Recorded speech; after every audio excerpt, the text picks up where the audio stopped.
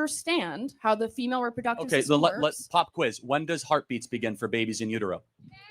Have you ever eaten an egg before? That's yes or no. Have you ever eaten an egg before? Scrambled, yeah. Okay, so would that be you scrambled a full chicken? Well, hold on. You understand that it takes an egg to be fertilized? Right. Uh-huh. Yeah. But uh-huh. Your Yeah. point, the whole point you're making is hold that on. So, a but no. baby... Since we're doing pop quiz on like human development, so when exactly do heart waves begin in utero? You know that, but you don't know the 4 Hold on, seconds. no. So tell me when heartbeat. I don't know. Okay, you don't know. No. So wait, hold on. So you're trying to say I know more about the woman reproductive system than you do? I am a woman, so yes. Yes. Okay. Well, but the point being is we could both go back and forth of like independent, trivial facts when it comes to the woman's reproductive system. But here's something we all know, because God wrote this on the human heart of every individual, as it says in the book of Romans. We know deep down it's wrong to murder a baby. You're not murdering a baby. It's not a baby. Okay, well, let's play this out. What is it then? It is an embryo, which is not a baby. Well, okay, so it's a fertilized embryo. Correct, which is not a baby. So at what point does it become a baby? When it is born. Oh. I don't agree with abortions up to full-term abortions. Well, hold on, but you said it becomes a baby when it's born. Yes. Then why would you have abortion limits before it's born? I thought it's just an embryo. So embryo rights? No, the embryo rights aren't a thing. But then where would you draw a line for abortion then, and why, and under what moral standard? There are medical reasons not to have an abortion. No, that's not the question. That's not the question. You just asked me, why would I not have an abortion full term? For medical reasons. Okay, so at 29 weeks, the baby is nearly fully developed, can recognize the mother's voice, has a heartbeat, has brain waves. Is it okay to abort that baby? I don't it's not okay, but you're going to say it's okay to have an abortion then. I don't understand what you're trying to say. It's not okay to have an abortion ever? How Correct. about 3 weeks in? Correct. No abortion. Correct. Why? Well, because your life started at conception. It did not, though. It did not. Well, hold on. So let's play this out. So who are you as an individual? From your skin color to your eye color to your likes, your dislikes, from your temperament to your everything.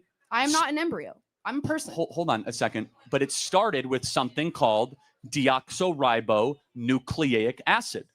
And your own individual DNA started at the point of egg and sperm meeting. That's where your journey started.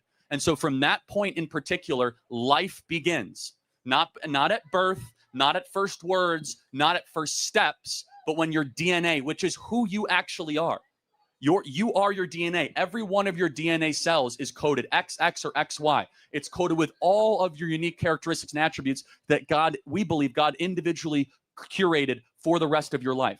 That doesn't happen at 8 weeks or 10 weeks. It happens at conception. What happens if you need a medical abortion? If the mother will die if she does not get an abortion? What's your stance on that? The only place where medical abortion is necessary is before 20 weeks, which is incredibly rare. What if she will die? What if the mother Hold on a will second. die? So let's take, for example, this is a very important question.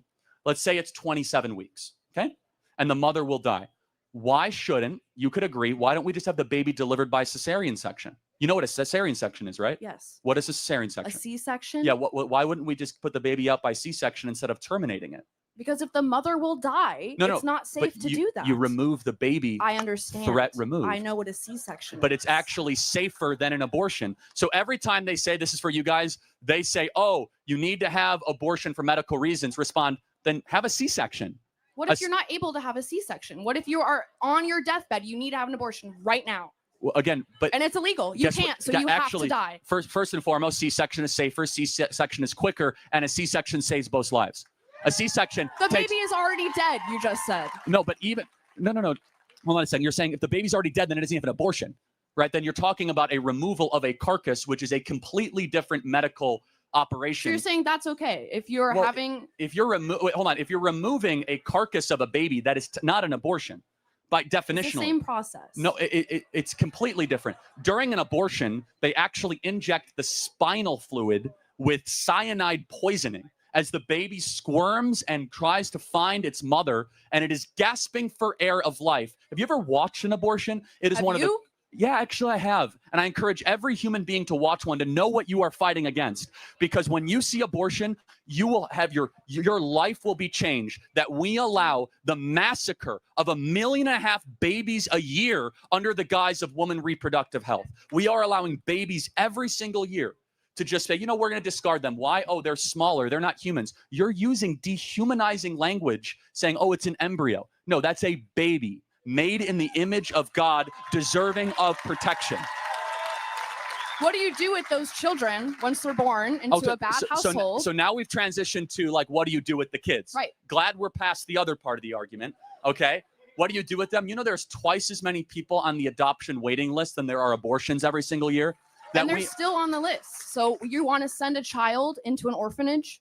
Well, is that what you want for a child? Is that a good life for a child? No, I'm not advocating that. In fact, I'm advocating to make it easier to be able to adopt, number one. Number two, there's no such thing as an unwanted child. Number three, it is never right to justify the mass elimination or termination of people under the guise of saying they're unwanted. That's how we get Auschwitz. That's how we get the greatest horrors of the 20th century. Those people are unwanted. So you're comparing abortion to the Holocaust? Absolutely, I am. In fact, it's worse. It's worse. It's really not. I don't think it's 45 million babies. It's nearly 8 times worse than the Holocaust. What's the moral difference between a small baby in the womb and a grown Jew who was killed at Auschwitz? What's the moral difference? One is older. Is a person.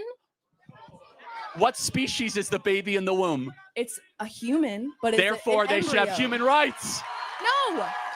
They should have human rights. I do not agree. Oh, so small humans, no human rights. Grown humans, human rights. It's not a small human. It's an embryo. You just said it was a human species. It's not a living human child. Wait, it's not a what? It's not a child. But it's not a living child. It has a heartbeat. It has brain waves. That does not make it a child. But tell me when it becomes a child then. I already told you, when it is born. Again, so under every other objective definition, you see, guys, how quickly the pro-abortion arguments fall apart with just the slightest questioning. But our position is one rooted not in feelings, not in personal autonomy, but one in biological consistency and reality. That your life had an agreed upon starting point, that starting point should be protected and preserved. And the excuses given for abortion is dehumanization. Oh, it's just an embryo. Guys, that's just using different language to justify the massacre of something smaller than you. That's all that it is. You brought a sign up. I'm sorry? Did you bring a sign up? Yeah, I did. So my name is Eric. I'm 70 years old. I've been a born-again evangelical Christian for 35 plus years. Praise God. Worship here in the Valley with a bunch of, I was on worship teams in the Valley for quite a few churches. But the Holy Spirit brought me here today to prove you wrong. Okay, and so what the Holy Spirit has led me to do is to try to explain to you that I don't think you're a good, godly man. Okay, wait. And this is why. Because what a godly man does, a good godly man does, is stand up for people. He stands up for people. He stands up and even fights for people. Okay. And I don't believe you stand up and fight for people. Yeah, you use your mouth and all these kids, you're good at all these kids. And I didn't think you were going to. Are they people? Yeah, they're people. Do I fight for them?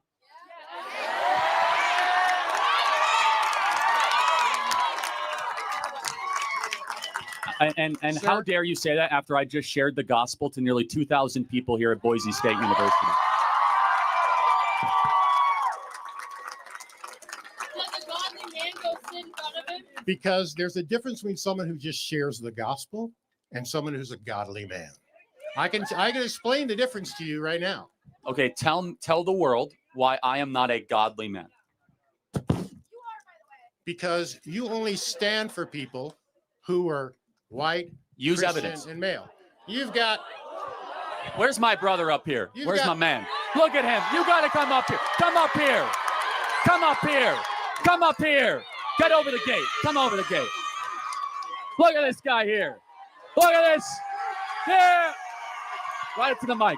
You stand for me, we good. Wait, I only stand up for white. What, is that a white man? Can you look at him, please? Look at him. I already. Is that a white gave him man? a fist bump. Is that a white man? You said I only stand up for white men. He's got dreads. Are you? They look nice too. They do look nice. But you just libeled me in front of 2,000 people saying I only stand up for white men, and I got a brother in Christ right here. How dare you say something like that? I'm ready to. If you quit messing around, I'll prove it to you right now. Messing around, bringing up a person of color's messing around. Isn't that your whole shtick? Are you ready? Okay. Are you ready? So, yeah, I'm ready. So the Holy Spirit specifically brought me here because this is the Idaho. This is the Old West, right? The Holy Spirit brought me here to challenge you to a gentleman's fist fight right here in front of this whole crowd. Now look, listen. No. Wait. I would hate to hospitalize you in front of 2,000 people. But see, the difference is I'm a 70-year-old man. I haven't been in a fight in like 60 years. However, Does a godly man come up here? And Does a godly man challenge another to a duel? Does a godly Yes. man come up here and threaten someone? okay, so hold on. I'm serious about this. Can I speak? All right, so look, I'm telling you, I'm not up here just fighting for me. The Lord has come up to me to ask for fight for people that you diss all the time, like women, The Lord brought him here to speak to you. women, gay people, trans people, immigrants, people of color, people of different religions, My man. immigrants, refugees. So look, I'm serious. You can have your goons. They can search me. I'll sign a waiver. I'll let you take the first punch. Let's go. Put up or shut up, Charlie Kirk. You know Put what? up or shut So, up. first of all, it says very clearly in the Bible that we shouldn't harm those that are worthy of protection, and you obviously are. You're just worried I'll kick your ass. Well on Medicare age. But let's play this out. Despite the obvious fact, and you and I both know who would win this duel.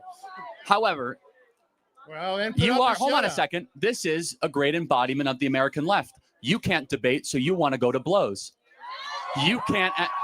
The only thing that is preventing us from this country from going to civil war is debate and dialogue. And you don't even want to have debate. You want to go and you want to wrestle like a 7-year-old. Who here is actually dividing the country? No.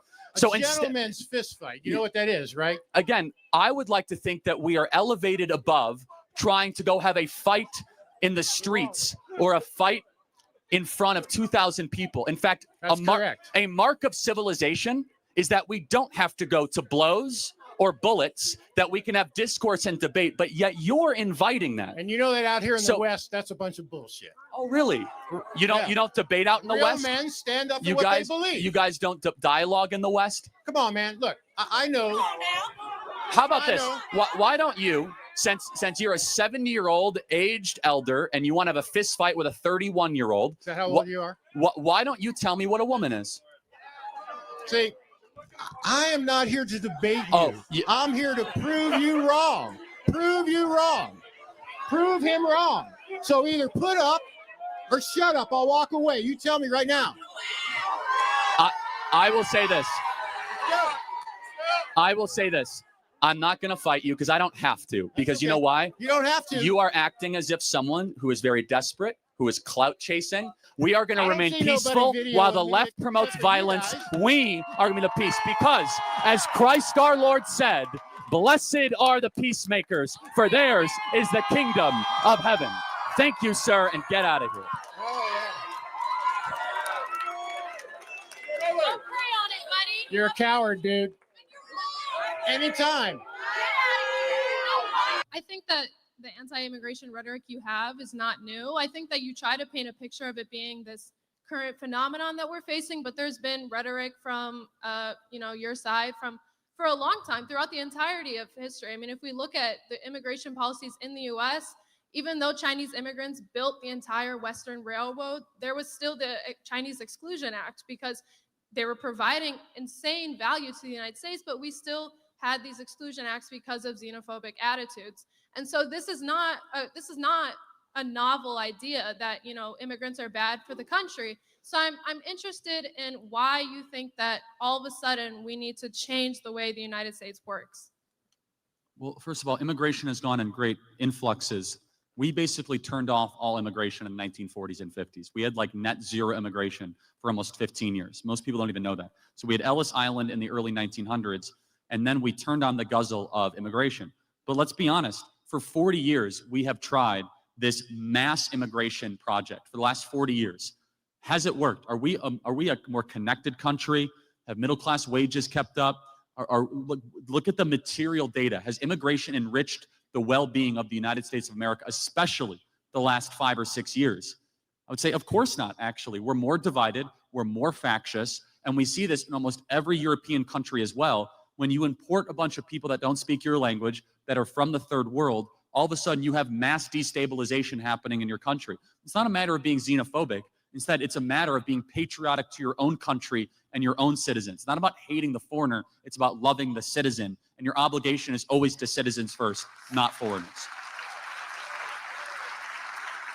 Okay. So you don't think that the MAGA movement has led to xenophobic attitudes at all? I don't even know how to answer that. I mean, like... Why not? Well, because you have to first define what you mean by xenophobic attitudes. I mean, just like you said, I mean, we're living in a divided world. You don't think that comes from people being anti-immigration? No, I think it's the opposite. I think when you allow a bunch of people that aren't native-born Americans too quickly, with no checks, no background, no idea who they are, and flood them into your towns, definitionally, diversity is not a strength when it comes to local community ties. If you don't use it. If you don't use it, I don't know that you're committed to finding its strength. Hold on, no, explain this to me. This is a good question. Yeah. What country has ever grown stronger the more divided it's been? None, but I'm not saying that that's we the point. have to get more divided. No, but diversity definitionally will divide you. Unity unifies you. You notice they never say unity is our strength, they say diversity is our strength. In fact, just so we are clear, there is nothing racist or xenophobic to say that you want your kids to be around people that speak English. There's nothing racist to say that. It actually means that you want to be able to communicate with your neighbor.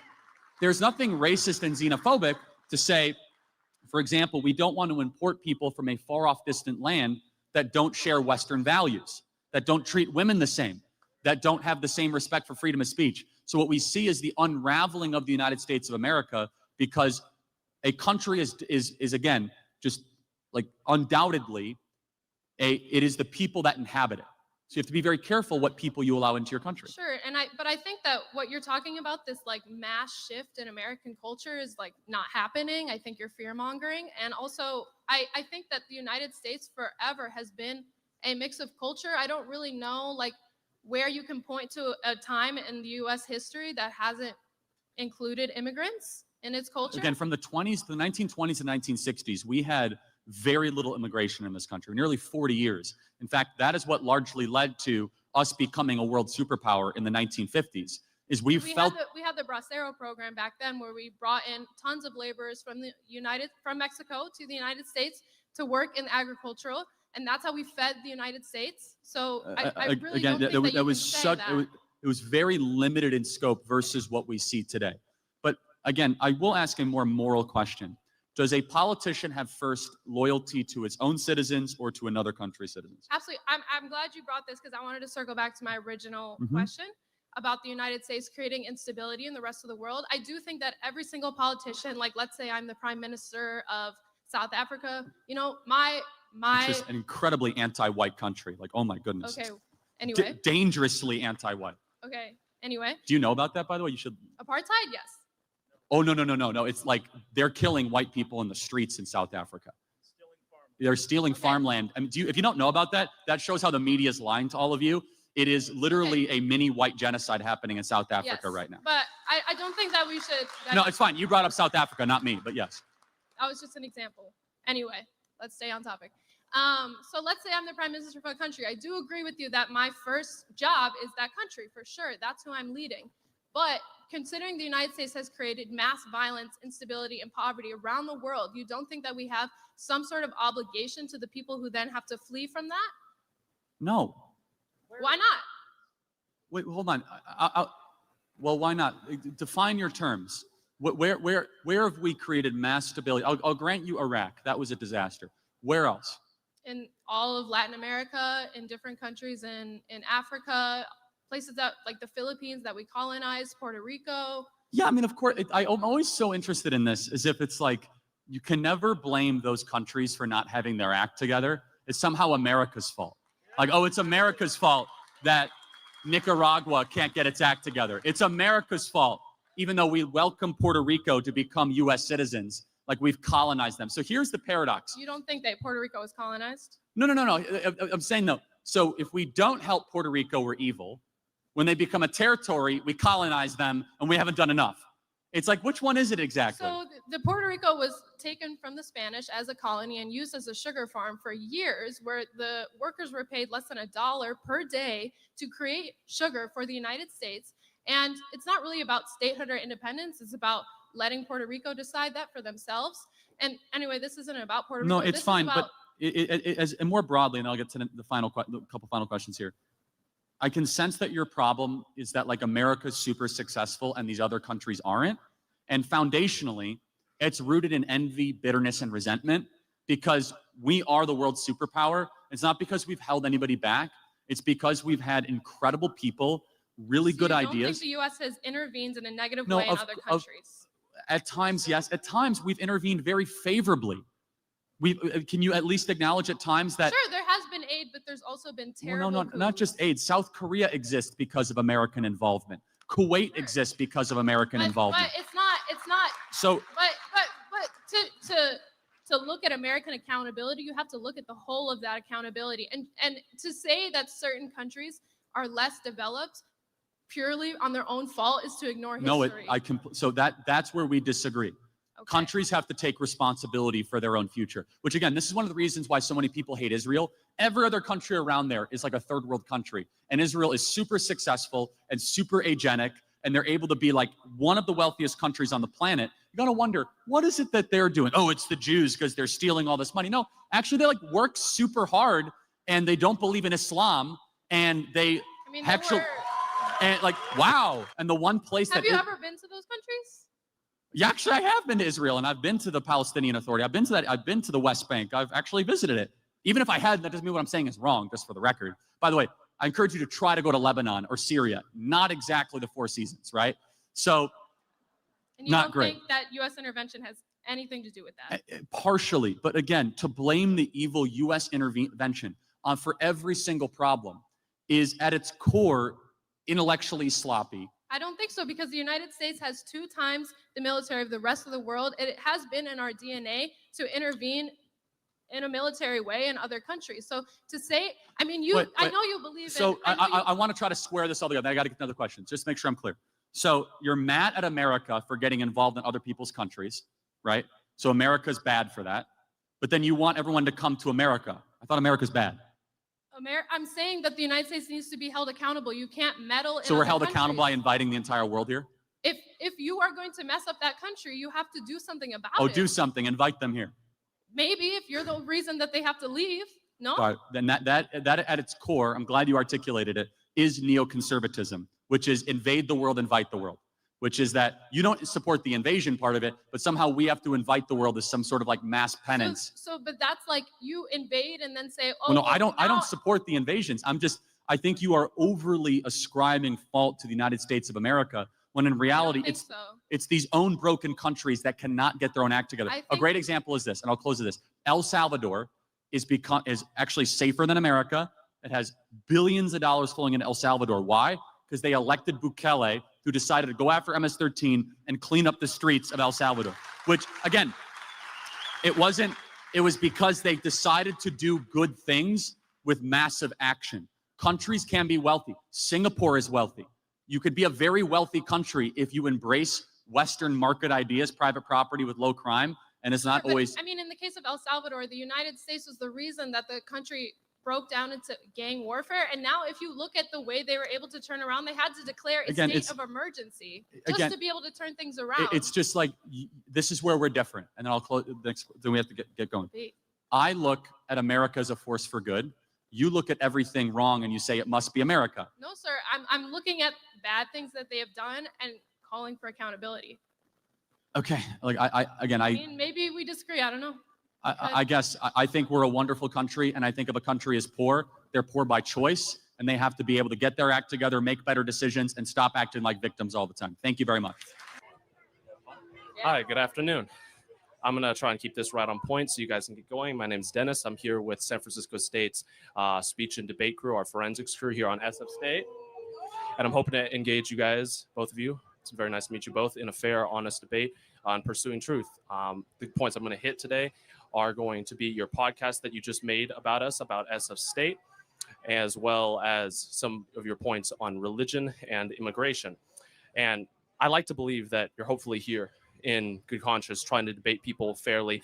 Got to go faster, man. What is it? I'm doing it. You called our campus an island of totalitarianism. You said you should see what these people believe, what they think, that SF State is much like Stalingrad or Leningrad, a Maoist type concentration camp. Now, look, I think they could have done a little better job with the architecture and all, but also a campus that's totalitarian. As you said, this is literal. You said on your podcast, you did. You said this. I'm talking to both of you. You said this on your you said this. Okay, I said island of totalitarianism, but I agree with everything she said. So, anyways, on your podcast, you said this, and I don't think an island of totalitarianism would be hosting this event for you to come debate people fairly. No. Last time I was here, they didn't. they only did didn't. because we threatened to sue them. Yeah. That's why we're here today. You know that. You know. Do you know she was literally locked in a room for hours because a bunch of trans zealots were threatening her life? And they canceled the event in a classroom, and the university did nothing to punish the people responsible, and instead sent out an email apologizing that her presence came on campus. What do you think about that? I think that if people should do protest peacefully, try and debate with logic and facts like we're trying to do now, and that So you would condemn what happened 2 years ago to me on this campus? I think violence is condemnable without logic and debate. But I'd like to bring up that I don't think sometimes you guys are here fairly when you come to debate people. I watched a debate that you had with Texas A&M where you brought up. Come up. Come up. Come up. Come up. Come up. Come on. Come on up. Right here. This mic is for you. Come on up. Walk her up. Look, I'll say very briefly to you. You said you had every intention of approaching this conversation of truth. Absolutely. Do you believe that men can get pregnant? No, you're not. Come on up. That's a complex issue that I don't feel. It's not complex. It's not a complex issue. Okay, I'm not going to answer that because you guys asked me to be on. You're interested in the truth. If you cannot say if men can or cannot get pregnant, you're clearly not interested in the truth. I am. I don't want to give you an untruthful answer, so I'm going to continue to my next I will topic. give you the answer. The only answer. It's no, men cannot get pregnant. Okay, I will accept that as your answer. Now, I want to show to the crowd this photo. Anyone wants to look at that? Charlie Kirk showed at a debate at Texas A&M as proof that Kilmar Abrego Garcia, yes, he has it right there, is a criminal with very photoshopped, No, look at that. It's called labeling. Do you know what a label is? No, Trump when you drink a water bottle, is that photoshopped when it labels something and describes it? It was There's a photoshopped difference between as labeling and that. Hold on. These tattoos are not photoshopped. They're they're not labeled. Do you know the difference between a labeling and a Photoshop? I understand. Please don't be condescending. Hold on I have a second. photo of both. Hold on a second, right Mr. Debate Champion. If it's correct, sir, I'm trying to hold on engage second. you in a Let me finish respectful my debate. thought. Please Let reciprocate. me finish my thought. If it's true that there is nothing wrong with the tattoos on his hands, why did his girlfriend blur it out in all the images she posted? I cannot speak to what his girlfriend has or hasn't done because all I can show is right here. He doesn't have MS-13 tattoos. Literally right here. Has that been proven? Is that factual? Yes, it is. Trump has used this labeling to try and prove that he's a part of. Next question. Thank you very much. Okay, I'm part religion. Will you let me debate you on religion? No, because we got a long I'm line. Thank you. All right. Thank you for your time. I have a couple points that I want to talk about in illegal immigration. Is it okay if I say all of them with no interruption? Okay, cool. So first, illegal immigrants power our economy. They're 50% of U.S. farm workers, harvesting the food on our tables, and fill 70% of construction jobs in states like Texas. They pay $13 billion annually in taxes, including $2 billion to Social Security that they can't claim. Deporting them would slash agricultural output by $60 billion and raise food prices by 6%. Why gut our farms and wallets when these workers fuel our prosperity? That's my first point. Second point, they strengthen our communities with lower crime rates. So in Texas, undocumented immigrants have a 26% lower homicide conviction rates. So which is 2.2 per 100,000 versus 3 for native-born citizens. Nationally, immigrants are incarcerated at half the rate of native-born, where it's 0.85% versus 1.71%. That's according to Bureau of Justice Statistics from 2019. So if safety is your goal, why deport people who make our streets safer? This is my third point. Mass deportation tears apart American families. Over 4.4 million U.S. citizens, children have an undocumented parent, and in Texas, 1 in 7 kids lives in a mixed status household. Okay, this is my fourth point. Deportation is a fiscal nightmare. Removing 11 million people would cost 315 to 400 billion, more than the entire Homeland Security budget, and shrink our GDP by 1.7 trillion over 10 years. And this is my last point. Our immigration system is broken, pushing people to cross illegally. Visa waits Mexicans can exceed 20 years, and the asylum blockage is 1.3 million cases, with hearings 4 to 6 years out. Okay. You done? That's pretty much it. Yeah. All right. So without looking at the phone, look at me. What should the penalty be for breaking into America? I think there should be a system where it's more merit-based. So if this person penalty. So what is the penalty? So what should happen it's a to you? felony. It's not a felony. It's a misdemeanor. No, it is. That's not true. It's 8 USC 1312. You can look it up right now. It's a felony if it's done twice. If you try to cross the border, that is correct. That is not correct. I googled it, dude. To illegally go across the southern border with the well intent to come into harbor yourself into the interior of the United States, it's a violation of 8 USC 1312, which is a felony in the federal criminal code. Now, it can be enforced as a misdemeanor, or it can be upwards to 5 years in prison. Now, I want to know, since it's a felony, law in the books, 8 USC 1312, what should the penalty be? Well, in my opinion, these kinds of laws are usually they're what do you call it? They're sorry. Usually the sorry. Wait, sorry. Can I check my phone real quick? I apologize. Can you repeat the question? Sorry. What should the penalty be for someone that breaks or comes into America illegally? What should the penalty be? I think there should be a merit system where the people. Okay, the penalty. All right, that's not the answer. It's a very simple moral and legal question. Okay. What should the penalty be if you come into America illegally? Okay, so since it's a misdemeanor, not a felony, misdemeanors are. I just told you it's not 8. You can look up on your chat GPT. What is 8 USC? Look up what is 8 USC 1312. No, I know. I've already looked it up. Yes, when it's your second time crossing the border illegally, then it becomes a felony. It can be, and it is enforced as a felony, and it usually is done as a misdemeanor citation because no one has the stones to do 20 million felony applications. Okay. So I just want to ask, what should the penalty be then for someone that comes into this country illegally? Usually there's 3 ways that go about this when there's a penalty. There's either like a fine, or there's some kind of public service that this person does, or you send them back. Send them back. I agree. That's what we should do. Okay. So this is interesting. So one of the statistics that I read said that illegal immigrants don't cause as much they don't break the law as often as people who are native born. Well, hold on, that is statistic. But time out. But every single one of them are criminals. They're all criminals. Okay, sure. By law. Well, by law. No, by law, of course. But, of course they are. Wait, so if they commit less crime and they're all criminals, wait a second. By definition, they all have broken the law by being here, and they break the law every day by staying here, because you're actually not allowed to stay here either. Do you know that? So every day you're here, you're actually continually breaking the law. You can't break in or harbor. That's what the federal law says. Okay. So by breaking in, it's not just the only law they broke. Every second you remain here, you're also breaking the law. So that statistic is invalidated by just them breathing here. They're breaking the law. No, of course not. Of course not. So of course it makes sense for them when they're here. They're breaking the law because they're illegal immigrants, obviously.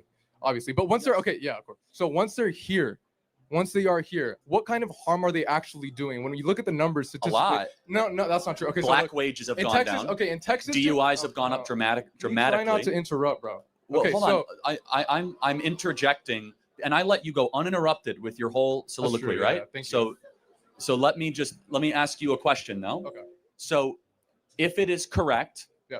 that illegal aliens commit less crimes, which of course it's not correct. That is correct. Look No, it up. In but Texas, they made a study in 2019. Is 26% are lower. any crime? It's just not correct. But I'm That not is going to debate that. correct. It's I just proved it at its face because they commit a crime by being here every day. That is a crime. Okay, once they are here, what kind of crimes are they committing? Which is Okay, well, they're 26%. do you know the 26% name less. Laken Riley? No, educate me. Oh, you don't? No.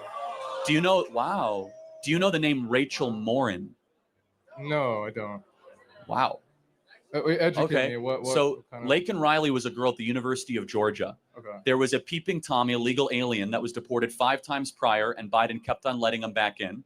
He hunted her down, raped her, sodomized her, and murdered her on a hiking trail, University of Georgia. Okay, so Rachel, one person doesn't represent hold all on a illegal second. immigrants. Every person who is killed by an illegal alien is one that should not happen. Every single one. Of course, and also the ones that are native born. Everyone. As And well so as that's ones the who are point, native born. is that it's not a As matter well of as the people who are rate. native born. The rate, even if I accept your premise, which is incorrect, the rate is irrelevant. The number is what's relevant. There should be 0 illegal aliens. There should be 0 Americans being killed by illegals. So, okay. Not to mention there's 6 other problems with the illegal aliens. They steal Social Security numbers. They depress wages. They are heavily involved. By the way, not to mention, a lot of people that cross on the southern border are also smuggling girls, weapons, and drugs alongside the southern border when they come. It's the largest slavery operation in American history that many illegal aliens help make possible on the southern border. And I guess the final question I'll have is, should a government serve its citizens first and foremost? Yeah, of course. Well, okay, there's been many people who are like very political leaders who have said that this place is built off of immigrants. Oh, is it? Wait, hold on. Let's think about that. Sure. First of all, it's legal, not illegal. But was America founded by immigrants or settlers? Settlers. That's not an immigrant. Yeah. Okay. An Well, that's not immigrant my is- point. My point is that just people brought who- up the nation built by immigrants. Yeah, We're actually not. because the political leaders have said that this place is built. Yeah, and they're from wrong. They're wrong. Political Yes. leaders are wrong. George W. Yes. Bush is wrong. All these political leaders Yes. who have built Yes. America. By the way, the wrong. first person to say that was How is that wrong? When illegal 'cause immigrants make, they grow the economy. Okay, Statistically, allow me studies. allow me to build it out for you. Sure. Immigrants have helped at times in American history, but we are first and foremost a nation founded by settlers. Immigrants come to a country already built. Settlers come to a barren place and build something new. Right. This land was barren when people came. In the 1840s gold rush, this was not an easy place to live. Yeah. California was not exactly industrialized. There was not immigrants coming west to California. Those were settlers building a new place around, Western values. Finally, I would just ask the question, do you see a moral distinction between a legal immigrant and an illegal immigrant? Well, the argument is that they're cutting in line. Like their argument is that they're cutting in line in the 20-year process that it would take for someone to cross illegally. It's not 20, but yeah. At most it's 20. At most it's 20. Right now there's around like 1.2 million people who are currently waiting that would take 6 to 7 years for a hearing. And by the way, no one has a right to come to this country, Of just course, to be wait, clear. let me stay on track of what I was going to say. Okay, so people who come here usually, almost all the time when they come here, they benefit society. They benefit society. There's studies that have done this. Not necessarily. Okay, not necessarily, but overall in general. But no, when you look overall I in general, you look at the fundamentally statistics. disagree with that. You can't disagree with a fact. Hold on. Do you think Elon Omar has enriched the United States of America? I don't know who. Do you that think is. Rashida Tlaib? I mean, I could go through person Wait, by are person these- by person. So I don't know these people. Are these people who have are illegal immigrants that have caused harm? Yeah, if you don't know, I don't mean to pick on you. It's fine. Okay, But I thanks. guess the final question is, Sure. do you have any concern that there are too many people coming into this country and we're a nation of strangers, not a nation of neighbors? If the people who are coming are creating America, making it more growing, like the economy is growing, then what harm is that doing? Especially if the people Because who we're are more coming are than an not. economy, though, aren't we? We're a culture. We're a language. Yeah, we're of course. people. Okay, so let's talk about that front. When they come here, they don't have any kind of. They're not committing as more crimes than the people who are already here. That is a We've statistic already done. dispelled that. But That do is not. You can't in dispel a California, statistic. let's What are take you talking California. about? Let's. You can't. Do you think there's anything wrong that a majority of young people in California speak Spanish, not English? Wait, sorry. Can you say that? Do you think there's anything wrong or troubling to the fact that a majority of people under the age of 30 here in the States speak Spanish, not English? Is there a problem with that? Well, yeah, everyone should be able to have a ability to communicate with the rest of the crowd. So I don't know what the big issue of that. See, I think it's a huge problem when we have a nation where you can't communicate Sure. with your fellow Okay. neighbor. Simple solution: teach them how to speak English. What is your Yeah, point? and our schools don't do that actually. And also, have a better solution. Yeah. Don't import a bunch of people that don't speak English. You mean importing people who actually grow the economy? Well, but, who again, don't reject. What? I reject your premise. And we That's are more not than a premise. That's a study that's been done. Do you know what a premise is? I don't actually care as much about economic growth because we're one nation under. We're one nation under GDP. We're not one nation under GDP. We're a nation under God. Yeah. And when we lose social cohesion, and you import a bunch of people that don't share our values, that don't necessarily always assimilate, that's a major and serious problem. And we are a people first and foremost with a creed, and that creed is falling apart. Mass migration has not helped that creed. Yes, they might buy more trinkets. They might help depress wages. Mass migration, of course, can help. All good things, all great things for America. They help major corporations, but you know what they also do? They keep down the wages of working people. If you are a plumber, yes, of course. If you think about it, if you're a plumber, electrician, or a welder, and you have to compete against someone from Nicaragua who's willing to do it for $5 less an hour, that depresses the wages of the American citizen. Right. Yeah. So there's been studies that have done that also like counteract that. Illegal immigrants. Well, let's use our reason. Let's use our reason. Our studies. Let's use our reason. Statistics. How about our reason? So we've had mass migration for 20 years. Have wages gone up? I don't know. No, they haven't actually. Yeah, okay. So forget your studies. For 10 years, we've had 30 million people come into America. Wages have gone down dramatically. Yeah. Maybe there's a reason why. Okay.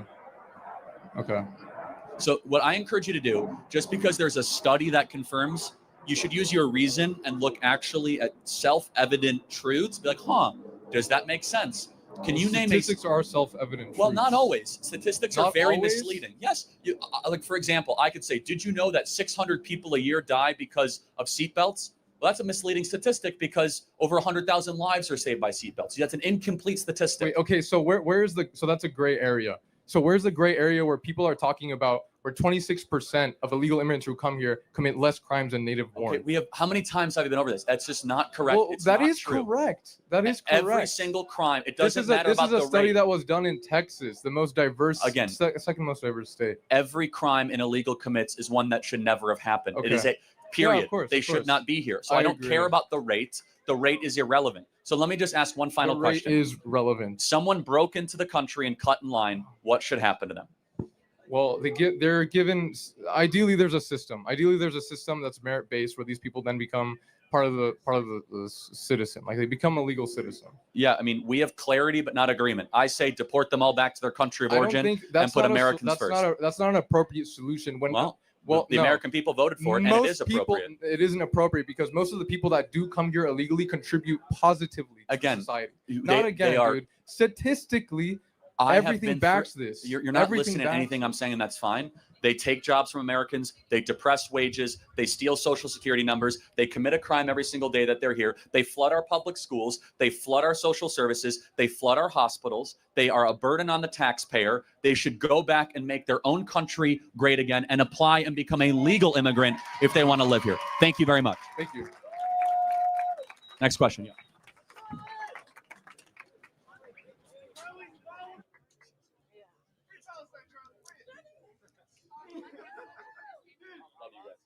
Hi. Okay, I'm just here to talk about abortion, but my first question was, why should women who are raped have to give birth to that baby? Yeah, I think it's as simple as, do you believe life matters or not? I mean, is it because it has a heartbeat when it is conceived? Well, exactly.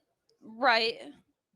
So what is the question you're asking? I'm saying that my question to you is, do you believe that life matters? I do believe life matters after the person is born.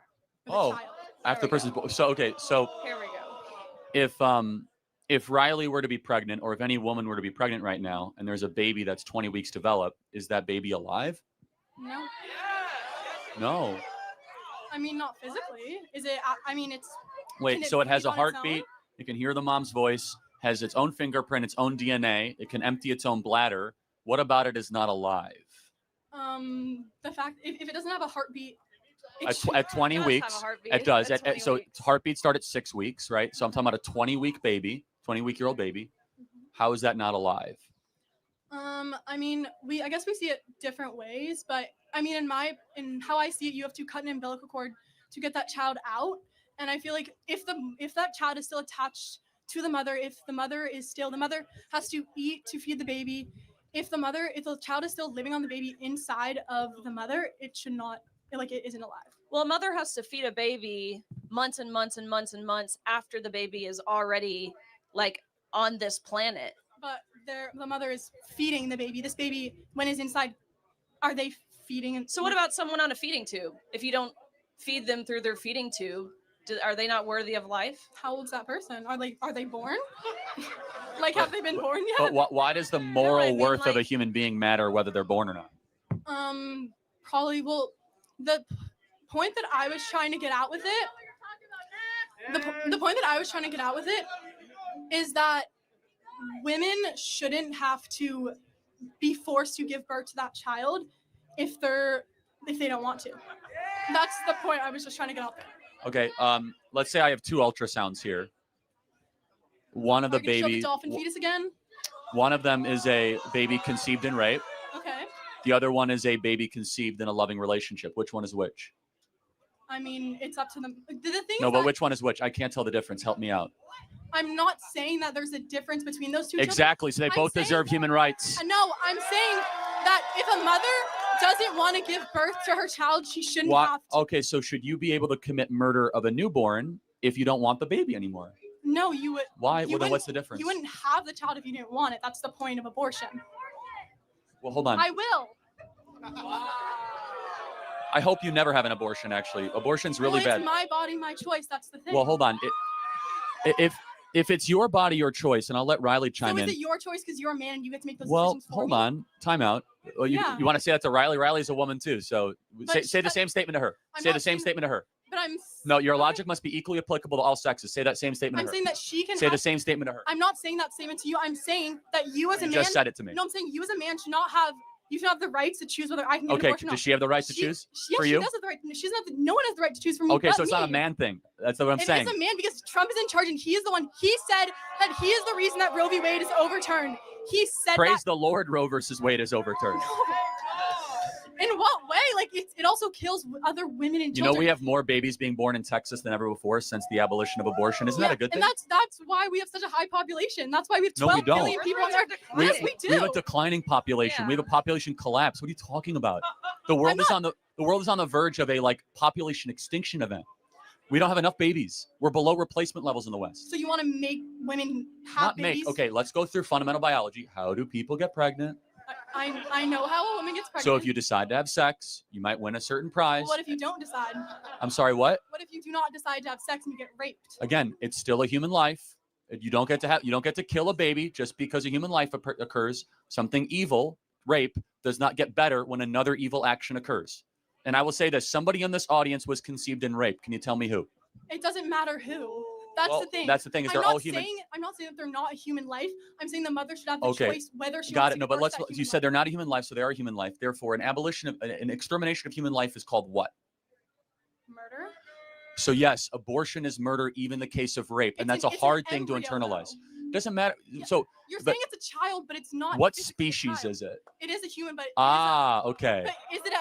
Has the child formed yet? But hold on, you're not fully child yet? formed. Riley's not fully formed. I'm not fully formed. We actually go through this process of development our entire life. An embryo is just one stage upon human development. It doesn't mean you get less rights just because you're earlier in the human development scale.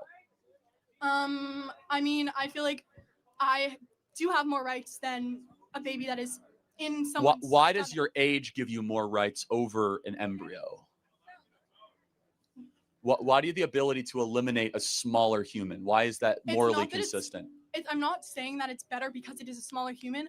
I'm saying that oh my God. I'm saying that women themselves should have the choice to get. Baby has no choice. Yeah, that's Thank why you. I should have the choice. Riley, do you want to take this as a woman?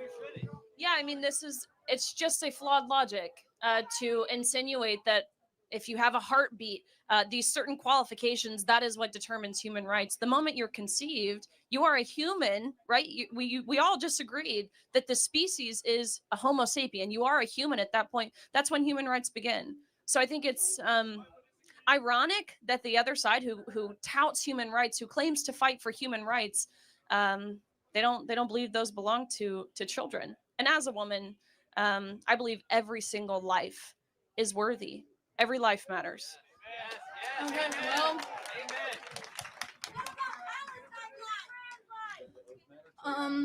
well, I mean, there are so many women out there who do get pregnant, and because of laws that there are in place that they cannot have an abortion, and they have to give birth to that baby. Many women that are pregnant, I'm not saying all of them, I'm saying some of them are drug addicts. Some of them just physically can't financially keep a child. What is the solution? Adoption. But the thing is that, do you know how many kids are actually adopted from adoption agencies? Do you know how many women struggle with infertility who would love to adopt a baby? Exactly. 25% of these kids get adopted before they are 18.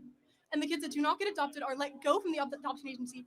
And they do not know what they're doing. Not that they don't know what they're doing. There certainly could be reforms within the foster care community and within the adoption system, but there are plenty of families of women who are hoping to be able to adopt because they can't conceive on their own. But 25%, only 25%. Then there should be a reform not for a within lack the of willingness, adoption. though. What are you going to do about There's it? not If a you want to say that we cannot have an abortion, but many children are not finding homes until they're 18, and a lot of these kids, once they're let go from adoption agencies, become homeless, become drug addicts, because you say that we cannot have abortion, but you are not doing anything to make Hold it on, right. but first of all, number Yeah, one. neither are you. Yeah, exactly. So Well, what am I supposed to do? I'm 16. okay. So again, so the essence of this, again, and we'll wrap this up. There's twice as many people on the adoption waiting list than there are actually being adopted. Twice as many. So the adoption waiting list is very long. You just have to make it easier to adopt. Adoption reform. Well, then that'd mean that only 50% of these kids would be adopted, and there are still 50% of these children which are. I think she missed. I think you missed the point. That's okay. Thank you for your time. We'll get to the next question. Yep. Thank you.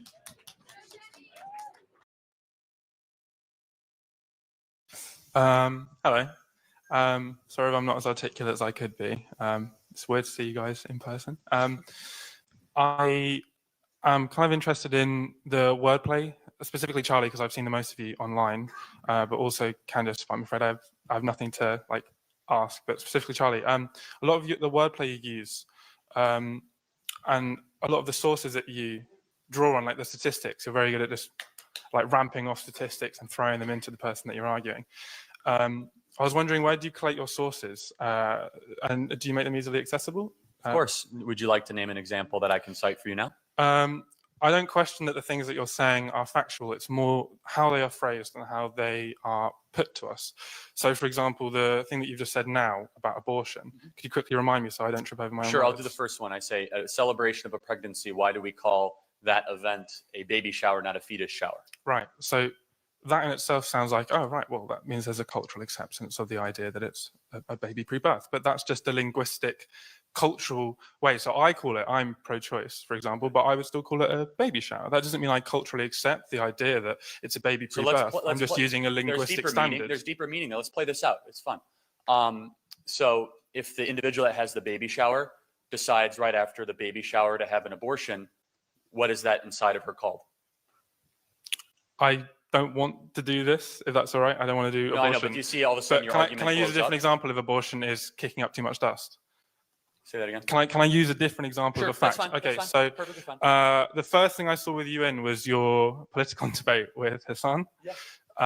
That was the first thing I saw of you. And you said, you'll probably still remember it, but it was that the worst 10 cities in America were run by Democrats. Yeah, the poorest, most murderous. Yeah. Right. So I looked it up because I wanted to read up on it, and there wasn't a source in the video mirror I'd seen. And that was correct. But it was also correct that of the top 10 cities, most of them were Democrat. And across the board, on average, most cities are Democrat. So the fact that you took it out of the entirety of the fact, which is that most cities are Democrat, the top best cities are Democrat, and the worst cities are Democrat, and you chose to only say that the worst cities are Democrat. Top best cities are Democrat? Well, so he means the most he means the wealthiest. In the same way that, yeah. So the study that I found that mirrored your statistic said that. So cities tend to be more, urban areas tend to be more to the left, just as they are. But when Republican mayors are actually allowed the chance to govern, the results are remarkable.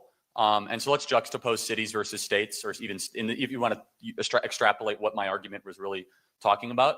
In the laboratory of democracy theory, which we all believe in, which is when certain states are allowed to have juxtaposed policies, and contrast against each other, you see huge differences. So the most prosperous, most job creating, most entrepreneurial states are ones with Republican governors and low tax, low regulation type policies.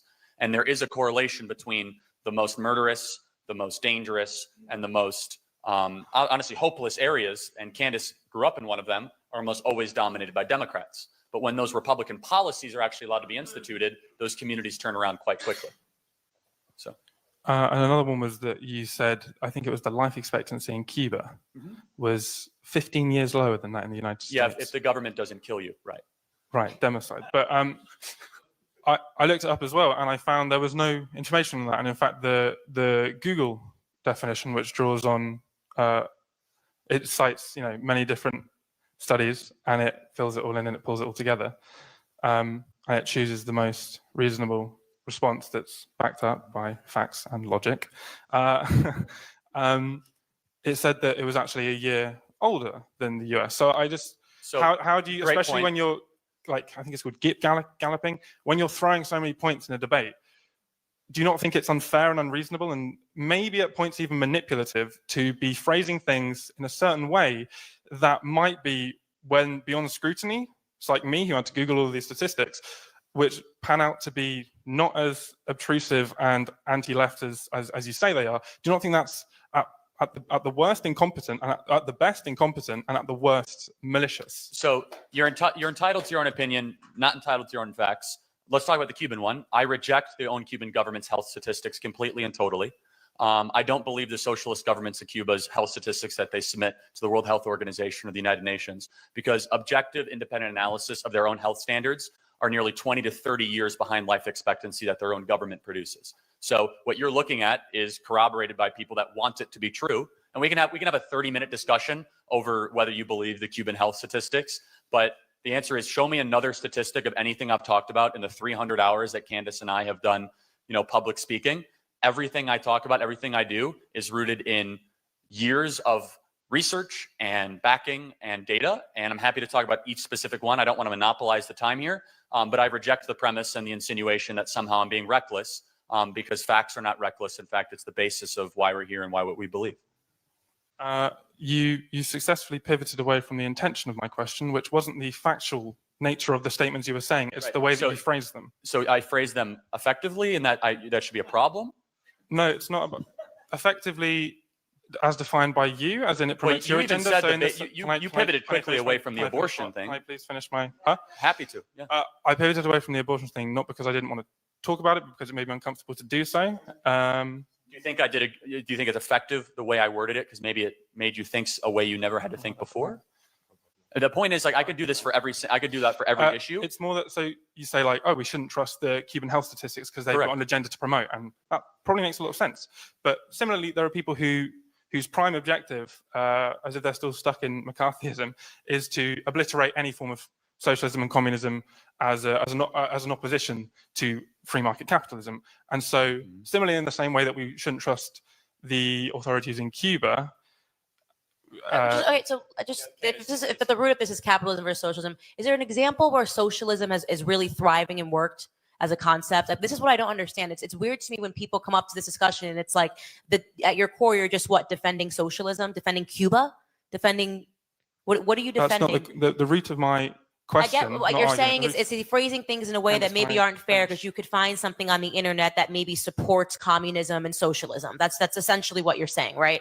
No, you're mischaracterizing me, actually. Okay, how am I mischaracterizing you? You're mischaracterizing me because you've generalized what I'm saying, which is that I've looked into talking points that Charlie's raised. I've found the exact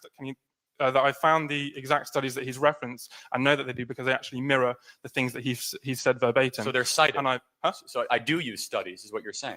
I never said you didn't, Charlie. I'm not sure where you're coming from. That's why I'm saying I'm not mischaracterizing you. I get what you're saying. You're saying, Charlie, he's saying that you say facts, but there are also alternative facts that would maybe present socialism and communism in a better way. Saying it's unfair because of the way he's saying them, not because of... Because from what I'm getting, you're saying that that's called a debate. Yeah, essentially what you're saying is he's too good at presenting his argument. Because you're saying... No, let me finish. You've just said you went and looked over the things that Charlie said. You found them to be backed by studies, which would mean they were factual. So he's not lying. He's not mischaracterizing or using wrong data. Let me finish. You've been allowed to talk for a while now. And then but the way he presents him in an argument when you say he's galloping may maybe make his opponent afraid to talk, or I don't know what it does. Basically, to them. However, to argue with himself. The bottom line is you're saying Charlie's using facts. I don't get how that can be a disagreement. Well, that Charlie uses facts in his arguments. You're saying that he's not presenting other facts that would defeat his debate. Yeah. So you're basically saying he should do also the job of Charlie Kirk and whoever's debating him, which is in the just same time. ludicrous. That's essentially what you're saying, is that Charlie should say, okay, you should look at a socialist country and say Venezuela people are killing their pets to eat food, etc. However, in this situation, they had really good weather and it was sunny, etc. I don't understand how you want him as one side of the. Yeah, I'm going to finish. And by the way, another good use of this time would have been if you actually had the alternate facts and just debated Charlie. Just said yes instead. While you were here, as opposed to debating the concept. There's no point having your own Charlie should be opposition debating Charlie. without actually giving the facts yourself to come and debate, rather than saying he uses facts too well. Yeah, final point, and I'll let my attorneys answer the rest of the question. Again, you've mischaracterized what I'm truly saying here, which is that you're not trying to genuinely convince people. You seem to be, from the presentation of the facts that I've given you as an example, phrasing truths in a very specific way and choosing to ignore things that present it in a more balanced way to basically trick people, right? That's no. Please let me finish. Please let me finish. Please let me finish. Please let me finish. Please let me finish. Can I finish? Please let me finish. Their opinions. Look, fact. No, seriously. Hear me out, man. Facts are unfair. Facts, right? Facts don't care about your feelings, right? Facts are objective statehoods, right? But the way that you choose to present them, right? It's like saying if a statistic is 68%, you can't just rearrange the 68 to say 86, right? Hear me out, because that is just lying. You could rearrange it to say 32, no? You could rearrange it to say 32, the other way around. Those are both facts you're saying. If you say 68%. I need the mic. I can hear me. Oh, sure. The way that you're choosing to talk about statistics, the things that you're choosing to neglect that present things in a more balanced way, indicates that your objective here isn't to convince people based on the whole truth, but in fact to play off of people's inability to quickly respond by asking for sources. Like if you provided a source, I'm struggling to articulate this, but it's just, with the example I gave you about the Democrat cities, right? That's a pretty condemning statistic that the worst cities, to summarize, are mostly Democratic. Yeah, but you didn't present the whole statistic, and that was a very purposeful choice. If you look up that study, Charlie's not going to debate himself. I don't this is very because confusing it's not to a game, me. Candace, is But it? no, but you just said when he goes on campuses and he debates with people that he's not presenting facts that would try to destroy the fact that he just gave. That's the concept they're the same of the debate. facts, Candace. I don't see what you're That's not why it's understanding but here. that's what it's called a debate. Because it's not about the point of a debate. If you care about humanity, if you care about improving people's welfare, should be to present objective facts based on independent studies and decide which is what Charlie does, but choosing to neglect the entirety of the factual statement. Okay, I think this is now turning into like a Yelp review of Charlie Kirk, and I'm not really getting because he's an influential man, and his practices and everyone's practices need to be scrutinized, and yours are semantically. I wish you actually would just debate Charlie. That would be more productive for everybody here. I do here. appreciate you coming up and saying this. I will issue a challenge to the world. Anyone can come prepared with any hundreds of pages of documents to debate me, and I wish them well. Thank you.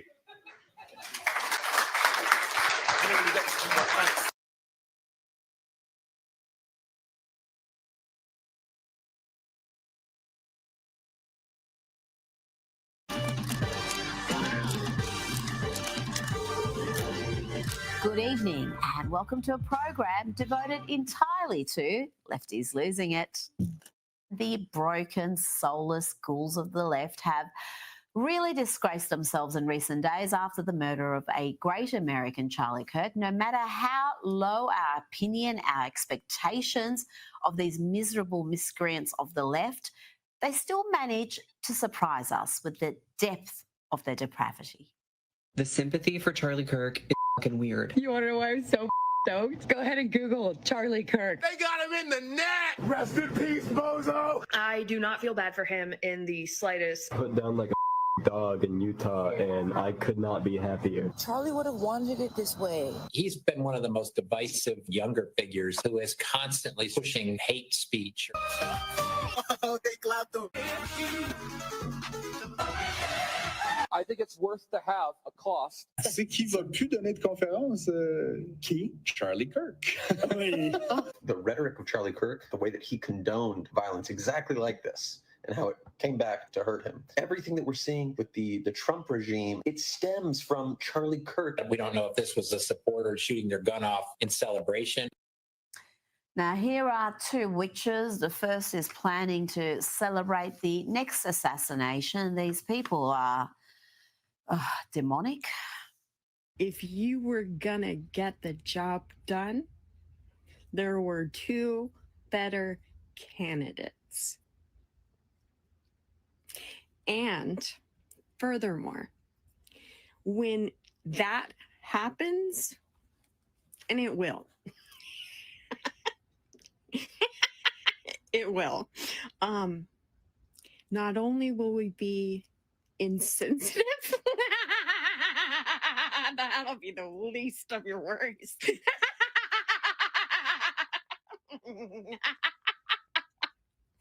it's gonna be the biggest celebration, the biggest, most beautiful celebration. Hideous, just hideous antics. And here is one hard left troll, a vicious and callous lefty straight from Central Casting. Sadly for us, this one's Australian. Pretending that you don't enjoy a terrible person's death is not dignified, it's cowardly. And this is exactly how we got here, because this is what Trump is an absolute master at. He is a master at saying the worst, most uncomfortable things, and people on the left just sitting there going, oh, I'm too scared to say what I really think. You just go along with it. You say nothing because it's not uncomfortable enough for you.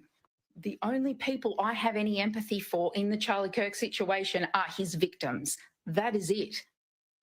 Now, instead of reflecting on the utter evil of what she said there, what she had chosen to share on the World Wide Web, well, instead of reflecting on that, she decided to double down on the ugliness, on the bile, on the depraved lunacy. All of the drama, I want to reiterate that it is not wrong or unethical or unkind to laugh at the misfortunes of terrible people. That Charlie Kirk incited violence. That's what he did. And then that came back to haunt him. That was his decision. So it's got nothing to do with the people who are laughing and joking about him becoming a human water fountain.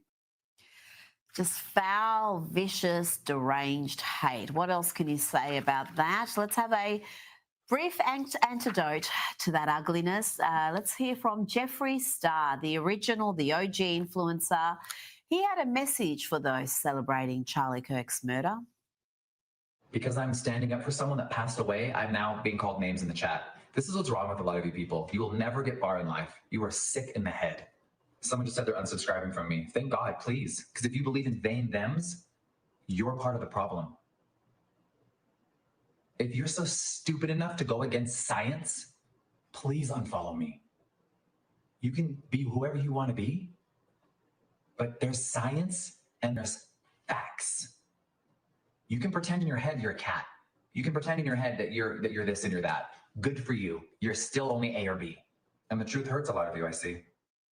And huge props to Jeffree Star for that. He posted plenty more on the issue. His following is enormous. He has over 13 million followers on Instagram alone and many more on TikTok, and many of them are of the left. He pays a big price every time he speaks up, and that takes courage. And it's all about courage and conviction. If you want to know why Charlie's work was so important in giving confidence to students to speak freely, to conservatives to boldly state their position in the face of enormous intimidation on university campuses, let's have a look at this clip. This intimidation is not just from radicalised students, it's also from academia. Listen to what happened to this young man. What happened? I was walking to Valhalla to get my food exchanged, and PhD student Patrick Mahoney, as well as his accomplice Gerald Hobb, did not like the hat I was wearing. And when my head was down, I made zero eye contact with him. He saw my hat, he ripped the hat off my head, crumbled it. I had to go confront him and said, "What are you doing, dude?" What happened next? He charged at me. Patrick grabbed my chest, slammed it on the road pavement. Then he grabbed my head and also slammed it on the road pavement as hell. And this was a professor, right? Yeah. If a conservative professor would have hunted down a Kamala Harris wearing student, it would have been a hate crime and the #1 news story in the country. Now we could barely get attention for a young man who was punched by a professor here at Washington State University. They're the ones dividing the country. We're the ones trying to heal. They're the ones dividing the country. Charlie was trying to bring it together through respectful debate. But how do you debate people like this? I have breaking news. We think that Charlie Kirk just got shot in the neck. Hey, ooh, ah, ooh.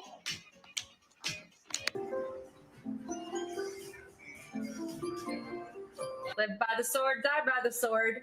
There are some people on this app that are sitting there saying, oh, you shouldn't wish death upon any person, no matter what side they're on. That. Charlie Kirk was a Nazi. He was a Nazi. And you know what kind of Nazi is the best Nazi? A dead one. Gather around, let's all join hands and bow our heads in thoughts and prayers for Charlie Kirk. Thoughts and prayers for Charlie Kirk. Thoughts and prayers, thoughts and prayers. I'm not sad. It's about time Karma took out that trash. Charlie Kirk was a big advocate for the Second Amendment. It worked out well for him. The best part of this whole goddamn thing is that he is not martyr material, so his death will mean nothing. It will activate no one. It will mean nothing. Charlie's death will mean nothing. It will impact no one. Really? It will activate no one.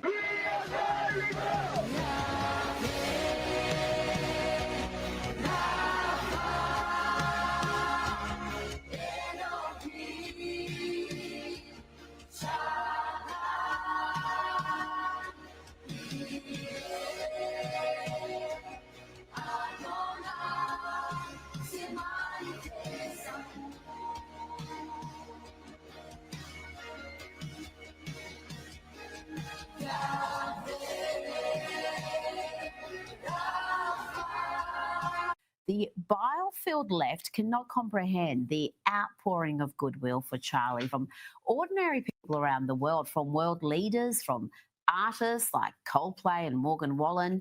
And the tributes for Charlie have poured in from sporting leagues as well, formerly painfully woke sporting leagues like the NFL and Major League Baseball. This is the Dallas Cowboys paying tribute to Charlie Kirk and tributes to at college football games. Here is LSU honouring Charlie on the weekend in front of more than 102,000 fans. You join us in a moment of reflection following the murders of Charlie Kirk in Orem, Utah, Arena Zarutska in Charlotte, North Carolina, and the high school shooting in Colorado.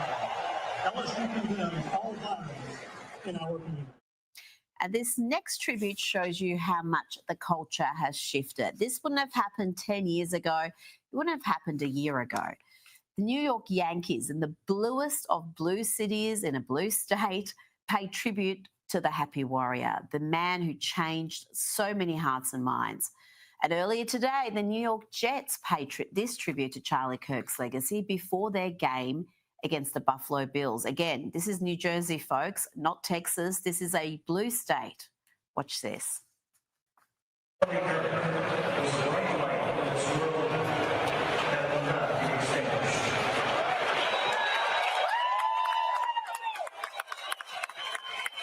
And the tribute from the Jets did not end there. As the crowd chanted USA, a video of Charlie and a message from his widow, Erica, played at the stadium.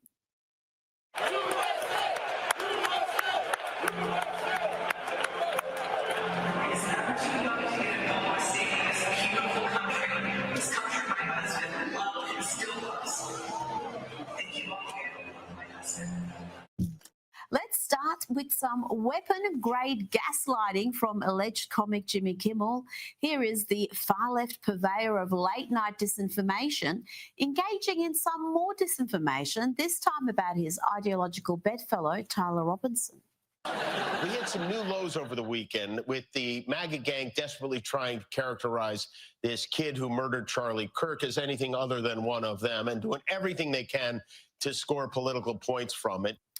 Yes, I'm sure the far-left loser moaning about supposed fascists and obsessed with trans activism with a trans boyfriend is a closet Republican, according to Kimmel. I mean, let's just disregard officials telling us what his ideology is, and let's disregard the alleged killer's own words.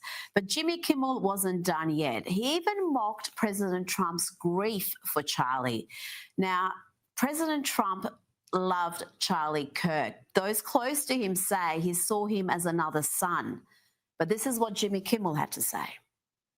This is not how an adult grieves the murder of someone he called a friend. This is how a 4-year-old mourns a goldfish, okay? How a 4-year-old mourns a goldfish. You know what? I'd forgive the callous, hateful miscreant if it was just a little bit funny. He is supposed to be a comic.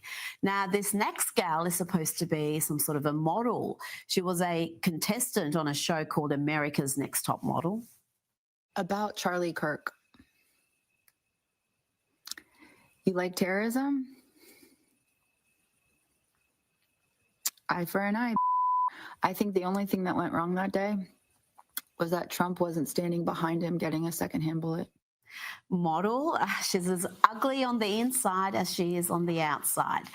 That brings me to Jemele Hill, the former ESPN anchor, the race-baiting simpleton who continues to lie and engage in deliberate misinformation. Listen to what she says about the man charged with murdering Charlie.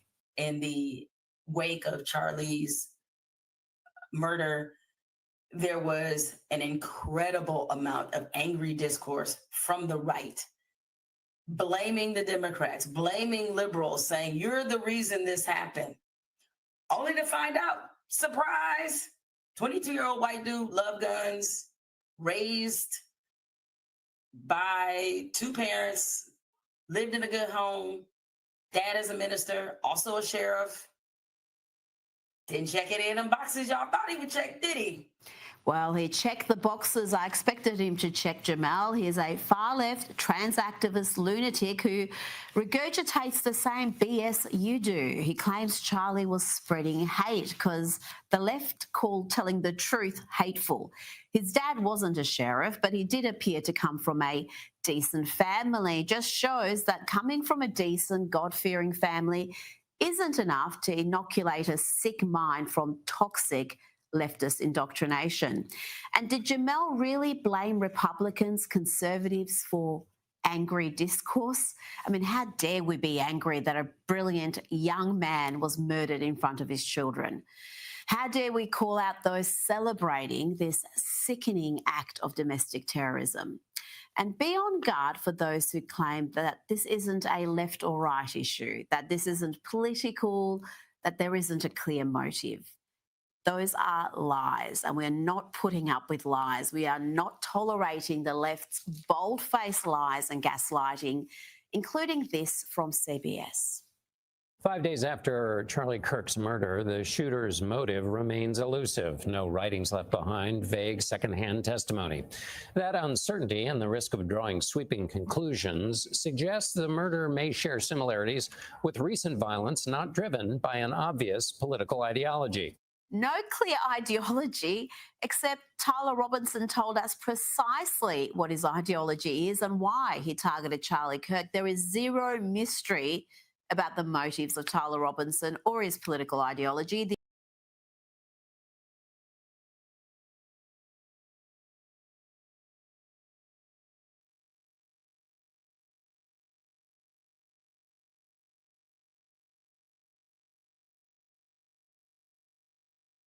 Privilege is a racist myth that is rooted in bigotry, trying to classify people based on their skin color.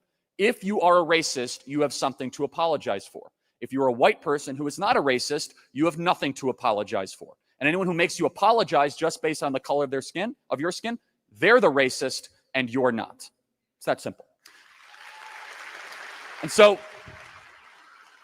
this idea of our systems are racist also does not stand up against any sort of cross-examination of different ethnic groups in our country. White people on average, if you were to classify it, and again, I don't like the over-racialization of our country, but if that's where the left wants to lead this, the facts don't even support their entire charge against our country, is that Asian Americans and Indian Americans are far wealthier on average in our country than white Americans. This idea that every single white person in the country is living a life of luxury and convenience is totally untrue. And according to not just the Hoover Institution, but US Census data and government labor data, this is the greatest statistic to dispel it, which is that a black child raised by a mother and father is more likely to succeed by every independent metric than a white child who is raised by a single mother. Now, I'm not bashing single mothers. I think that they're modern day heroes. The point is that there's two-parent privilege in our country, not white privilege in our country. And if we're serious about rebuilding the black family, which we should be putting fathers back in the home, but be very careful to try to connect disparities necessarily with discrimination. And so there's other parts of privilege as well in our country that are non-racial privilege. For example, anyone here the firstborn child? I am. You know that you have an exponentially higher likelihood of succeeding than the second child or the third child or the youngest child? You ever heard of firstborn privilege? Probably not. How about anyone here an only child? You have way higher likelihood of succeeding.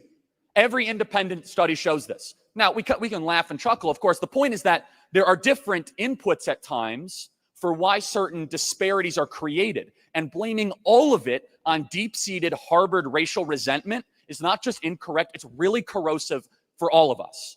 Instead of just looking at skin color, look at other circumstantial factors such as education, such as two-parent households. And the argument that the activists will make, and I'm sure someone here will make the argument, is that racism created those systems, right? That it was racist. And I can actually agree with part of that.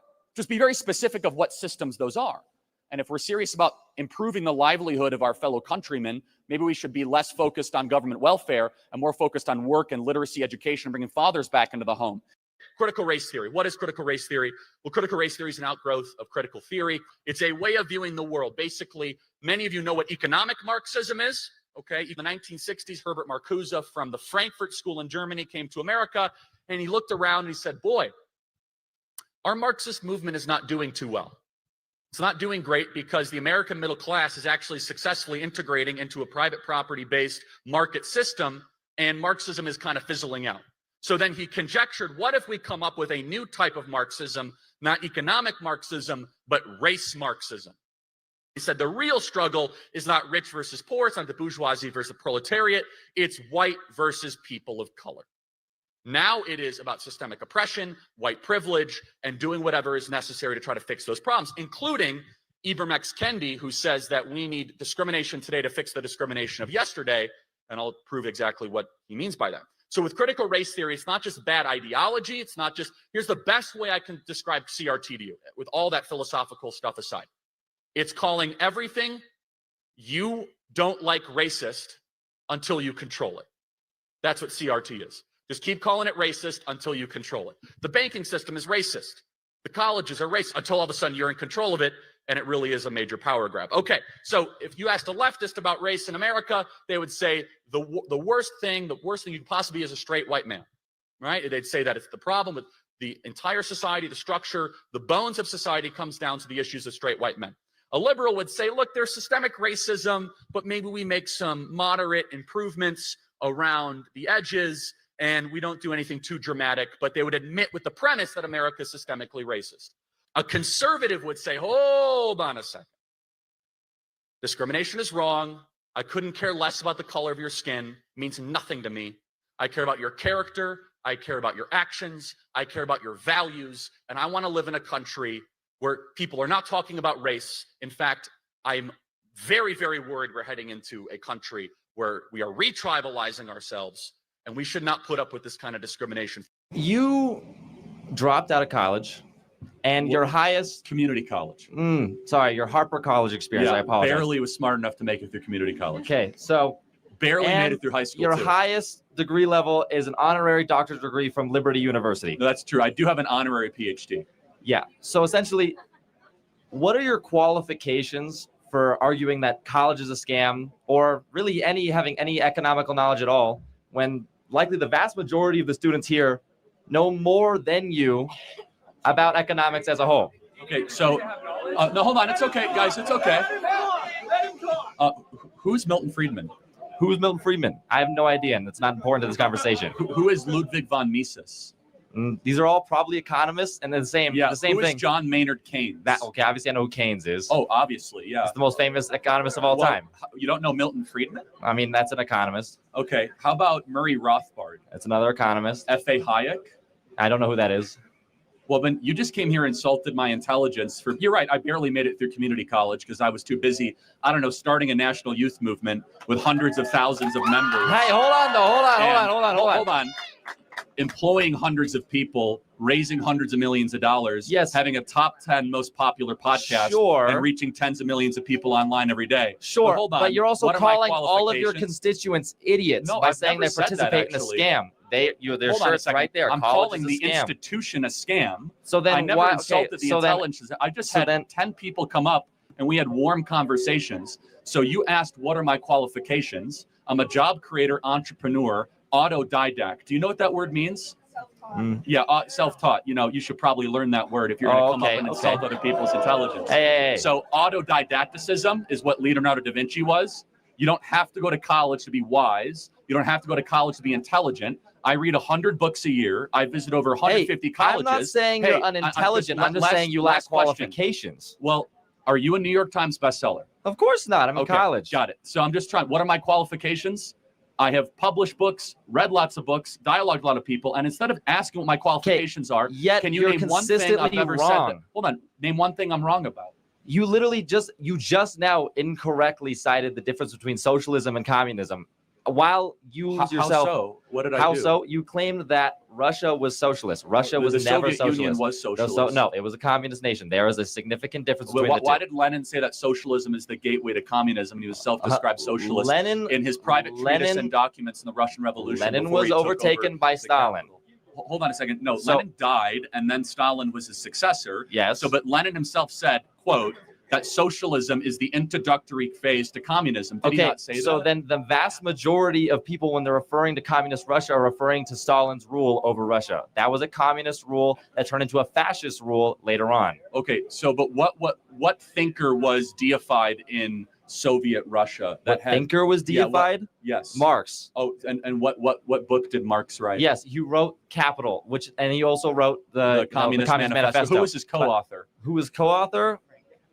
Yeah, Engels. Good. I'm glad college is really paying off for you. Hey. So but it's okay. It's fine. He comes up here and insults my intelligence. What are your qualifications? Doesn't even know the co-author of the Communist Manifesto or Das Kapital. But no, let me just does my lack of knowledge on that mean that I have no knowledge? Again, is that the same here thing? And insulted me, and you came up here, guns a-blazing, man. And let me just ask again, what did I say that was wrong? I said that under the generally agreed upon definition of communism and socialism, which are interchangeable terms, one is a more harsh degree of the other, is that the elimination of the family, the elimination of private property, and the deprivation of basic human rights, such as right to speech, right to assembly, and right to worship.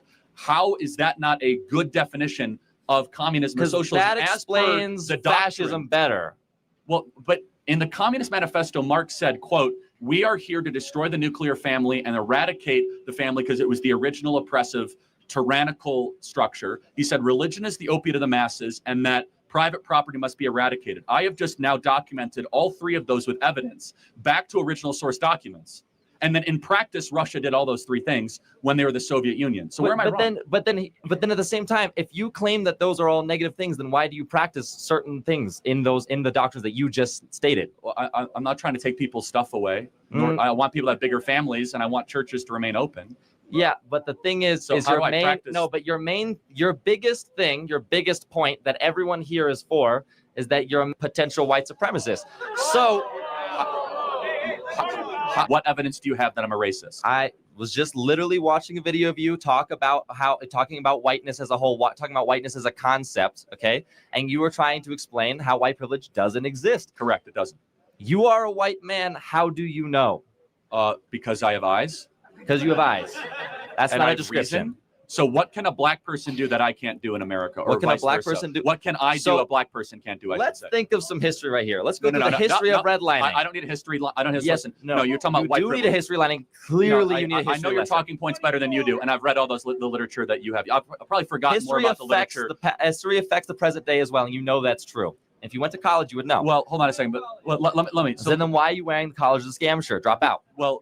Well, because you could. So it's because you don't believe your own beliefs, and that's what I'm saying. You can admit something's a scam and still get through it. That's why he's wearing it. Okay. Why? You could feel like you're getting ripped off by an airline But and still anyways, want to get to that's New York. not what we're talking okay? about anymore. Like you're like, I'm getting ripped off by a $1,000 ticket, but you still get on the airplane. Like it doesn't make you a hypocrite. It means that the people are ripping you off, and a lot of you are getting ripped off. But no. So as far as white privilege, just without the history lesson of Jim Crow, segregation, imperialism, colonialism, slavery, all the stuff that I know that you're going to say, but just concretely in America today, what can a white person do that a black person can't do? Black applicants to jobs are 50% less likely to get jobs if they have a black sounding name. That's not even close to being. That's not even close to being true. That is a literal.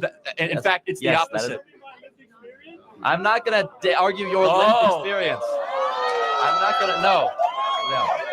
See, now you have to listen to him under your rules because a black person is going to say you're wrong. I am. He can say I'm wrong. I know. Come on up to the mic. I know. I read your. My name's Keemon Dixon. I have a really black name. Please tell me how 50% of my internships have been denied when I've worked for Senator Mike Lee, Mayor Trent Sachs, Speaker Mike Schultz. Hold on. I worked for a Congressman, Burgess Owens. I've actually worked on his campaign. I've worked on the campaigns of John Huntsman Jr. Please tell me how my black experience and my black name has not given me shit. Go ahead. So I'd like to disagree with you about college as a scam. Okay. Just because there's 50% of people who you say don't need college to get a job, why would it be a scam? There's a social impact about college, on America. College is, good. The majority of kids that go to college when they graduate have a lower view of America than when they entered. Do you think that's a troubling thing? I think just changing your opinion doesn't really matter too much. Do you think that college teaches responsibility and hard work? And Sure. Okay. Well, I find that hard to believe. Why is it that employers are more and more not wanting to hire college graduates and they actually want to hire people that didn't go to college? What employers? You can name them out, man. Walmart just got rid of their even in their corporate level, so you don't need to go to college. Koch Industries, one of the largest employers in the country, from Georgia Pacific Railroad to Dow Chemical, they said we no longer want kids that have gone to college because they end up causing problems because they're super entitled and they're like, oh, what are my pronouns? And they have all this like left-wing nonsense that they've been filled with. Well, then you have engineers, doctors, lawyers, people that Sure, we need that, but that's less than 20% of the people that go to college. Yeah, but college is it'd an be wrong to say institution. college is a scam if 25% of people become great people. Lawyers, doctors, engineers. That's not what really college help the currently world. is, though. Again, I'm happy to have you read the book. College is a scam. I wrote it. I can have a more wordy thing, which is the vast majority of people that go to college are receiving a scam for the money that they're borrowing. Vast majority. Of course, there's exceptions. You can make whatever you want with your life. I mean, you could. But I mean, when you enter into an enterprise, you need to know that you are going to college Let me more prove this money to at you. the end. How many of you guys have to take classes that are a waste of time that you wish you wouldn't have to take? Every single hand. You're being scammed against your will to take classes that make you go further into debt. Why can't you say I don't want to take this class? Why as a customer you can't say? Can you do a differential equation? You what? Can you do a differential equation? Can I do Can you explain to me the anatomy of a human? Like somewhat off the top of my head. You know what psychology is. Yes, I do know what psychology. Okay, I've read can you Freud and I've explain read it Jung. to me? Do you want me to explain psychology? Well, you can't explain it to the depths of a bachelor's degree or a PhD. Well, hold or on a second. master's. Time out. I've sat here with no notes, no phone, and debated people with Yeah, because PhDs, you study masters. this because it's your job. Hold on. I didn't go to college, man. That's the point. Is you can do whatever you want without a college degree. You can listen to podcasts, read books. You Think don't about need if to go. Gauss wasn't able to go to the University of Göttingen. That's Say- literally the reason. I can't hear what you said. What'd you say? You know Gauss, right? Mathematician. Yes, vaguely, sure. Okay. Vaguely? Yes, vaguely. Yeah. Oh, Do you know who okay. Milton Friedman is? Do you know who Herbert Marcuse is? You know who Thomas Sowell is? Do you use a phone? Do you know who Gouverneur Morris is? Well, that's because of Gauss. No, you don't. So I could do gotcha too. Like so before Euler you try to went get going off to your ivory university tower is the and reason understand that not everybody. he was able to become so proficient in mathematics. So here's and the change thing. the world. The majority of kids that go to Most college people are that get more a depressed than when they PhD enter. degree are able to Secondly, perform much better in their field than someone who doesn't. Well, then, if that's the question, if that really is true, if college is this amazing accelerant, then why do so many people? I wouldn't say it is accelerant, but if you're looking at a field of science, right? Let me finish, man. And you want to Have you taken a accelerate that field of communication course, science, or have you not done you that yet? need a degree. All right. Let me make my point. If that's the case, why do half of these kids end up with anywhere between $50,000 to $100,000 in debt, and they end up getting a job that says, "Oh, sorry, you never needed the degree in the first place"? Why is that the case? Tell me. People on average, once going to college, make more money. Well, that's not true. They end up getting a job. That is. That's only if they graduate and it depends on the field of study. Do you know the average college graduate now is getting a job at $61,000 a year. The average plumber after 18 months, $68,000 a year. Well, the sure, average but the welder, plumber isn't able to $72,000 a study year. with peers. The plumber didn't go to college. The plumber went to trade or technical school. There's 11 million job openings that do not require a college degree in this country. Well, who 11 engineered million. the stuff plumbers use? I'm sorry, what? Who engineered the stuff plumbers use? I'm sure someone here. I mean, that it's like someone with a it's like degree saying who from designed college. the airplane for the pilot to fly. I mean, someone with a degree that went to college. Pilots go to college. I think you're misunderstanding what I'm saying. I'm not saying you get rid of all places of higher learning. The way it's currently comprised for you guys, the amount of debt you have to go into, the classes that you have to don't take. get rid of places of higher learning, but then you go on to you're say interrupting me college every is a 15 scam. seconds. You're not debating in good faith because it is a scam. So let me ask you a question. Can you point to other things of American life the last 100 years that have been scams? For example, when they run an advertisement, they say, buy these pills because, we're going to make you super muscular. And they don't have all the fine print that it might not work and you have to have a monthly subscription. We shut down that business for being That's a little scam. different, though. That's a How is product. it different? Hold on a second. When you show up to college, did they tell you you have to take all these classes that you didn't sign up for? Did they? Oh, it said that you're gonna have to take all these different classes. Did they tell you that half of you guys would not ever use your degree when you go into your career? How many guys knew that? You guys knew that when you signed up? Well, college is what you make of you guys it, right? You guys are willingly participating in the scam. Good for you. The point is that most kids know deep down they're getting ripped off. The number one thing I hear from people across the country in corporate America, boy, college is a waste of time. Boy, I wish I never would have gone. Now I have $60,000 in debt, $70,000 in debt. I wanted to start a business, but now I don't have the credit to do it. Instead, we are wasting our most prized possession, our 18 to 22-year-olds, to go stick them at many universities when they shouldn't be here in the first place. And it is a failed project. It is making us poorer. And by the way, just look at the actual numbers over a period of time. Has it worked? Is homeownership now going up for young college graduates? How are we going to blame that on college, though? There's a lot of different reasons that people are not able to buy homes. It's the most equally applicable thing across the board for a generation. I wouldn't say so. And if you look at the average, how much debt do you have to go to school, by the way? None. Okay, wow. Are you on scholarship or? Yeah. Okay, so who's paying for your college then? Probably the federal government. Okay, so I'm paying for your college is what you're saying. My taxes are paying for your college. So wait, you're on grant or what?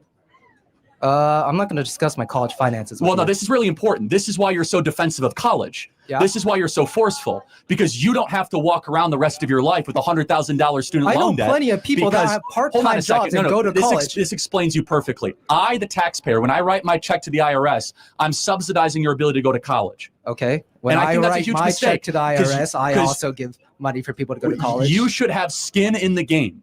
You should, and you don't right now. You are doing a freeloading thing. Of course, you should be defensive of college. I pay taxes. I pay federal taxes. I pay state taxes. I'm sure I pay a little bit more than you, but that's a separate issue. But the point is this: that's probably true. Do you think you pay anywhere close to the tuition value you get at the school? Probably not. Yeah, probably I do. It's like $5,000 a semester. It's a lot of money, but you get a lot out of that. Hold on. How much is it to go to school here? It's around $5,000. So in-state. In-state, yeah. Okay, did that include room and board and tuition? No. Okay, how much does that cost? Room, board, tuition, all of it's around $11,000. $11,000 a semester. So you pay $22,000 a year in taxes? No. Okay, got it. So you're in a tax deficit, which means the U.S. taxpayer is subsidizing your education. That's fine. I'm not faulting you for it, but this is why you're so defensive, is you're detached from the price. You're detached from the cost. It's easy to be defensive of something you're not paying for.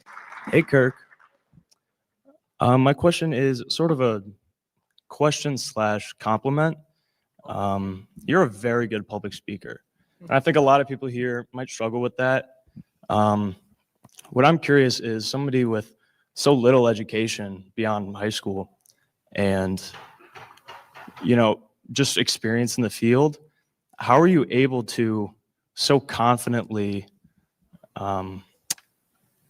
just kind of word vomit, right?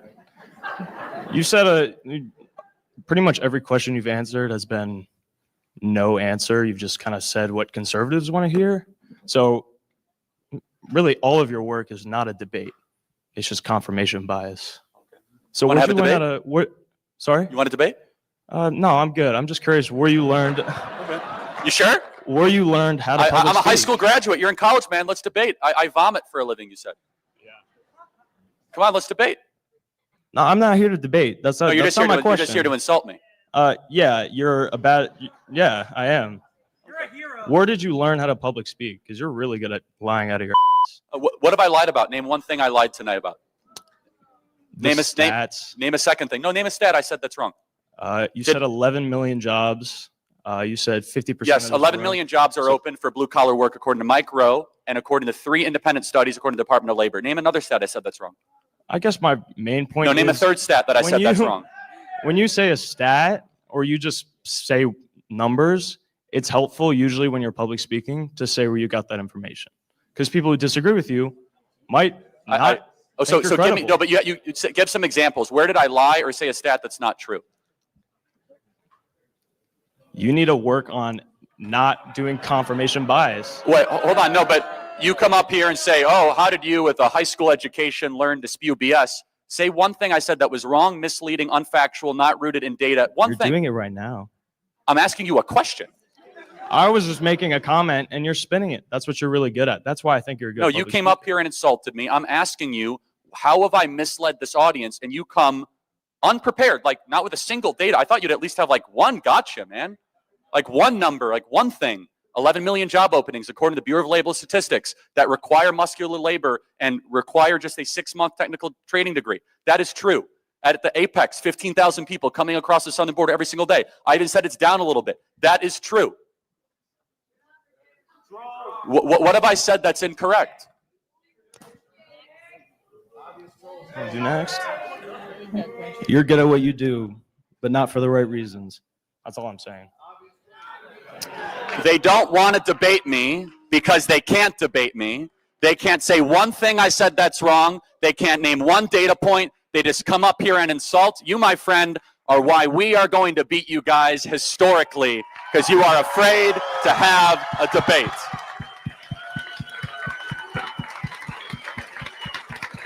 Just, it's so amazing, the smugness. How'd you learn to speak like this in word vomit?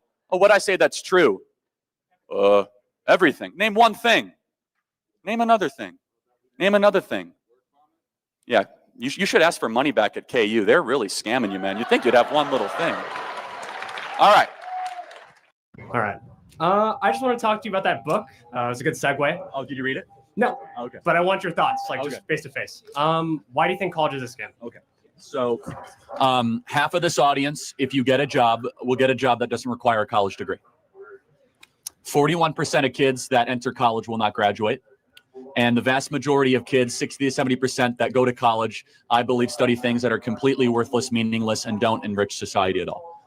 But is that the fault of the student or the college? Because I looked in the stats for this. It's usually because they either don't have the finances to support themselves going to college, they have mental health problems that lead them to dropping out, or stress, or their family's not supporting them. So is that the fault of college that they pick bad degrees? Is that the fault of the college that they can't support themselves, right? It's like getting a gym membership and then saying, well, I don't want to actually go work out. It's the fault of the gym. So a good question. So first, the 41% of kids that drop out, the federal government will fully underwrite any four-year college through FAFSA. You know that, through a student loan. Meaning, so if anyone has financial difficulty, that's not really a thing. The federal government will fully grant you your loan to any four-year university, right? So you might not want to take on that student loan burden. You might not want to take that on, but that's number one. Number two, I can't speak to the mental health issues. I doubt that 41% of the kids that graduate and that number all have mental health issues, but maybe that's the case. I'm not sure. I don't know that number. But let's talk about the institution itself. So everyone in the audience here, how many of you have had to take classes that are a waste of time that you wish you didn't have to take, that are a waste of money, and that every single hand goes up. Look around, look around, look around, no, look around. They're scamming every kid in this audience. They are forcing them to take classes that make them poorer, that take up their time in order to get the credential. That is an institutional scam. And by the way, every other part of life is all about your own customization, your Netflix account, how you get your burrito bowl, from how you dress, your Amazon cart is you are in charge. But you come to college and they say you must go take these 3, 4, 5 classes that are very expensive, especially for you out-of-state students, to go further into debt, study things that don't matter, to find jobs that don't exist. That sounds like a scam. At least in my personal experience, right? Like maybe some colleges, I would say. What are you studying? I'm studying economics. Right. Okay. And what I would say is that I have a great levity and choices of classes I want to take, even if like there's a bunch of general education classes. I have a great flexibility in the class I want to take. It's up to the student if they want to take meaningless classes given their credit limit. Okay, but I mean, I would just speculate that this school still has specific criteria of classes, right? Am I correct? Yeah, you have to take a diversity class. That sounds like a scam. Well, they are robbing you to take a diversity class. It's actually not what you typically think. I think. I mean, I'm taking. Is it true? Do you guys have to take a diversity class? No. This is true. This is true. All right, so that's a scam. Like, let's be clear. Diversity class scam. Can you define what a scam is? When you are getting ripped off of with your money, your time, your resources, either beyond what is a market rate or against your will. So I'll give you an example. If you guys want to fly to New York and Spirit Airlines says we're going to charge you $2,500 for a one-way ticket, I think we'd all could agree flying Spirit Airlines for $2,500 is a scam. Like, you know it when you see it. I mean, it depends on how you view the worth of college. Like the Federal Reserve for San Francisco released a newsletter discussing the actual finances behind is college actually worth it. And they found that by age 40, you recoup the average student recoups all their costs. If they graduate. If they graduate, and even accounting for that, other economists also state. No, so that's an important study. If you take out the top 10%, that's not the case. So top 10% of what? Top 10% of graduates and income earners. So the top 10% end up flourishing with a college degree. The other 90% do not. Do you know that there are 11 million job openings in this country that pay $75,000 a year, that require 6 weeks of training, that require muscular labor or using your hands? 11 million job openings. Now, a lot of you guys are in college because you've been pushed into college saying that you must get the piece of paper, you might get the piece of paper, when there are good paying jobs, 11 million of them, but either your society, your parents, or your own choices are, no, I want to go to college, I want to go after that piece of paper. My contention is that there are way better options out there for a lot of students. Not every student, but a lot of other students. Charlie, I think a part of your core rhetoric, there's actually some real truth there that, like, I think there's people are getting really just pressure to go to college, even if they're making poor choices. I'm just saying that even while you're in college, you can make better choices to make yourself a better candidate. I totally agree. Do you think most people do? I know some that are making great choices. Okay. I know some that are making terrible choices. So let's think about this. Why do you think, let's just say most make terrible choices? Would you say that's the case? I'll give you 40 to 60. Why do you think that is? Maybe because the institution incentivizes bad choices. It's easy to coast and still graduate. It's easy just to check the boxes, right? It's not an institution designed around excellence. It's around, let's get you through the mill as quickly as possible, get the piece of paper, pay your bill. Thank you very much. But do you think that the culture around students going to college could change instead around their decision making? I think we need way less kids going to college. The institution itself is so broken. Let's be clear. Forced diversity classes, DEI, all that stuff. It's nonsense. If it was really, college really should be closer to what Hillsdale College is, which is about wisdom, beauty, truth, goodness, not just about job preparedness. But we've lost that completely.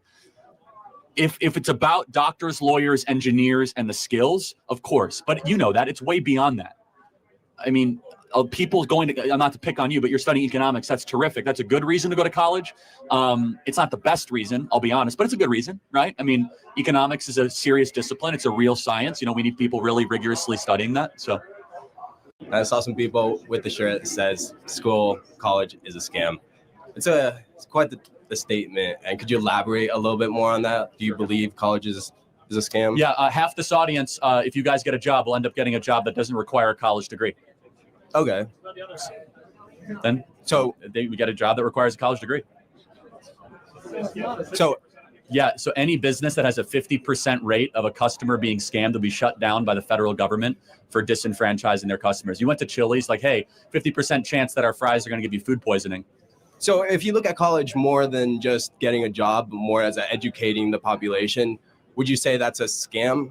Well, it depends on what you think college is and what it's become. Secondly, 41% of people that enter college don't graduate. The dropout rate's insanely high. That's true. Third, I mean, what exactly is being taught here? It's a great question.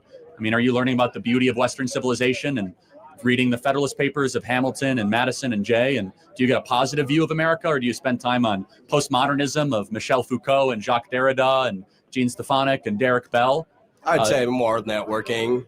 Oh, networking. Yeah. Okay. So wait, before we go dive deep into it, what's your definition of a scam? Where a serious proportion of your customers are not given the value proposition that they pay for. Education, right? Which they're not getting. Yeah.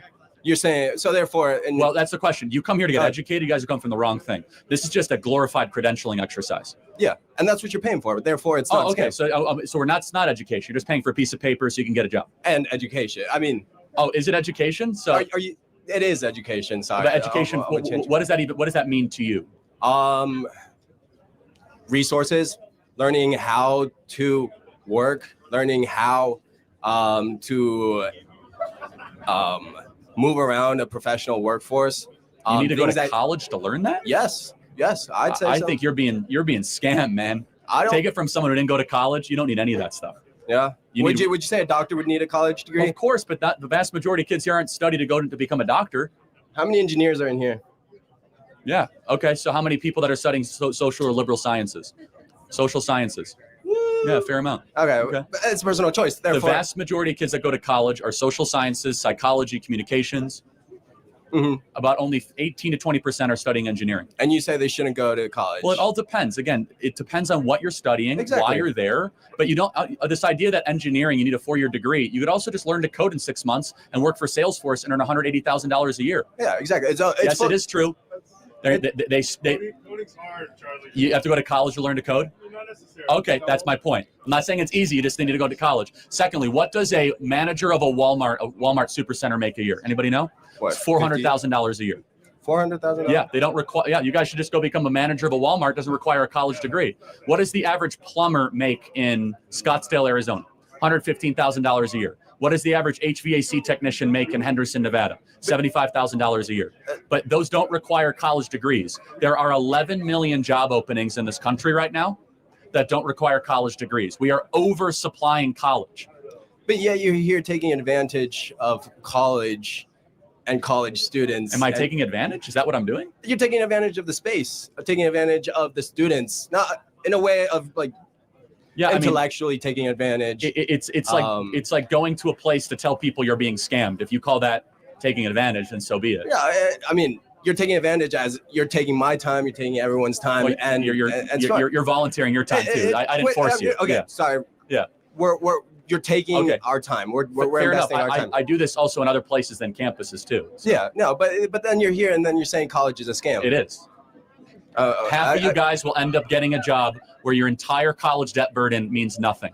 You will get a job that does not require a college degree at all. You're 4 years wasted. You shouldn't have come here in the first place. Half. Well, I disagree with you. And all right, well, that's fair. I hope it's worth it. Have a wonderful day. All right, thank you. You dropped out of college. And your highest community college. Your Harper College experience. Yeah, I apologize. Barely was smart enough to make it through community college. Okay, so barely made it through high school. Your too. highest degree level is an honorary doctorate degree from Liberty University. No, that's true. I do have an honorary PhD. Yeah. So essentially, what are your qualifications for arguing that college is a scam, or really having any economical knowledge at all, when likely the vast majority of the students here know more than you about economics as a whole. Okay, so no, hold on. It's okay, guys. It's okay. Who's Milton Friedman? Who is Milton Friedman? I have no idea, and it's not important to this conversation. Who is Ludwig von Mises? These are all probably economists, and they're the same. Yeah, the same who thing. is John Maynard Keynes? Okay, obviously I know who Keynes is. Oh, obviously, yeah. He's the most famous economist of all time. You don't know Milton Friedman? I mean, that's an economist. Okay, how about Murray Rothbard? That's another economist. F.A. Hayek? I don't know who that is. Well, then you just came here and insulted my intelligence. You're right, I barely made it through community college because I was too busy, I don't know, starting a national youth movement with hundreds of thousands of members. Hey, hold on, though. Hold on. Employing hundreds of people, raising hundreds of millions of dollars, having a top 10 most popular podcast, and reaching tens of millions of people online every day. Sure, but hold on. but you're also What are my calling all of your qualifications? constituents idiots No, by I've saying never they said that, participate in a actually. scam. Their Hold on a shirt's second. right there. I'm College calling is the a scam. institution a scam. So then I never why- insulted okay, the so then- intelligence. I just had 10 people come up and we had warm conversations. So you asked, what are my qualifications? I'm a job creator, entrepreneur, autodidact. Do you know what that word means? Yeah, self-taught. You know, you should probably learn that word if you're going to come up and insult other people's intelligence. Hey. So autodidacticism is what Leonardo da Vinci was. You don't have to go to college to be wise. You don't have to go to college to be intelligent. I read 100 books a year. I visit over 150 colleges. I'm not saying you're unintelligent. I'm just saying you lack qualifications. Well, are you a New York Times bestseller? Of course not. I'm in college. Got it. So I'm just trying. What are my qualifications? I have published books, read lots of books, dialogued a lot of people, and instead of asking what my qualifications are, can you you're name one thing I've consistently ever said? wrong. Hold on. Name one thing I'm wrong about. You literally just now incorrectly cited the difference between socialism and communism. While you How yourself, so? What did I how do? so? You claimed that Russia was socialist. Russia was The never Soviet socialist. Union was So, socialist. no, it was a communist nation. There is a significant difference Well, between the why two. did Lenin say that socialism is the gateway to communism? And he was self-described socialist Lenin- in his private treatise Lenin- and documents in the Russian Revolution. Lenin before was he took overtaken over by the Stalin. capital. Hold on a second. No, So- Lenin died, and then Stalin was his successor. Yes. So, but Lenin himself said, quote, that socialism is the introductory phase to communism. Did he not say that? So then the vast majority of people, when they're referring to communist Russia, are referring to Stalin's rule over Russia. That was a communist rule that turned into a fascist rule later on. Okay, so but what thinker was deified in Soviet Russia? What thinker was deified? Yes. Marx. Oh, and what book did Marx write? Yes, he wrote Capital, and he also wrote the Communist Manifesto. Who was his co-author? Who was co-author? Yeah, Engels. Good. I'm Engels. glad college is really paying off for you. Hey. So no, but it's okay. It's fine. If he comes up here and insults my intelligence, what are your qualifications? Doesn't even know the co-author of the Communist Manifesto or Das Listen. Kapital. But no, let me just Does my lack of knowledge on that mean that I have no but knowledge? you came up- Again, you is came that the up same here and thing? insulted me, and you came up here guns a-blazing, man. And let me just ask again, what did I say that was wrong? I said that under the generally agreed upon definition of communism and socialism, which are interchangeable terms, one is a more harsh degree of the other, is that the elimination of the family, the elimination of private property, and the deprivation of basic human rights, such as right to speech, right to assembly, and right to worship. How is that not a good definition of communism or Because socialism? that as per explains the fascism doctrine? better. Well, but in the Communist Manifesto, Marx said, quote, "We are here to destroy the nuclear family and eradicate the family because it was the original oppressive, tyrannical structure." He said, "Religion is the opiate of the masses and that private property must be eradicated." I have just now documented all three of those with evidence back to original source documents. And then in practice, Russia did all those three things when they were the Soviet Union. So where am I wrong? But then at the same time, if you claim that those are all negative things, then why do you practice certain things in the doctrines that you just stated? Well, I'm not trying to take people's stuff away. I want people to have bigger families, and I want churches to remain open. Yeah, but the thing is So how do I your biggest point that everyone here is for is that you're a potential white supremacist. So what evidence do you have that I'm a racist? I was just literally watching a video of you talking about whiteness as a whole, talking about whiteness as a concept, okay? And you were trying to explain how white privilege doesn't exist. Correct, it doesn't. You are a white man. How do you know? Because I have eyes. Because you have eyes. That's And not I a have description. reason. So what can a black person do that I can't do in America? Or What can a vice black versa? person do? What can I So, do a black person can't do? Let's think of some history right here. Let's go through the history of redlining. I don't need a history. I don't need a Yes, listen. no, You're talking about you white do privilege. need a history lining. Clearly, you need a history I know your lesson. talking points better than you do, and I've read all the literature that you have. I've probably forgotten more History about the affects literature. history affects the present day as well, and you know that's true. If you went to college, you would know. Well, hold on a second, but let me. So then why are you wearing the college as a scam shirt? Drop out. Well, because you could. So it's because you don't believe your own beliefs, and that's what I'm saying. you can admit something's a scam and still get through it. That's why he's wearing it. Okay. Why? You could feel like you're getting ripped off by an airline But and still anyways, want to get to that's New York. not what we're talking okay? about anymore. Like you're like, I'm getting ripped off by $1,000 ticket, but you still get on the airplane. Like it doesn't make you a hypocrite. It means that the people are ripping you off, and a lot of you are getting ripped off. But no. So as far as white privilege, just without the history lesson of Jim Crow, segregation, imperialism, colonialism, slavery, all the stuff that I know that you're going to say, but just concretely in America today, what can a white person do that a black person can't do? Black applicants to jobs are 50% less likely to get jobs if they have a black sounding name. That's not even close to being. That's not even close to being true. That is a literal. In fact, it's the opposite. I'm not going to argue your lived experience. I'm not going to. No. See, now you have to listen to him under your rules because a black person is going to say you're wrong. I am. He can say I'm wrong. I know. Come on up to the mic. I know. I read your. My name's Keemon Dixon. I have a really black name. Please tell me how 50% of my internships have been denied when I've worked for Senator Mike Lee, Mayor Trent Sachs, Speaker Mike Schultz. Hold on. I worked for Congressman Burgess Owens. I've actually worked on his campaign. I've worked on the campaigns of John Huntsman Jr. Please tell me how my black experience and my black man has not given me shit. Go ahead. So I'd like to disagree with you All right, about college as a scam. Okay. Just because there's 50% of people who you say don't need college to get a job, why would it be a scam? There's a social impact about college, on America. College is, good. The majority of kids that go to college when they graduate have a lower view of America than when they entered. Do you think that's a troubling thing? I think just changing your opinion doesn't really matter too much. Do you think that college teaches responsibility and hard work? And Sure.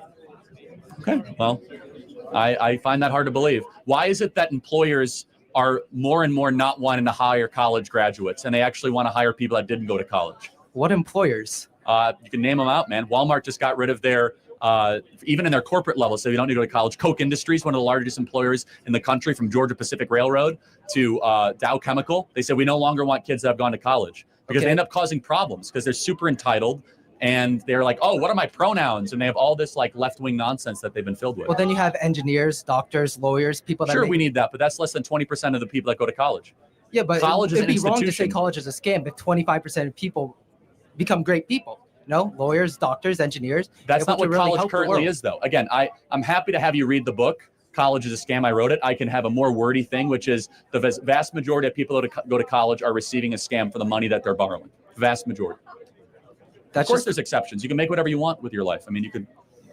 But I mean, when you enter into an enterprise, Yeah, you but need to know most that people you are that go into college Let make me more prove money this at to you. the end. How many of you guys have to take classes that are a waste of time that you wish you wouldn't have to take? Every single hand. You're being scammed against your will to take classes that make you go further into debt. Why can't you say I don't want to take this class? Why as a customer you Can can't you say do a differential equation? You what? Can you do a differential equation?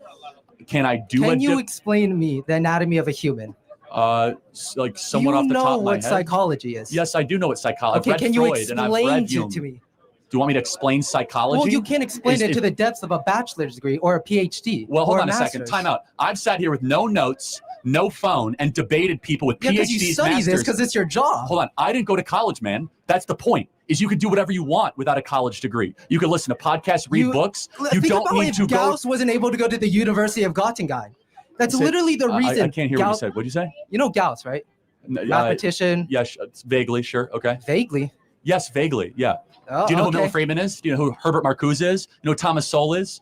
Do you use a phone? Do you know who Gouverneur Morris is? Well, that's because of Gauss. No, you don't. So I could do gotcha too. Like so before Euler you try to went get going off to your ivory university tower is the and reason understand that not everybody. he was able to become so proficient in mathematics. So here's and the change thing. the world. The majority of kids that go to Most college people are that get more a depressed than when they PhD enter. degree are able Secondly- to perform much better in their field than someone who doesn't. Well, then, if that's the question, if that really is true, if Well- college is this amazing accelerant then why do so many people? I wouldn't say it is accelerate, but if you're looking at a field of science, right? Let me finish, man. And you want to accelerate that field of communication course, science, or have you not done that yet? You need a degree. All right. Let me make my point. If that's the case, why do half of these kids end up with anywhere between $50,000 to $100,000 in debt, and they end up getting a job that says, "Oh, sorry, you never needed the degree in the first place"? Why is that the case? Tell me. People on average, once going to college, make more money. Hold on, that's not true. They end up getting a job. That is. No, that's only if they graduate and it depends on the field of study. Do you know the average college graduate now is getting a job at $61,000 a year. The average plumber after 18 months, $68,000 a year. Well, the sure, average but the welder, plumber $72,000 a year. With peers, The plumber didn't go to college. The plumber went to trade or technical school. There's 11 million job openings that do not require a college degree in this country. Well, who 11 engineered million. the stuff plumbers use? I'm sorry, what? Who engineered the stuff plumbers use? I'm sure someone here. I mean, that it's like someone with a it's like degree saying who from designed college. the airplane for the pilot to fly. I mean, someone with a degree that went to college. Pilots go to college. I think you're misunderstanding what I'm saying. I'm not saying you get rid of all places of higher learning. The way it's currently comprised for you guys, the amount of debt you have to go into, the classes you that say you have to don't take. get rid of places of higher learning, but then you go on to you're say interrupting me college every is a 15 scam. seconds. You're not debating in good faith because it is a scam. So let me ask you a question. Can you point to other things of American life the last 100 years that have been scams? For example, when they run an advertisement, they say, buy these pills because, we're going to make you super muscular. And they don't have all the fine print that it might not work and you have to have a monthly subscription. We shut down that business for being That's a little scam. different, though. That's a How is it product. different? Hold on a second. When you show up to college, did they tell you you have to take all these classes that you didn't sign up for? Did they? It said that you're gonna have to take all these different classes. Did they tell you that half of you guys would not ever use your degree when you go into your career? How many guys knew that? You guys knew that when you signed up? Well, college is what you make of you it, guys right? You guys are willingly participating in the scam. Good for you. The point is that most kids know deep down they're getting ripped off. The number one thing I hear from people across the country in corporate America, boy, college is a waste of time. Boy, I wish I never would have gone. Now I have $60,000 in debt, $70,000 in debt. I wanted to start a business, but now I don't have the credit to do it. Instead, we are wasting our most prized possession, our 18 to 22-year-olds, to go stick them at many universities when they shouldn't be here in the first place.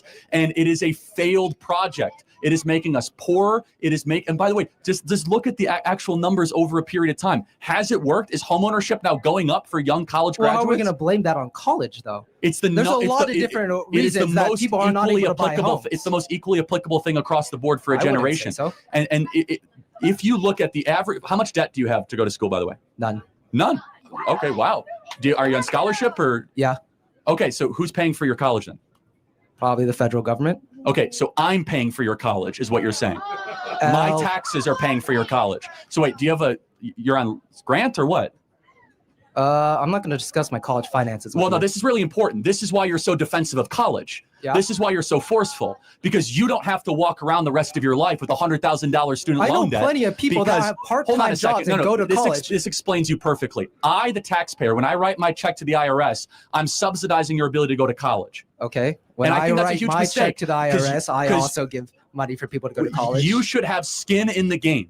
You should, and you don't right now. You are doing a freeloading thing. Of course, you should be defensive of I college. pay taxes. I pay federal taxes. Yeah, I pay state taxes. I'm sure I pay a little bit more than you, but that's a taxes, separate issue. But the point is this: That's probably true. do you think you pay anywhere close to the tuition value you get at the school? Probably not. Yeah, probably I do. It's like $5,000 a semester. It's a lot of money, but you get a lot out of Wait, that. Hold on. How much is it to go to school here? It's around $5,000. So in-state. In-state, yeah. Okay, did that include room and board and tuition? No. Okay, how much does that cost? Room, board, tuition, all of it's around $11,000. $11,000 a semester. So you pay $22,000 a year in taxes? No. Okay, got it. So you're in a tax deficit, which means the U.S. taxpayer is subsidizing your education. That's fine. I'm not faulting you for it, but this is why you're so defensive, is you're detached from the price. You're detached from the cost. It's easy to be defensive of something you're not paying for. Tilt it up, yeah. Yeah, no problem. I'm going to keep it short and sweet. I'm just curious about your stance on college as a scam, because I feel like, according to the Hamilton Institute, people who get bachelor degrees over a total lifetime earnings earn of over $1 million more than those who don't. And also, I feel like college is an important place for people to go learn valuable life lessons. And also, it's good to have a balanced society, because then you're going to get artists. You're also going to get architectures. You're going to get engineers. You're going to get all sorts of different people that we need in society, because what's the point in living if we don't have writers or artists, So I just want to get your take on that. Question is, did the best writers learn to write in college? Probably not. No. The best writers are gifted writing, and they learn to write by writing. And I would just argue that this kind of holistic view you get, for example, what are you studying? Can I ask? Economics. Okay, so what do you think of Thomas Sowell? I actually really like him. I bought his book, Basic Economics. Great. He's one of the first economists. Do they teach it here? Not yet, but also I've only been Okay, for like so now 1 you're proving year. my point. If you're studying economics and they're not teaching Thomas Sowell, you're not getting an education, you're getting an indoctrination. Well, and you're no. being scammed. Okay. Milton Friedman. Do they teach Milton Friedman here? No, but I'm aware of him. Okay. Ludwig von Mises. I'm aware of him, but no. Murray Rothbard. Hold on. No. F.A. Hayek. No. Frederick Bastiat. No. You're not getting economics education. You're getting an indoctrination. You should know every single, it's not your fault, but what you're paying for or going into debt for is not a real economic education. Those are the people that theorized about free markets, which is a legitimate school of thinking, monetarism, private property rights. And the fact that I'm not criticizing you, I'm criticizing the institution that's failing you, that you don't know what these people believe and you're not being taught that rigorously, proves my point that college is a scam. Yeah, but again, I've only been here like a semester and a half. So, but what do you know who John Maynard Keynes is? Heard of him. Actually, you did read about him a little bit. Okay, so you read about John Maynard Keynes, but In you were class. Keynes. Yeah, in class. I learned about it in class. Right. So that's my point, is that they'll teach you Keynes, but they won't teach you one out of the 7 people that I mentioned of Bastiat, Hayek, von Mises, Rothbard, Sowell, or Friedman. And that proves my point, which is that it's all demand side. It's all one picture of an economic argument that is not the complete picture of what, now maybe later on you'll get a supply side, economics teacher here, but this idea that you go to college to kind of get your worldview liberated, yet you get your worldview altered, to be perfectly honest. Secondly, to your point of earnings over a period of time, it matters completely and solely on what you study. Yeah. If you study the liberal arts, even after 10 years, study came out yesterday, 16 lowest paid majors happen to be some of the highest majors that people actually go and study, which is liberal arts, sociology. God bless people that do that stuff, I suppose. But you're also filled with all of the woke rubbish that is infecting our society. What exactly do you mean by college is a scam? Good question. I wrote a whole book about it. Largely the value proposition that you are being offered is not worth the time or the money that many of you are forking over. There's exceptions to that generally, but for example, the vast majority of students that graduate from four-year college, they'll end up getting a job, if they get a job at all, in a career or a job that doesn't require a college degree. So henceforth, asking the question, why do they go to college in the first place? Okay, now what do you mean about jobs that don't require a college degree? Like working at Starbucks as a barista. Okay. So what exactly do you mean by the value proposition not being sufficient for the cost of going to college? Yeah, so I mean, going $30,000, $40,000, $50,000 into debt, that's a significant thing. And hopefully if you're going to do that, you're going to be able to prove and have some value for that reason. So for example, there was a study that just came out in the last day, the 16 lowest paying job majors. And the vast majority of those are actually what kids study in college, right? Communications, liberal arts, things of that nature. And so the question is, why even go to college at all if you're just basically getting a credential that is worth less and less money in the marketplace? Now, if you study engineering, if you study finance, terrific. But the scam also is just beyond the financial value proposition. It's the ideological pollutants that are spread on college campuses and the, let's just say, some of the left-wing indoctrination that occurs here as well. Okay, so moving aside from that red herring there, I myself am a communication major, and I am very well aware of the communication majors who just take a 4-year degree and go into jobs that either don't require a degree or... Try to get as close to the mic as you can. Is that okay? Thank you. It's okay. Yeah.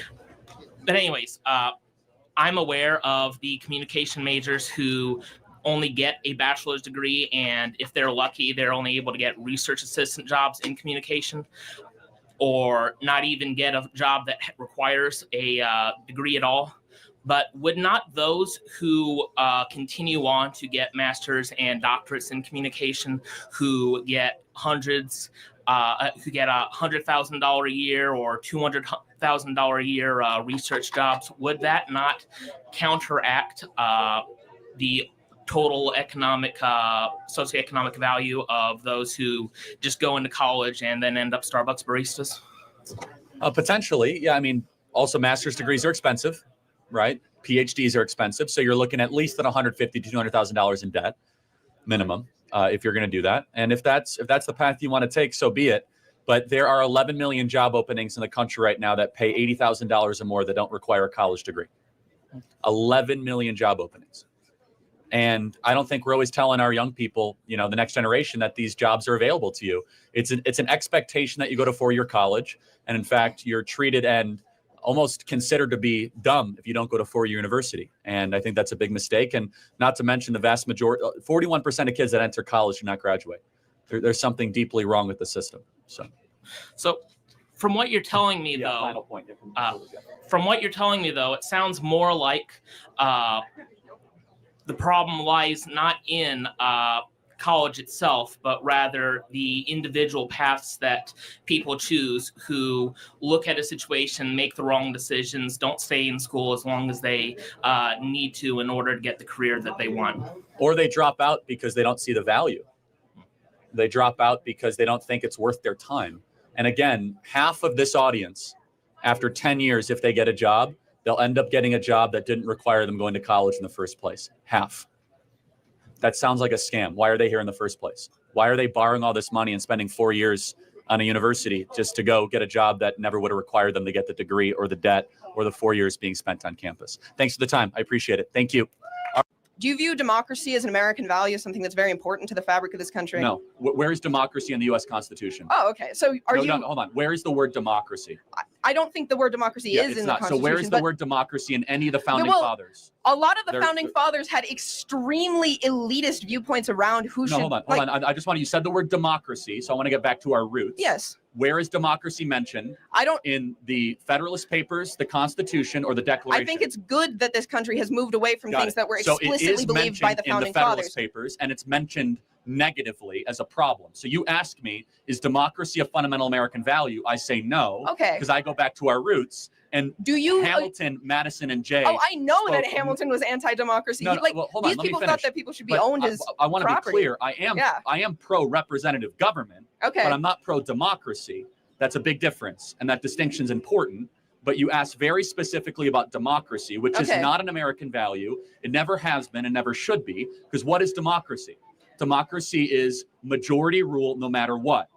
That there's no provisions of checks and balances, no inalienable rights, no separation of powers, pure if the majority gets it, the majority wants it as quickly as possible. I don't advocate pure democracy. I do understand that we live in a Cool. representative, like we live Got in a it. So republic, and I believe in understand these things. representative Yeah. government. Okay. And you might say I'm splitting Well, hairs on words, but I'm not. Well, see, that's coming from a place where, on some level, we have a level of democracy in this country, and people vote, and it is part of their civic duty to vote. Sure. Yes. Do you not think it is in the greater interest of this country at large that its citizens are as educated as possible to therefore be able to participate in that I system? think they should be as wise as possible, and I don't think that education and wisdom are the same thing. Yeah, In fact, I understand. I think college disincentivizes the cultivation of wisdom. In the age where there is such a hypersaturation of, and we've seen this, like extremely polarizing different, like people are getting their news from wildly different sources. Yes. People just don't interact with the other side at all. Do you think that being an autodidact in any sense of the term is going to give you a thorough and rigorous education if you are so likely to end up sucked into these holes where you're never interacting That's not my with only people who form of learning. I meet a lot of cool people. I learn from people like you and others. I mean, I'm listening when you're talking. It's not just a shtick. You haven't won me over on any of it, but you had an opportunity to. But I'm glad you attempted to. But yeah, I mean, you learn in other ways other than just sitting in a classroom, listening to a professor drone on for 90 minutes and pretending to read his book and paying $20,000 a semester to cheat on the exam at the end of the semester. I think college is what you make of it. I think I agree. So people, people are selling themselves short on their education I if they don't. You can listen to get as many anything out of their podcasts as you classes. want. You can meet interesting people.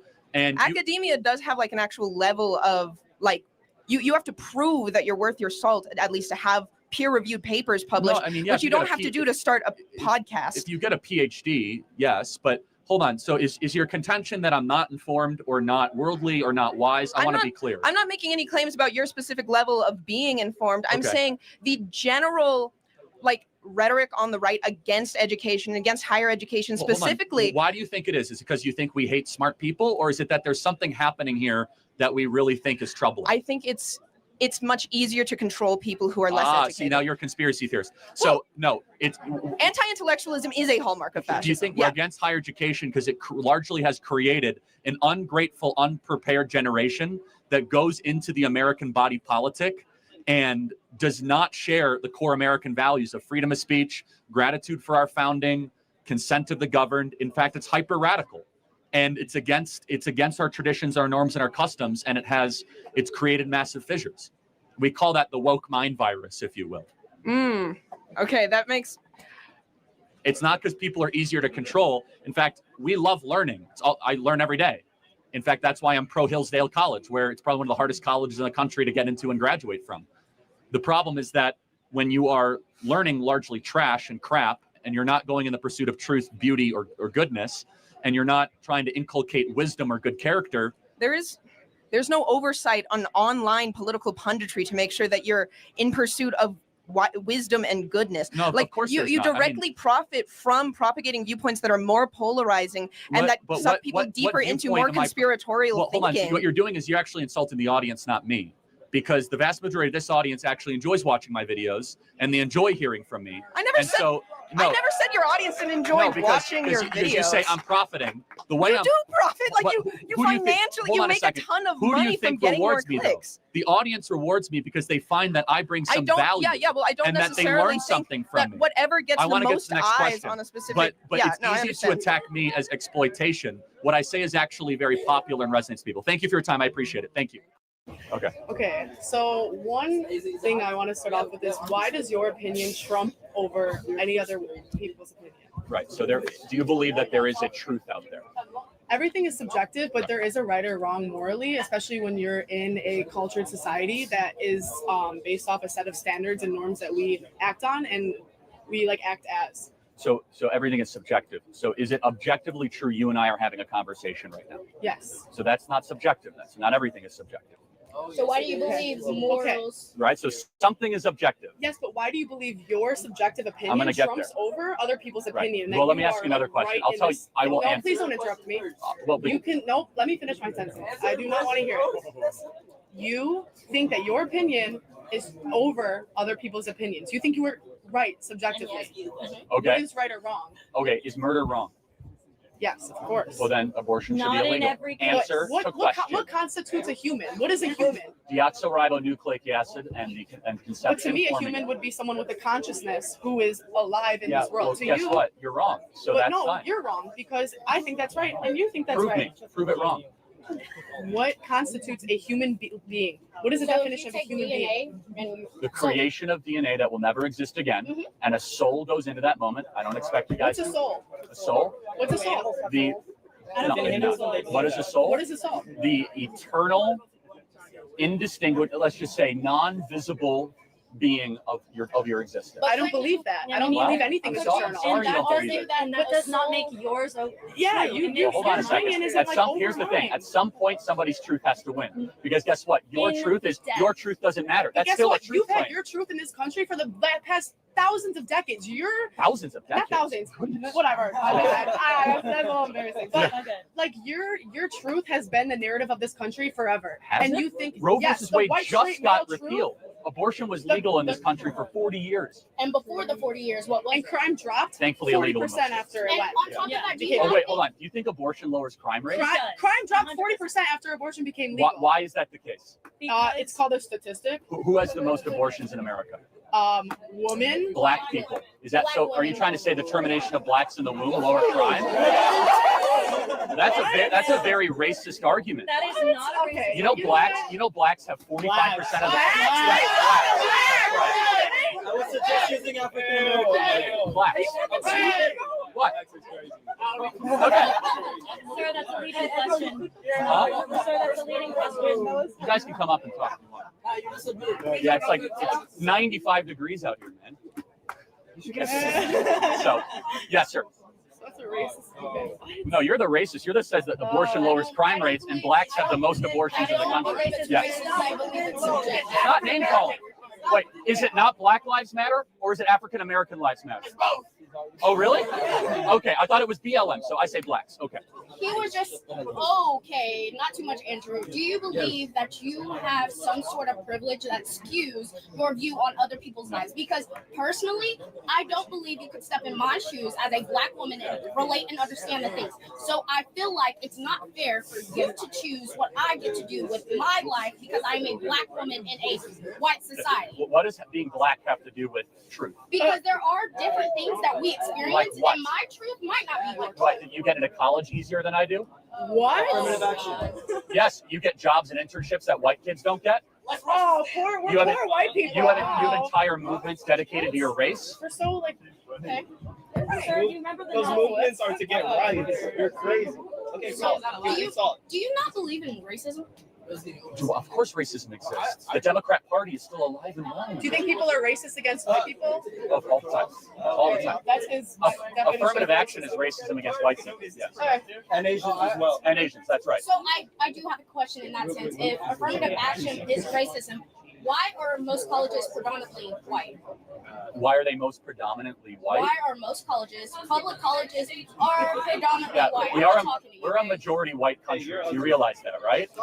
So colleges are the depiction of the nation. Okay. And actually, blacks on campus are disproportionate more than their population in certain areas, in certain campuses, than their population because of affirmative action. In HBCUs? Is that what Certain you're talking campuses. About? Are you talking about HBCUs? So, but let me just ask a more broad philosophical question. Why does skin color matter at all?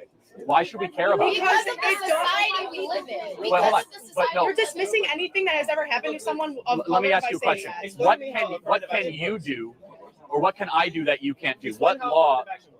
Explain how Affirmative action is lowering of test standards and quota for a quota. You're an idiot. No, it's I'm gonna not. tell you It's how the way it it works. I'm gonna tell you how it works. 'Cause I read Yeah, it's the way it works. I'm gonna tell I'm you how not it going to works. entertain fallacies. No, Tell me you why? entertain me because I Just let him Why? talk. We have to hear your fallacies.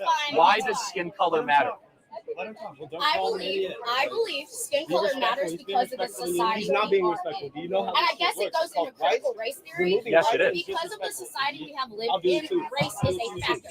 If from the beginning of time race wasn't a factor, and there was never anybody who was oppressed because of their race, I feel like it would not play a part in anything that we do. But because literally less. Oh, it's just Charlie. They were interrupting you. I was. You believe about black on black crime? Do I believe in black on black crime? Yeah. Yeah, it's abundant. Explain. Yeah, it's the number one cause of death in many black communities. I mean, I'm just being honest. Like, He is right. Okay. Now, So do you? So back to our previous argument that was interrupted.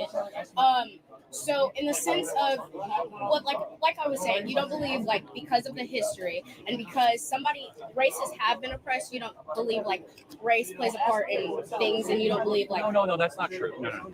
So, you know, do you know who Thomas Sowell is? You know who Thomas Sowell is? No.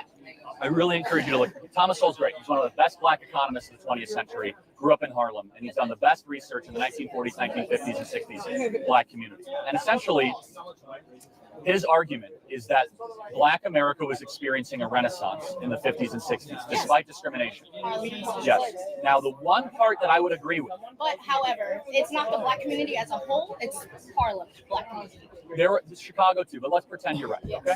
The one argument that I would agree with, and I'm against systemic racism arguments. The one that I would say, you know what, there was something very wrong is when Democrat Lyndon Baines Johnson came in and destroyed the black nuclear family. If there was one part where I could say, you know what, that was unjust and that has to be undone, it's when Lyndon Baines Johnson went in with the Great Society program with the intent to destroy the black nuclear family. Okay. So in that sense, do you believe the war on drugs also played a part? Or Not do you not really. believe in the war on drugs? Well, look, I mean, I believe we should be very harsh on drugs, but I think I would give some merit to the argument of some government agencies peddling cocaine in the inner cities. There is evidence to show that. I'm not going to debate it. Do I think it has so for example, like there's one number that I'm fascinated with, right? Single motherhood in the black community was about 28% in 1945. Okay? Now it's around 65 to 70%. Why? Are we more racist than we were in 1945? No. Okay. So then what happened? The war on drugs. Okay, the fair war enough. on drugs. The demolishing the nuclear family in a sense. Right, And we I agree. believe due to the history that's happened, racism is still very prevalent in a lot of the a lot of the systems that are in America, correct? Yeah. So no, of course not. But I was actually caught by your shirt. You know, Malcolm X was super pro-life. Yes.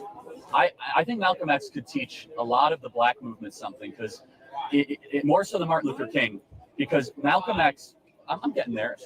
Malcolm X, some people don't describe him correctly as being violent, right? That was a very small part of his literature.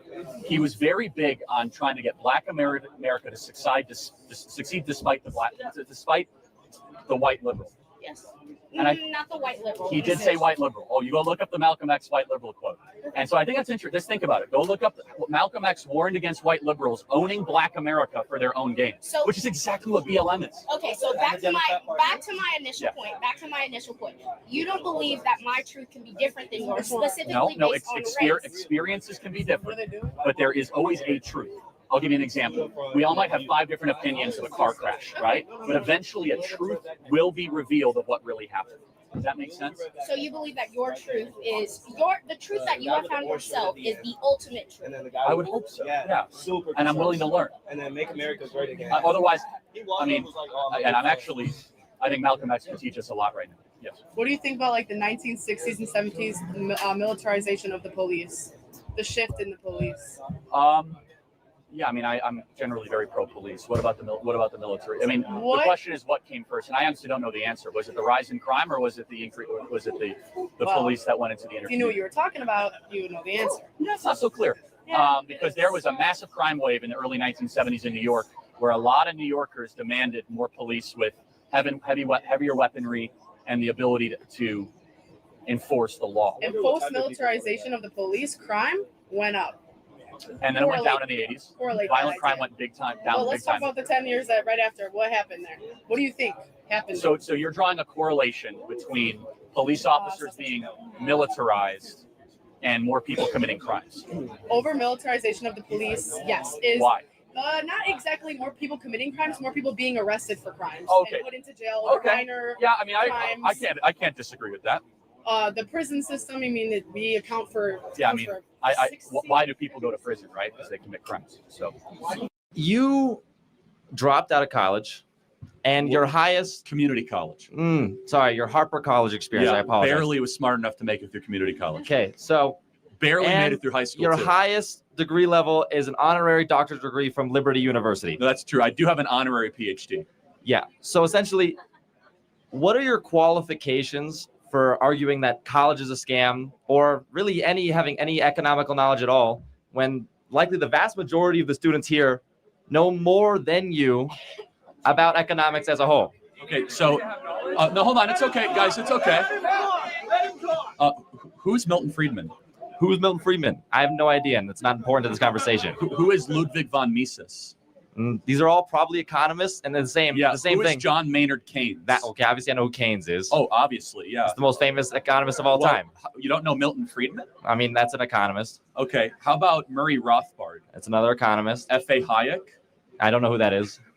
Well, then you just came here and insulted my intelligence. You're right, I barely made it through community college because I was too busy, starting a national youth movement with hundreds of thousands of members. Hey, hold on, though. Hold on. Employing hundreds of people, raising hundreds of millions of dollars, having a top 10 most popular podcast, and reaching tens of millions of people online every day. Sure, but hold on. but you're also What are my calling all of your qualifications? constituents idiots No, by I've saying never they said that, participate in a actually. scam. Their Hold on a shirt's second. right there. I'm College calling is the a scam. institution a scam. So then I never why- insulted the so then- intelligence. I just had 10 people come up and we had warm conversations. So you asked, what are my qualifications? I'm a job creator, entrepreneur, autodidact. Do you know what that word means?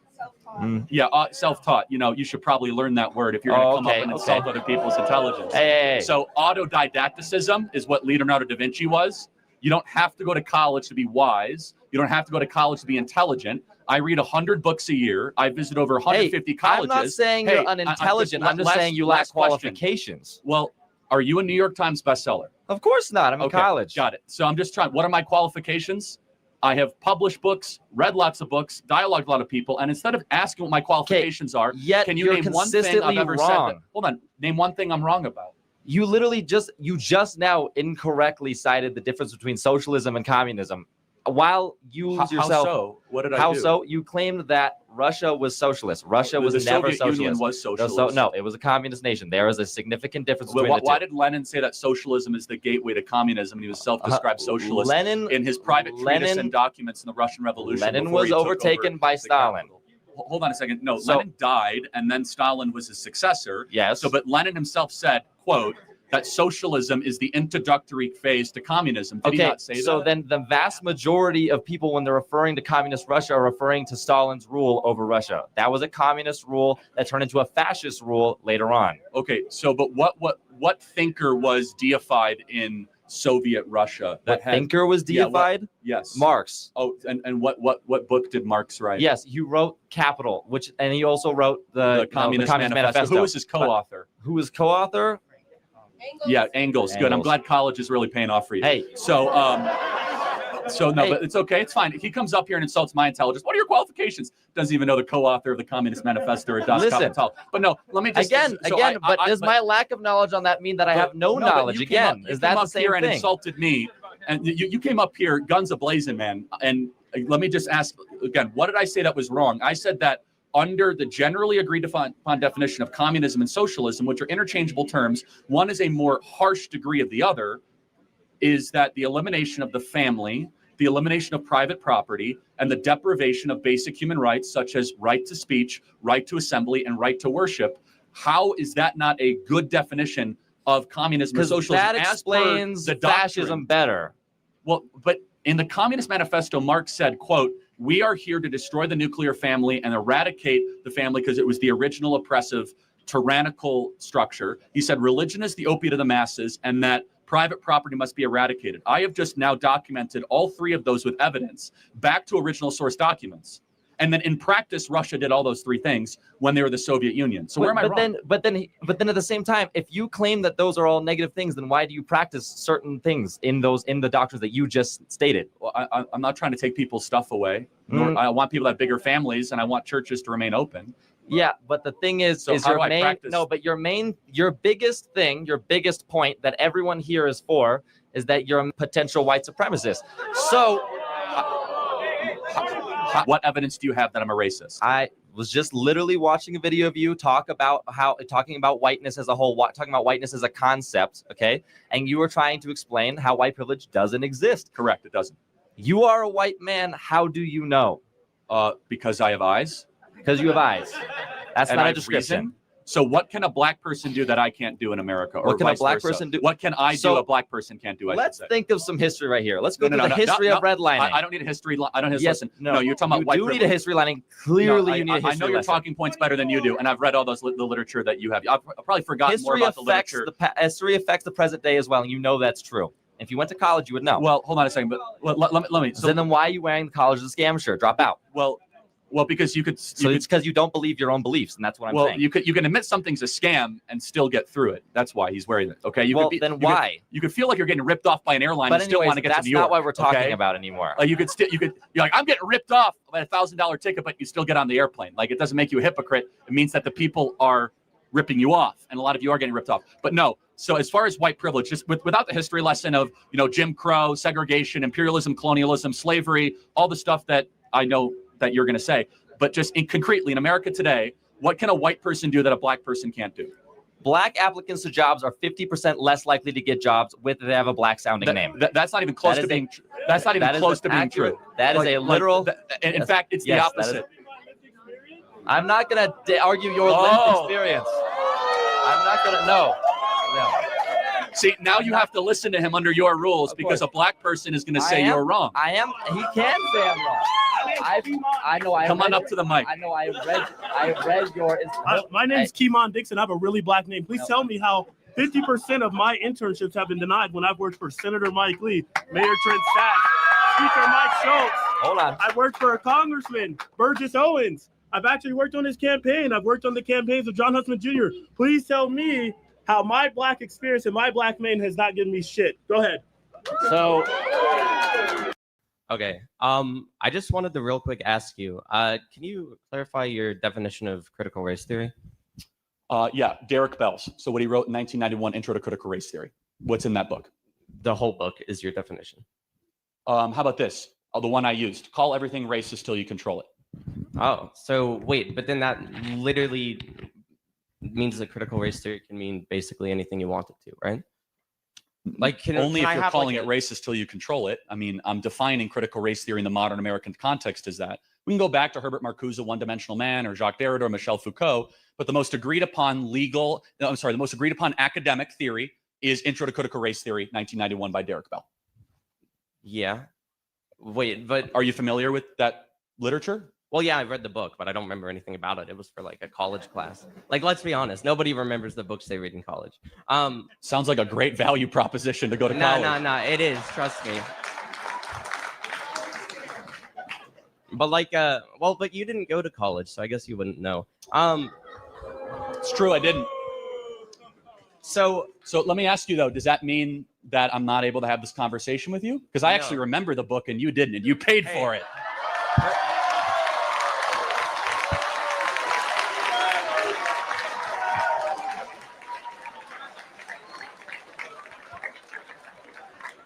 So first of all, I didn't pay for it. There's these things called scholarships. Oh, so somebody else paid for you not to remember the book that you were supposed to read. Oh, anyways, some wealthy donor or taxpayer paid for you to not remember the book. I have a question. Who are your wealthy donors? Many of them are in this room. Thank you guys for your wonderful support, by the way. Interesting. We have over 130,000 grassroots donors at Turning Point USA, 130,000. I think we have some people in the back that chip in $5, $10, $15. God bless you, God bless you, God bless you, God bless you, God bless you. We are a grassroots funded operation. But let me give you another example. I'll give you 5 things that critical race theory believes. Number 1, the notion that racism is ordinary and everywhere. Number 2, the idea of interest convergence, otherwise known as intersectionality. Number 3, the social construction of race, meaning that there is a social construction around race in our society. The 4, idea of storytelling and counter storytelling. Number 5 is that no matter how hard you work, no matter how hard you do, you cannot remove racism from your society. Those are 5 pillars of critical race theory based on Derek Bell's Intro to Critical Race Theory. Does that ring a bell? Yes, but like, okay, so let me stick with this. What do you think? Oh, we'll edit that out. My train. Oh, my bad. Wait, am I not allowed to? It's not encouraged. Oh, okay, sorry. What was the third point? My mind is dying. The social construction of race? The social construction of race. Do you not think that race is at least partially socially constructed? Depends how you define it. So, like, what defines where one race ends and where one race begins? Depends who you're asking. I think race is completely and totally irrelevant. Do you think race is relevant? No.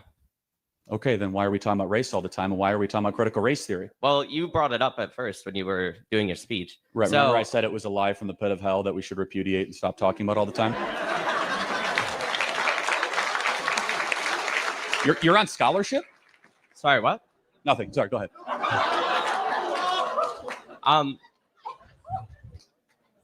So, to answer your question, I don't think that race means anything, and I guess you don't either, right? Yeah.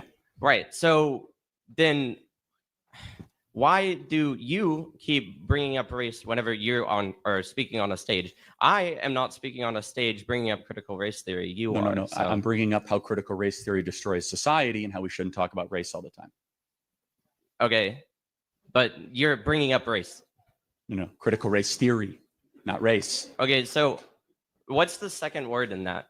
Yeah, it's race, but it's a theory of how to view race, of which is a mind virus pathogen destroying America, of which I said again, just to reemphasize for those in the back, we could replay the tape, we'd throw the red flag, we'll watch it over again. I said that what? Race means nothing. I care about your actions, your character, and most importantly, your soul. Thank you for being here tonight. Thank you.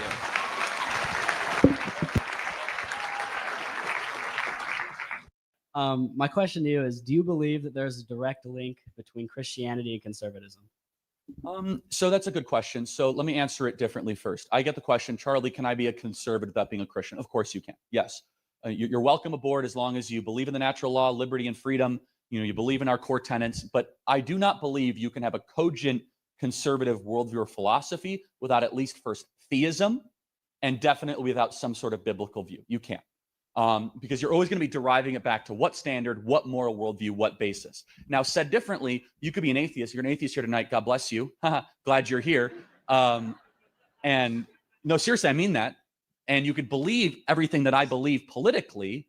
I would just probably say you derived it from a theistic Christian worldview, if that makes sense. So do I think they're linked together? So let me say this. I think if you are a Bible-believing Christian, you should be a conservative as well. You know, conserving the good, the true, and the beautiful, protecting the vulnerable, those that can't protect themselves, using strength to protect the weak, not the strength to crush the weak, all these things that conservatives believe. At the same time, I do believe in a movement that is not only for Christians, because we live in a pluralistic society of differences of opinions. I'm always going to own the fact that I'm a Christian, as evidenced by inviting Frank right up, you know, to just witness for you at the beginning. He did a great job, didn't he? That was great. He really did. But it is a movement where we are trying to fight for liberty. You might think liberty is just an accident of evolution. I think liberty is God's idea, not man's idea. Does that answer your question? Thank you. Thank you. Hi. So honestly, I just wanted to ask how your wife and baby are doing. Thank you. That's very kind. Baby is 9 weeks today. Praise God. And we're very happy. She's doing wonderful. Thank you. I think they're watching right now. So, and it changes your life in every way possible. Highly recommend. 10 out of 10. You should do it. So God bless you. Thank you. Hi. To address your previous assertion that race means nothing, critical race theory is not being taught in schools. It is a academic theory that's pretty much delegated only to higher academia. They are not teaching it in schools. Your explanation of it was an oversimplification. You address the real history behind it, unlike most people. And why, if race means nothing, does it affect our history? Say 1921 Tulsa Race Massacre. Why is there such evil history with something that supposedly means nothing? Okay, so first of all, you're wrong. It is being taught in elementary schools. I'll give you an example. Not only is it being taught, it's being enforced. So in Denver, there is a playground where they say white families not allowed. Would you support that? That seems like a ridiculous edge case. So I'll give you another example. Actually, in the National Education Association's training manual, which is the largest teacher union in the country, they had a seminar on how to teach critical race theory to kids. That sounds like it's in our schools, doesn't it? What that is it's literally just common sense. It's saying that this is real history. This is what has happened in the past. Right. So that matters. Okay, got it. So, for example, would you say that black-only dormitories is wrong? It certainly creates a sense of community. I don't see any problem with that. We have sororities. We have male-only dorms. Right. So racial differences are irrelevant and immaterial. Chromosomal differences actually do matter. But let me ask you a question. Are there differences between races? No, not biologically. Then why would we have different dormitories for races? Culture. Segregation is what you're arguing for, my friend. No, sir. No, sir. How is it not segregation to have blacks in their own dorm? You've just pigeonholed me, essentially. You've essentially just you've distracted from my original argument. No. You did that to yourself. Let's reemphasize. So Ibram X. Kendi argues, who is one of the leading thinkers of critical theory, race theory, discrimination today to atone for discrimination of yesterday. We have black-only graduation ceremonies at Columbia University, black-only dormitories across the country, for example, at Western Washington University. Can you join me today in saying black-only dormitories are evil, wrong, and it's segregation? You still haven't answered my question about why does this history simultaneously mean nothing? Well, I'm happy to answer that, but the fact you're dodging segregation in America, why is that? I'm arguing against segregation. So you're against black-only dormitories? Yes. Well, you said it was a force of community, and then for your not for critical race theory. That's an option. We have choice. Oh, so you could choose to segregate. That's a pigeonhole. What do you think of white-only dormitories? What? Would you support white-only dormitories? Everybody has a choice. So I think white-only and black-only anything is evil and wrong. That's why I hate critical theory and critical race theory, because when it's put in practice, you start to discriminate people based on race. So we're now south of the Mason-Dixon line in North Carolina. We did a lot of work to get rid of segregation in this country. Why are you trying to bring it back? What work? The Civil Rights Act of 1964. In this state? Yeah, actually in this state. Are there black-only bathrooms out there I'm unaware of, or white-only bathrooms? Nah. Right. A lot of work was done in the state. Fuck you, your face is small.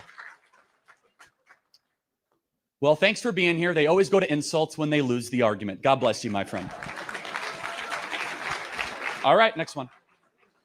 I don't have an edgy race question. Oh, okay.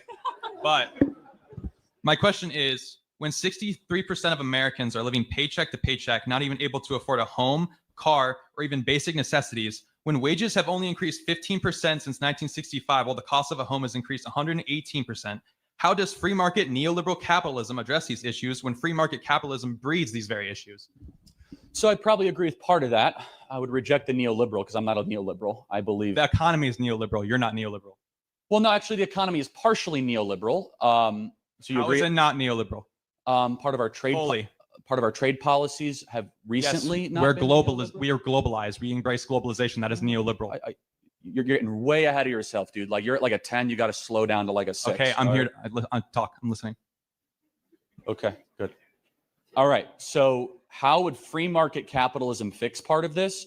Well, the answer is that there are externalities of free market capitalism. Markets should serve people. People should not serve markets. I would say generally some of the facts that you cited are totally correct. I talked about the destruction of the American middle class. Some of that can be attributed to bad government policy. Hopefully you and I can agree that the government being able to create money out of thin air crushes the American middle class and creates a tax called inflation, where every single working person in this room is 1 month poor despite working harder this year. That is because of government, not because of free market capitalism, that inflation is running out of control. We spent $5 trillion we don't have on pet projects that were silly and awful and terrible. To your point, though, and I actually can agree, and I am not a neoliberal, is I actually think that our economic policy needs to be done prudently, not ideologically, in the sense of we should make more stuff here, we should protect the muscular class, we need to have our own industrial base, immigration should serve the American citizen, both legal, and we should have no illegal immigration, we should have a moratorium on legal immigration until wages go up and American workers and students are put first and given a preference. But I would say this, though. There are some market forces that could be generally really good, okay? And just throwing away all markets in kind of one sentence and just kind of dismissing it, I think would be a catastrophic mistake. I'll give you some examples. I'm not anti-market. Okay, good. I'm glad you clarified that. But I'd say that generally the ability to be able to trade across state lines for small businesses to start new products, for family-owned business to pass down one family to the other without these crazy taxes and estate taxes, these are things I would support. Does that answer your question a little bit? Yeah, but that's not free market capitalism then.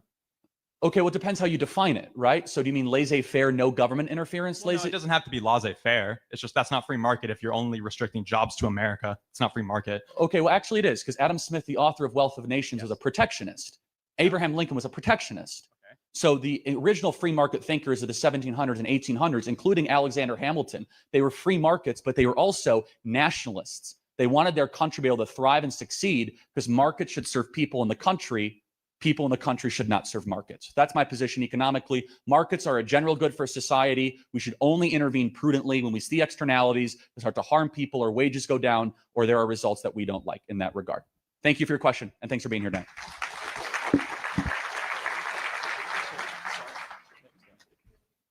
Hey, Charlie, first of all, I want to just say thank you for being here tonight. Thank you for speaking, and thank you for giving other people a chance to speak.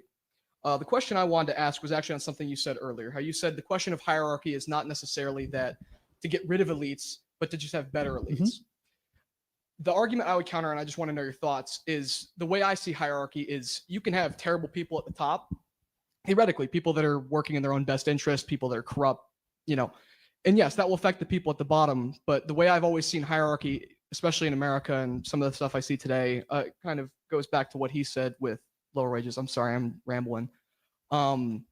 What is your opinion on the idea that hierarchy should be designed more so around just making sure the people at the bottom benefit, regardless of whether or not the elites are necessarily corrupt? Well, yeah, that's a nice goal, but that didn't really work well in the 20th century. Well, I was gonna comment on that, and that some of the most prosperous points of America, a lot of people like to think back to it, things like the 60s and 70s. sure. You had a very corrupt American elite. You had an American elite that was starting foreign wars. That was after World War II, where the defense industry I was. would disagree. I was think very Eisenhower was a pretty ethical president compared to I'm what not saying the, that an the gang of individual- criminals we deal with now. I'm not saying an individual president can't Okay, be that's fair. a non-ethical person. I'm Yeah, simply but would you agree the 50s economic policy was more focused on the middle class than the lower class, right? Because it was about an industrial base. It was about making stuff here abroad. It was about having trade policies that allowed us to be able to flourish and succeed. So the questions, you're always going to have you agree, we're always going to have hierarchies. Yeah, right? absolutely. Yeah, it's you're- unavoidable. Yeah, okay, good. Because pure Marxists would say we eventually can get rid of them.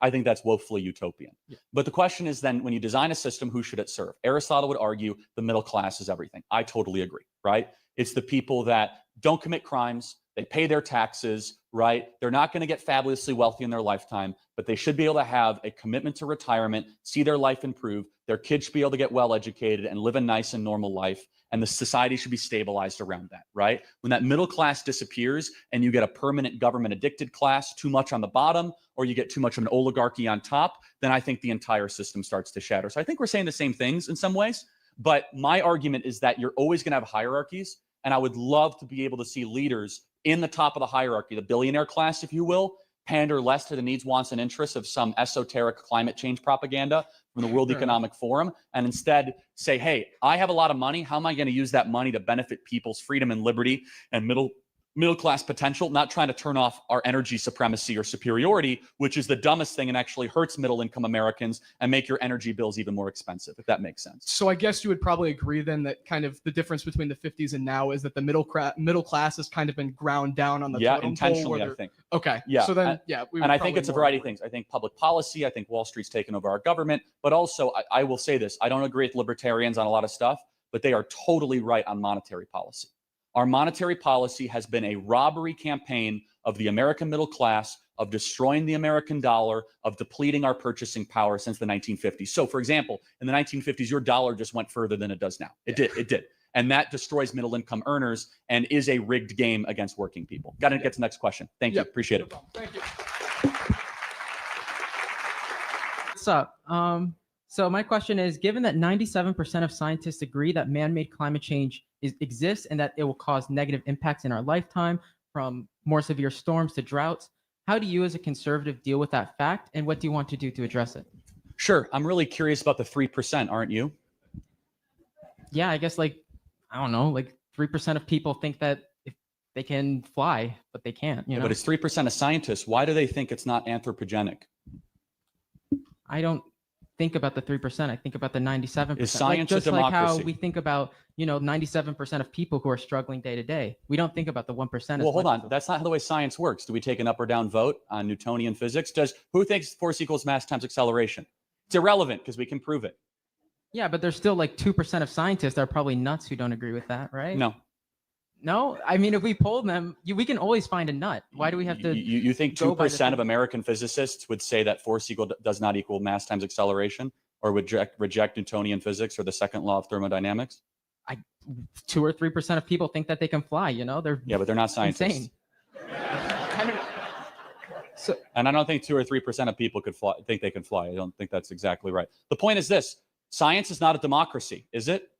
No, absolutely not. So what do you think? Where do you think that 97% comes from? Well, first of all, the study is flawed in and of itself. It's government funded. It's way overquoted. Let's pretend it's right, though. Okay, you go through this, people are incentivized to come to certain conclusions. But I'm fascinated by the 3%. The 3%, the 2%, the 1%, the dissenter in science is always given a platform. That's what the scientific method is all about. In fact, prior to Galileo, we thought that the Earth was the center of the universe. And then Galileo was like, no, actually, it's the heliocentric theory. You know what happened to Galileo? Tried and put in prison and out to pasture because he dared disagree with the status quo and the scholastic belief. History is not very kind to the overwhelming tyrannical nature of scientists that say 97% of us agree that lobotomies work until we realize they don't. Now, you might be right. It might be man-made. It might be anthropogenic. But that 3% has a lot of credence. You should look at them. Read their journals. They argue that there's thousands of other explanations for rising global temperatures other than just carbon emitted from human beings. Sunspots, global tilt, natural cooling and heating patterns. And just to say it's all human beings all the time also begs the question, to what extent, what do you do about it, and what are you willing to then sacrifice? So real quick, you can actually check charts online that show you the graphs of how sunspots tend to affect temperatures in the United States, sunspots, volcanic eruptions, all this stuff, and all of it doesn't account for the amount of difference that we've seen recently. So what do you say to that? Depends on what scientists you talk to. That's what it's all about. It's not the scientist, it's just the science itself. Like if you check graphs on any website. So show me a single scientist that can tell me without a shadow of a doubt, empirically proven, that man-made carbon emissions is solely to blame, and to what blame, and what is the equation, and then what can we possibly do about it? So this is a question, right? No, again, I'm not saying anyone is solely to blame. I'm just saying that humans are a big factor, and that's what most people define believe. big. What's the number big?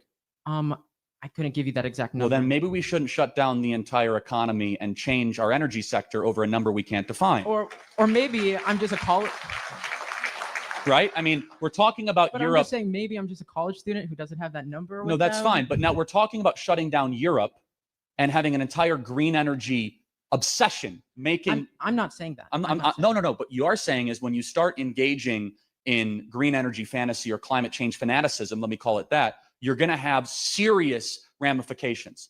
The United Kingdom could be a net energy exporter. Instead, this winter, they're going to have rolling blackouts. They're going to have people potentially dying from blizzards and from incredible cold. Why? Because they've had this entire green energy propaganda campaign that is making themselves intentionally poor because of a community of scientists that are saying we must shut ourselves down because of anthropogenic, human-made, man-made caused climate change. Ask the question, wait a second, what if the premise itself is faulty? And by the way, 97% of scientists were also saying, yeah, the COVID vaccine is the best thing ever. Ivermectin is awful and terrible. So excuse me while I'm just the dissenting contrarian voice, which says the scientific community, whether it be in climate alarmism or in COVID vaccines or in epidemiology, I won't trust Anthony Fauci in epidemiology, nor will I trust his equivalent in climate change alarmism. In fact, I've grown accustomed to believe there's probably an agenda behind a lot of this stuff. Yeah, for sure. You should never trust. For sure, you should never trust just one scientist. And that's why I'm saying we should probably trust the 97% who say that. I'm really glad science is not a democracy. Otherwise, we would be in a very dark place. Always listen to the dissenting voice. That 3% is well researched. It's in the minority. It's been suppressed.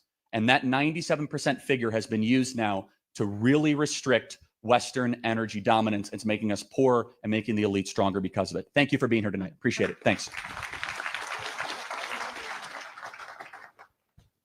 Okay. I just wanted to real quick ask you, can you clarify your definition of critical race theory? Yeah, Derek Bell's. So what he wrote in 1991, Intro to Critical Race Theory. What's in that book? The whole book is your definition. How about this? The one I used. Call everything racist till you control it. Oh, so wait, but then that literally means that critical race theory can mean basically anything you want it to, right? Like, only if you're calling it racist till you control it. I mean, I'm defining critical race theory in the modern American context as that. We can go back to Herbert Marcuse, One-Dimensional Man, or Jacques Derrida, or Michel Foucault, but the most agreed upon the most agreed upon academic theory is Intro to Critical Race Theory, 1991 by Derek Bell. Yeah. Wait, but are you familiar with that literature? Well, yeah, I've read the book, but I don't remember anything about it. It was for like a college class. Like, let's be honest, nobody remembers the books they read in college. Sounds like a great value proposition to go to college. No, it is. Trust me. But like, well, but you didn't go to college, so I guess you wouldn't know. It's true, I didn't. So let me ask you though, does that mean that I'm not able to have this conversation with you? Because I actually remember the book and you didn't, and you paid for it.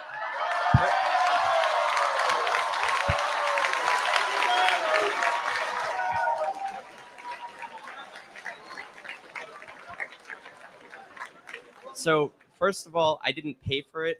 There's these things called scholarships. Oh, so somebody else paid for you not to remember the book that you were supposed to read. Oh, anyways, some wealthy donor or taxpayer paid for you to not remember the book. I have a question. Who are your wealthy donors? Many of them are in this room. Thank you guys for your wonderful support, by the way. Interesting. We have over 130,000 grassroots donors at Turning Point USA, 130,000. I think we have some people in the back that chip in $5, $10, $15. God bless you. God bless you. God bless you. God bless you. God bless you. We are a grassroots funded operation. But let me give you another example. I'll give you 5 things that critical race theory believes. Number 1, the notion that racism is ordinary and everywhere. Number 2, the idea of interest convergence, otherwise known as intersectionality. Number 3, the social construction of race, meaning that there is a social construction around race in our society. The 4, idea of storytelling and counter storytelling. Number 5 is that no matter how hard you work, no matter how hard you do, you cannot remove racism from your society. Those are 5 pillars of critical race theory based on Derek Bell's Intro to Critical Race Theory. Does that ring a bell? Yes, but like, okay, so let me stick with this. What do you think?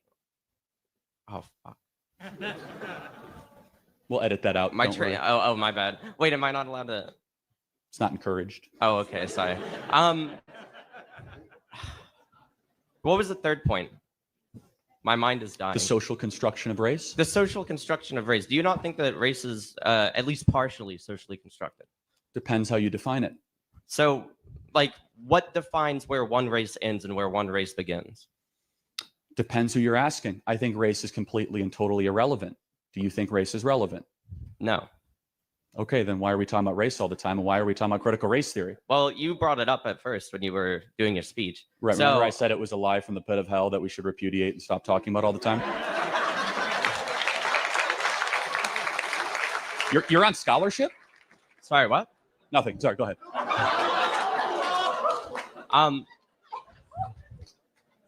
So to answer your question, I don't think that race means anything, and I guess you don't either, right? Yeah. Right. So then why do you keep bringing up race whenever you're on or speaking on a stage? I am not speaking on a stage bringing up critical race theory. You are. No. So. I'm bringing up how critical race theory destroys society and how we shouldn't talk about race all the time. Okay. But you're bringing up race. No, critical race theory, not race. Okay, so what's the second word in that? Yeah, it's race, but it's a theory of how to view race, of which is a mind virus pathogen destroying America, of which I said again, just to reemphasize for those in the back, we could replay the tape, we'd throw the red flag we'll watch it over again. I said that what? Race means nothing. I care about your actions, your character, and most importantly, your soul. Thank you for being here tonight. Thank you.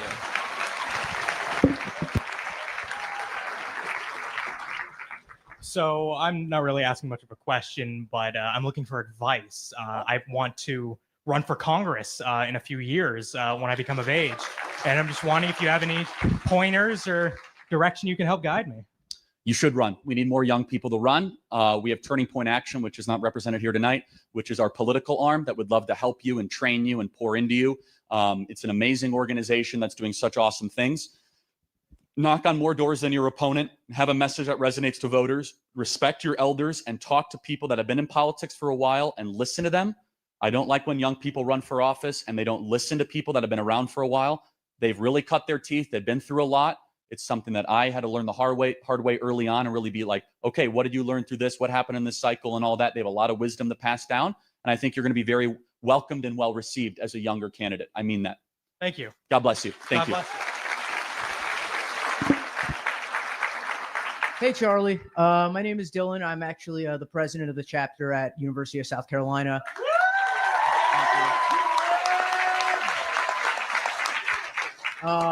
So I was actually at CLS this summer, you know, where you said chapters change the world, and I wholeheartedly agree with that.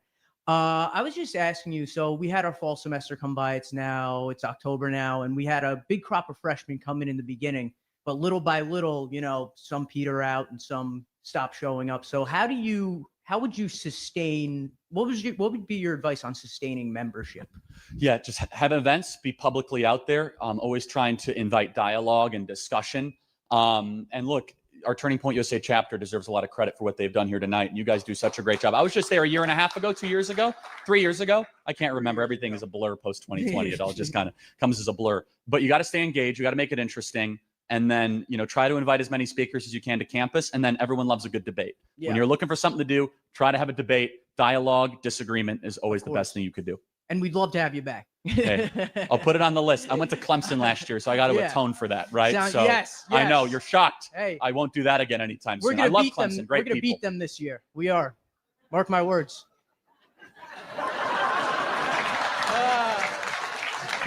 Right. Thanks, man. Appreciate it. Have a good one. Hello. I just want you to answer this one question. Do you understand that as a white man, you do not have to apologize for being white? You just have to acknowledge the racism that happens around you. That is all. What racism happens around me? Let's say that a racist police officer shoots me, right, and kills me, right? For you to be a white man and you see that and don't say anything about it, I believe that my community would be upset about that. Now, all you have to do as a white man, you don't have to get on the internet or on Twitter and say, I'm sorry for being white, but you should at least acknowledge the racism that happens around you. Okay, well, yeah, if an individual act of racism happens, That is just taking accountability for what happens around you. Hold on a second. First of all, I don't have to be accountability for a whole race, do I? Why do I have to be accountable for the white race? For yourself. Right. So if I'm racist, I'll take responsibility for you that. Probably are not racist, Well, but thank you. So then why do I have to comment on somebody else's racism? But what you should do is take accountability for the racism around you. Not pretend that it doesn't happen around you. Like, again, the example that I gave you, that if I was shot by a police officer and you found out that person was racist, right? Now, but why would you say take responsibility? How can I take responsibility for somebody else's actions? What you should do is just take accountability and say, hey, yes, that was racist, instead of saying, no, that officer wasn't racist. Well, hold on. You got to show me an instance, an example, but we're talking about such a micro problem that doesn't exist. Do you know that a black person is 18.5 times more likely to shoot and kill a police officer than a police officer is to go and shoot an unarmed black man? But is that the question that I asked you? No, you asked a hypothetical about if I'm going to take accountability for a racist police officer. But I mean, do you understand? If I inverted it on you, would you take accountability for all the blacks killing police in America? That was funny. No, would you? Why don't you take accountability for all the blacks killing police in New York? I wouldn't take accountability for it, but what I would say is, yes, there are a lot of black people in my community who do dumb things to other black people and to other white people. What I would not do is just pretend that it doesn't happen, so that, like I said, you as a white man has to do the same thing. I acknowledge it happens. I also acknowledge it's rarer than lightning striking you when you're outside. That's it. But let me ask you, who is Tony Timpa?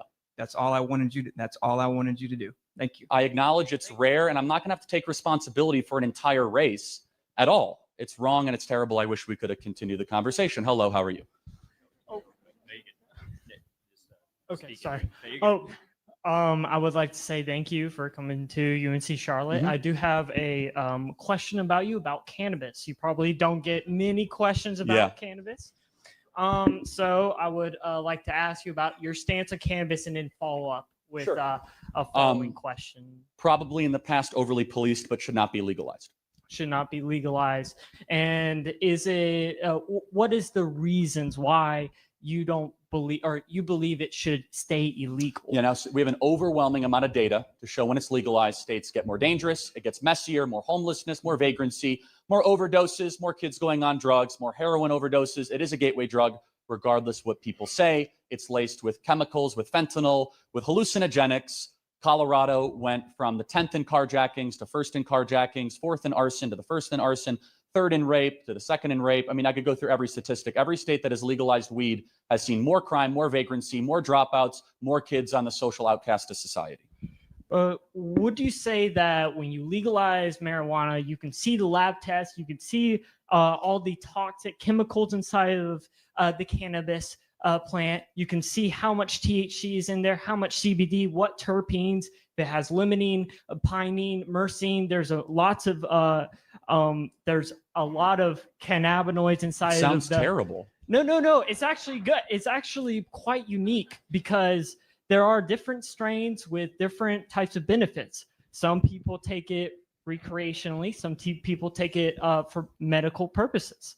So why not we legalize it so it's safer for our community, so people know what they're consuming, and also we take marijuana off of the schedule. Well, the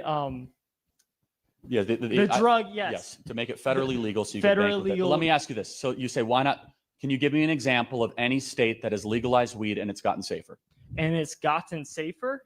So my knowledge is basically based on not necessarily, my question is not basically about about that statistics, but You based said on safer. I mean, that would be probably critical, well, right? safer in terms of consumption, in terms of what you're consuming. If it has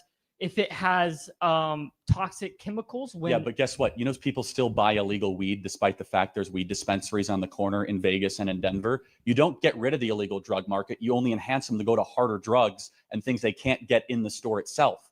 There's more drug use in America than ever before, and we've legalized more drugs than ever before. It's been the great failure of the drug project the last 10 years. Every promise they've made is wrong. Oh, it's gonna weaken the cartels. No, it's not. They're stronger than ever. Oh, we're gonna get all this drug revenue. Actually, not really. There's more need for revenue because of the services that we can't even facilitate because of all the drugs. Or how about this one? They're like, oh yeah, it's better because kids are passing drugs in school. Yeah, now they're passing fentanyl in school, no longer weed in school. And so not only that, the crime, the vagrancy, the homelessness, the defecation, everywhere it's legalized has gotten more dangerous, period. So why would we want to bring that to our communities?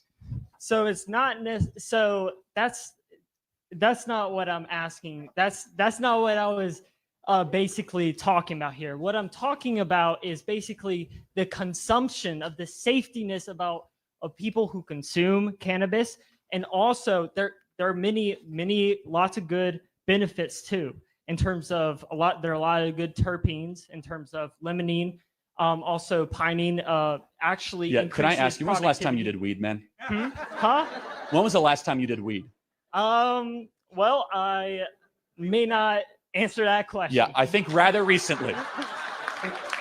Hey, but we still respect each other. We do, and thank you for being a walking commercial to not do drugs. Thanks for being here tonight. Don't do hard drugs. I know you were all thinking it too as he was asking the question. I could feel it. All right. Well, Charlie, it's an honor to be speaking with you. You're a great inspiration of mine. I would love to be in your field one day, kind of doing what you do, as well as the other guy that was talking about running for office. I think that one thing that makes it very difficult a lot of times is that we live in a society that doesn't promote doing things differently. Like, you didn't go to college, and you're very adamant against the college scam, but as well as different aspects, as we live in a world that is just very aggressive towards a lot of those different things. And like, for me as a high schooler, with a lot of steps I take, kind of get in that field, whether it be going to council meetings or doing a podcast, different things like that.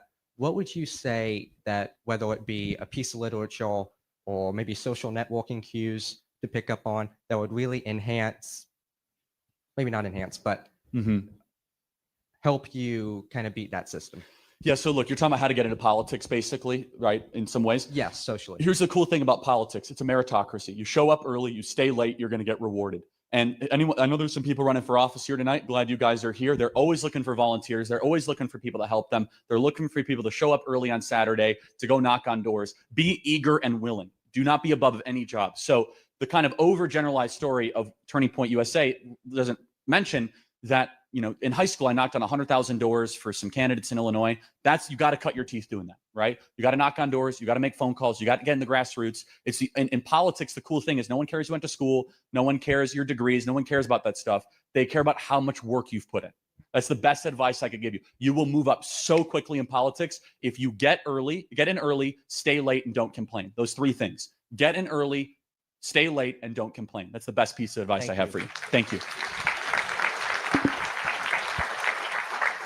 And if you disagree, you guys can get preference. I know our wonderful staff is helping out. Hello, how are you? Hi, good evening. First of all, thank you for saying yes to the call that God has placed on your life. Okay. Congratulations to your beautiful bundle of joy. Savor every moment because it flies. Okay. I have a direct quote from Margaret Sanger, the founder of Planned Parenthood. We do not want word to go out that we want to exterminate the Negro population. That is a direct quote. So my question is, knowing that abortion takes the lives of babies of all colors and ethnic backgrounds, but understanding it's the Black genocide of today, Right, it is. hands down. What have you discovered to be the most effective or creative way to combat the lies regarding this genocidal agenda? I like you.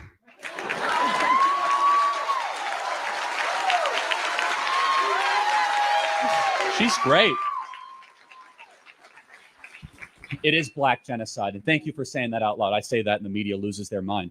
But it disproportionately impacts the Black community. Life is beautiful and life begins at conception.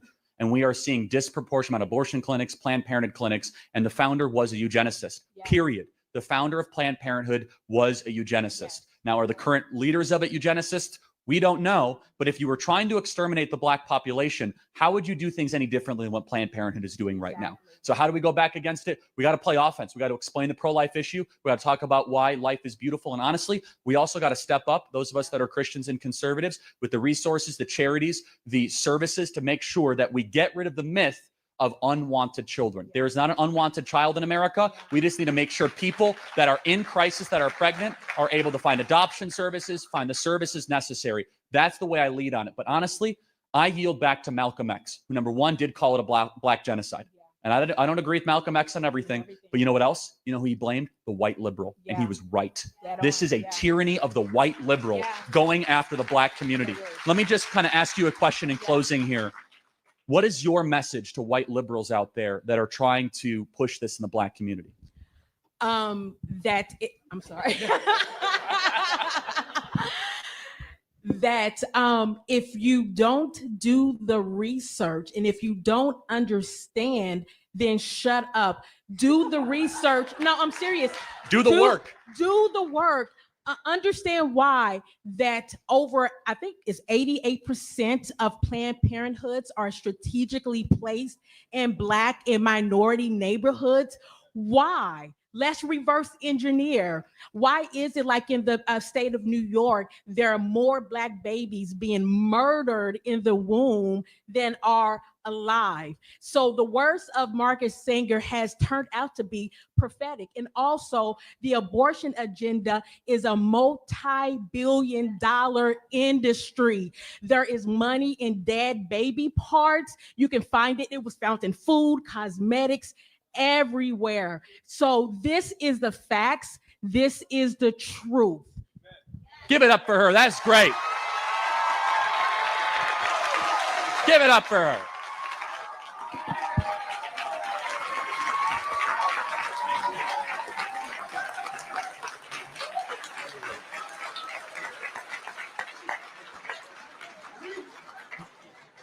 Evening. My question is, who killed Dr. King? Dr. King. Name escapes me. The name? The name escapes me, yeah. But I believe it, name escapes me. Yeah. Okay, so would you say it could be the FBI? Could be. Would you say that it is the FBI? Not definitively, but I certainly don't trust the FBI after recent years, so I'm open-minded. Okay, so another point you made earlier. What do you think about separation of church and state? Doesn't exist. It shouldn't exist. Yeah. Shouldn't exist? Yeah. So you should have church in the state. Well, first, where in the Constitution does it say that? We The can't First have Amendment. Where? It's about the religion, right? So there's no establishment of religion. There's no establishment. It doesn't say that.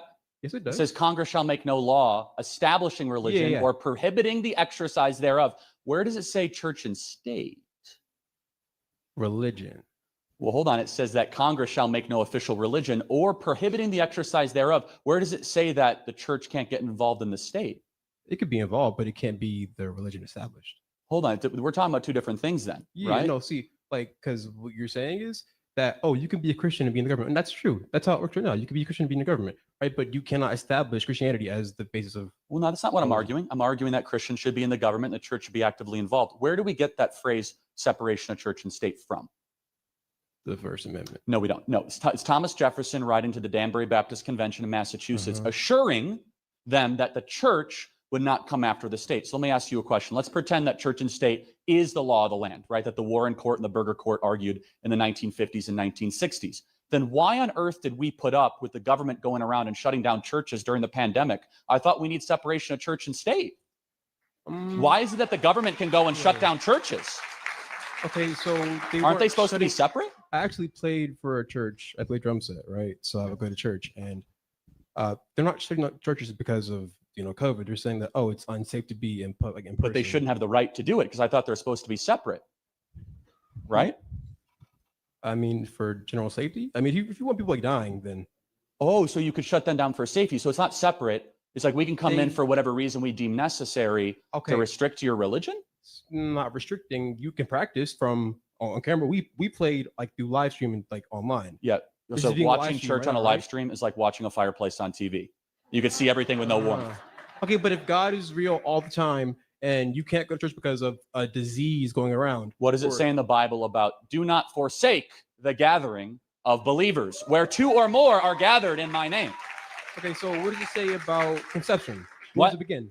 Huh? Conception, or when does life begin? At conception, of course. Yeah. I thought it said at first breath. No, it actually doesn't say that. So What's the verse? Well, hold on. First of all, it says, I knew you before you were in the womb. Yeah. And what you are doing is paraphrasing what you consider to be ex nihilo, out of nothing, made in the image of God. The breath of God was actually where life begins. So the question would be, was John the Baptist a baby when he leapt in Elizabeth's womb? Was he?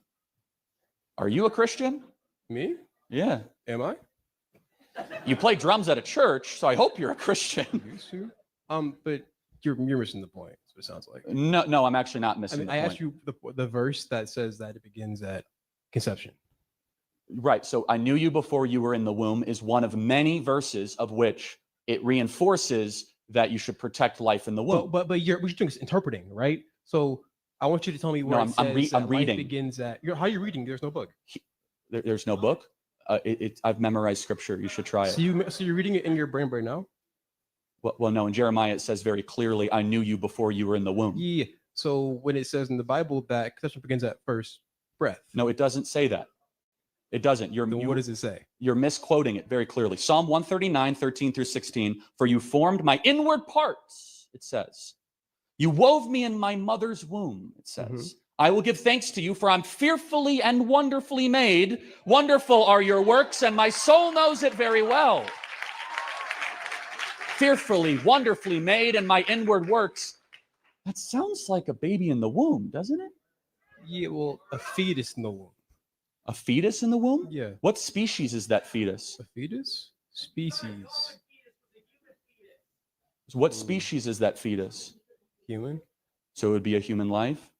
Yeah, would be eventually.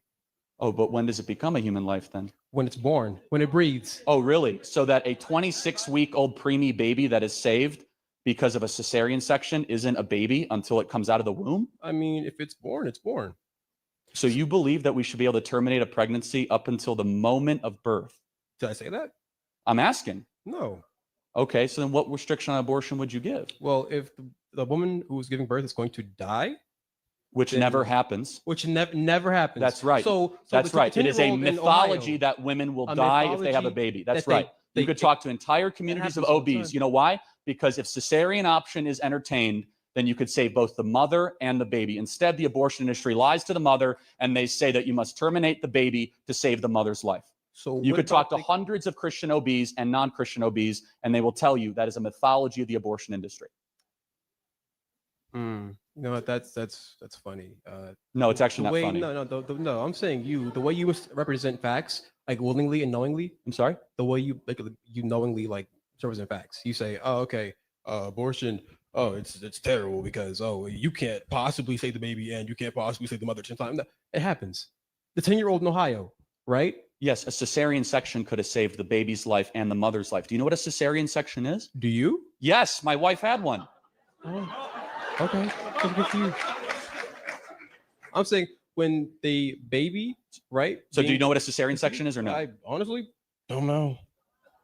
Yeah, so I would, here's a little word to the wise. Let's quit while you're ahead. A cesarean section is a medical intervention that saves tens of thousands of lives every single year of a small slit done at the top of a woman's C-section. pelvis. Yeah, cesarean section. That's a C-section abbreviated. All right. Wow. So maybe that's where we get the term C-section from. So guess what? If every woman that's lied to by Planned Parenthood was given a C-section instead of an abortion, then all of a sudden abortion would not be necessary to save their life. Every single one of them. If you talk to hundreds of OBs across the country, they will say medical necessary abortion is a lie. So if period. you're 10 years End old, of story. right? And you're pregnant, right? You're 10 years old and pregnant. Okay, so you really can't give birth through your womb. You can't give So birth to you that. do a C-section. How? You cut them open and you lift the baby up and everyone lives. How does the baby survive? Hopefully through a work of God and also Hopefully. medical technology that is the most common surgery in America. So I'll kind of close with this and then we'll get to the next question because we're running low on time. When does life begin? At first breath. At first breath. That moral standard of first breath would therefore believe that you could have abortion up until the moment of birth. Life begins at conception. I'm going to say this as nicely as I possibly can. You're a drummer at a church. You should probably reconsider that because you are advocating for the most horrific and brutal eugenic, non-Christian abortion policies that I could possibly imagine. I hope you prayerfully reconsider and repent. Thank you for being here tonight. Thank you for being here tonight. Thank you. Hello, Charlie. My name is James Friday. I am, first of all, I want to completely second everything my sister just said. That was really good. And then, no. She wasn't, no. Like, it's a figure of speech. The black girl that was up here. So, I have an advice question and a request. So the first one is, do you have any advice about medical school and law school? Like, I want to do that. And so, like, which one to go to? Because it's really terrible, like the University of Michigan. And It's all bad that. out there. And Liberty Yale. University has a pretty good nursing The program. DO program, I heard about that. Yale? No, the DO program. Oh, yeah, no, they do. I'm sorry, I thought you said Yale. I misheard. Yes, but Liberty has a better one than most schools, and they're not woke. They're really strong and conservative, and they do a great job. You should give it up. Liberty does a nice job. So, but the list is very, very minimal.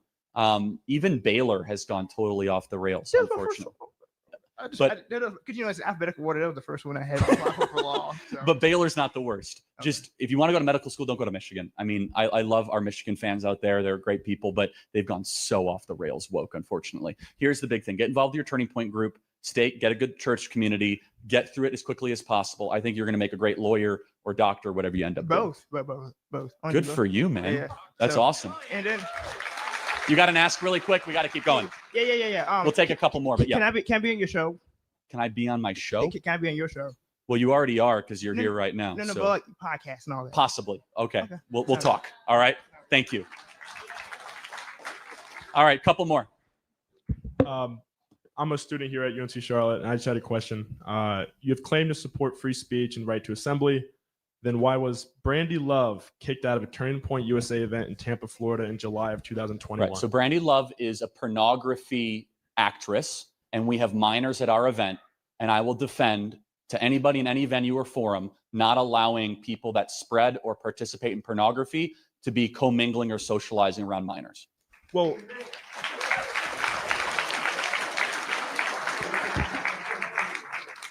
the clothes that Brandy was wearing and the conversation she was having had nothing to do with her pornography. Yeah, I don't care. If you day participate in pornography, you're not going to be around young children. I'm not going to endorse that as an organizer. I'm not going to act like that's normal and that it's okay. If you engage in something that so many young men struggle with, that are addicted to, that are destroying marriages, I consider you to be a willful participant in a parasitic force in America, and that does not have a place at a Turning Point USA event.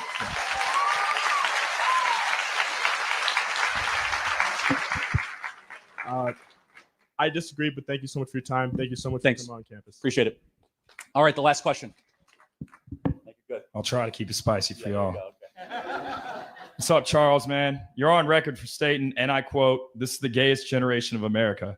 What are your overall thoughts on this? Because some of your opponents seem to believe you have homosexual tendencies. Well, it is the gayest generation ever.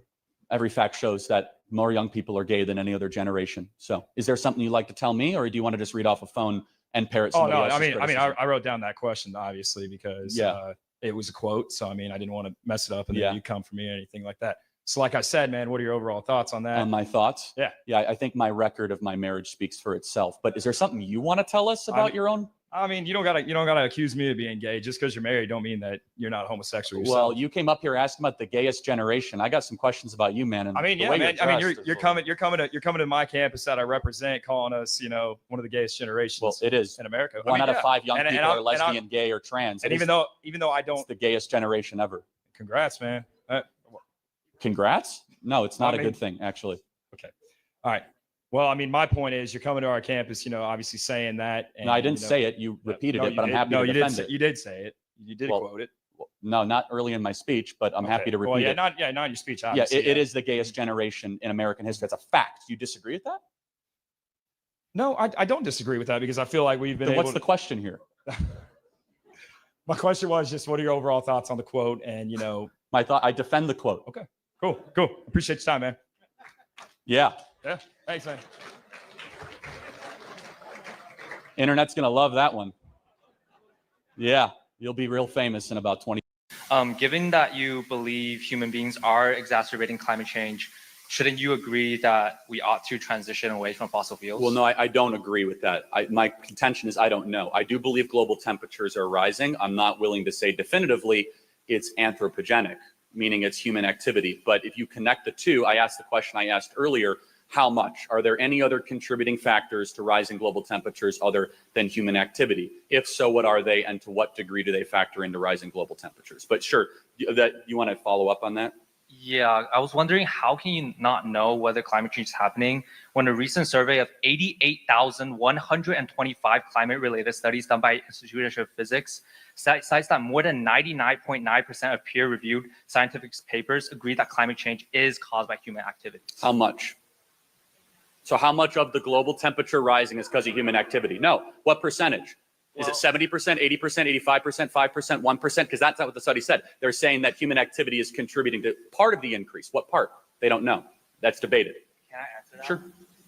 So like there's actually a statistics or a study done that suggests that climate related disasters are 8 times more likely than in 1980s. Well, hold on a second. You know that we have less people dying because of quote unquote climate related disasters thanks to fossil fuels. We have less people dying because of extreme exposure to cold, hurricanes, because of the advancements we have thanks to fossil fuels.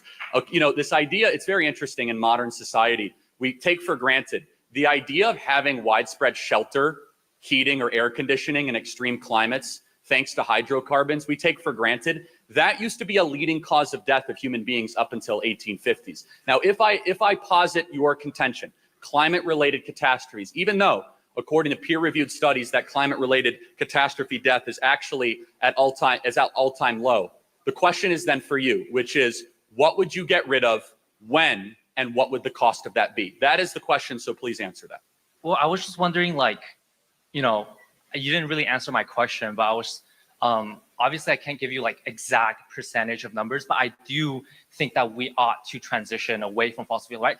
I'm not against growth or development. I obviously agree with you that, the Industrial Revolution, economic growth is good. It's lifting people out of poverty. That's obviously good, right?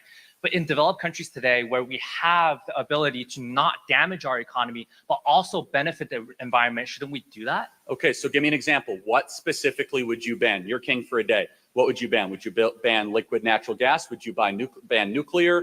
Would you ban fracking? Would you ban, what kind of hydrocarbons would you ban? Give me the examples, and you're king for a day. What would you do? Well, see, I wouldn't straight up ban something, right? So I'm not advocating for just fossil fuels. We end fossil fuels immediately. That's a mature answer. Good for you. No, I mean that. That's because the radicals don't always say that. Please continue. Right. So I'll argue for market-based solutions, a transition away. For example, I think in 2020, the government funded $5.9 trillion to fossil fuel companies. I would say that instead of investing this money, $5.9 trillion to fossil fuel companies. That doesn't sound right. But you might be in tax credits, maybe, or tax breaks. That doesn't sound subsidies. Right. subsidies. No, that's 5.9 billion, probably not trillion. There's no way. It's trillion. Yeah, well, It's- the federal budget was 3.8 trillion. So there's no way we spent more than our federal budget. no. But I'm going to help you out. It's probably billion. Did you say trillion or billion? It's trillions done by the International Monetary Fund, and probably it's not. It's not possible. I mean, I'm sorry No, to. I'm not saying just in the United States. Oh, okay, worldwide. All right, then that might be conceivable. Sure. Right. So I mean, yeah, but anyways, so I would say instead of subsidizing these fossil fuels companies, I would say that take these subsidies to renewables and other forms of cleaner energy that would be beneficial to the environment got it. while still pertaining. Fair enough. Last question. So where do we get the cobalt to make the batteries, and what do we do with them? No, I'm asking. Where do you recommend we get the cobalt to make the batteries? Wait, can I answer? So like your argument is about this mining argument, right? Like. No, I'm asking a question, dude. Like where do we get it from? Yeah. So then how about this? How and where should we dispose of the incredibly acidic, sometimes radioactive batteries that electric vehicles use? Where should we dispose of them? But that argument, you see, it's a straw man because you're Answer the question. No, I am answering question. I am literally answering your questions, right? So you're arguing about this renewable energies and their batteries and how they cause environmental harm, right? I've asked a question. I'm not making an argument. What should we do with the batteries once we use them? I'm saying that's a straw man because you can't. Straw man question. That's a first. I've never been accused of a straw man question. Because you have an underlying premise in your question that renewable energies exist in a vacuum, but you can't do that. That's not comparative analysis. You have to compare renewables with fossil fuels, with fracking and stuff. Right. All right, pal. How about this? You can't answer the question because deep down you know that cobalt-powered batteries are worse for the environment than liquid and natural gas and nuclear power. So you come up on here to try to virtue signal, I love the environment, but as soon as you ask me about the incredibly environmentally inefficient, destructive, animal-killing, acidic-producing batteries, you're a strong man. You're out of time. Thanks for being here tonight. Next question. Hey, Charlie.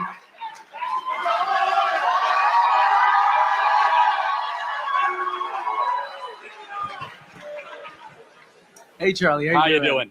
Hey, everybody. Thanks for watching. Hit the bell, subscribe. We have new content coming out daily.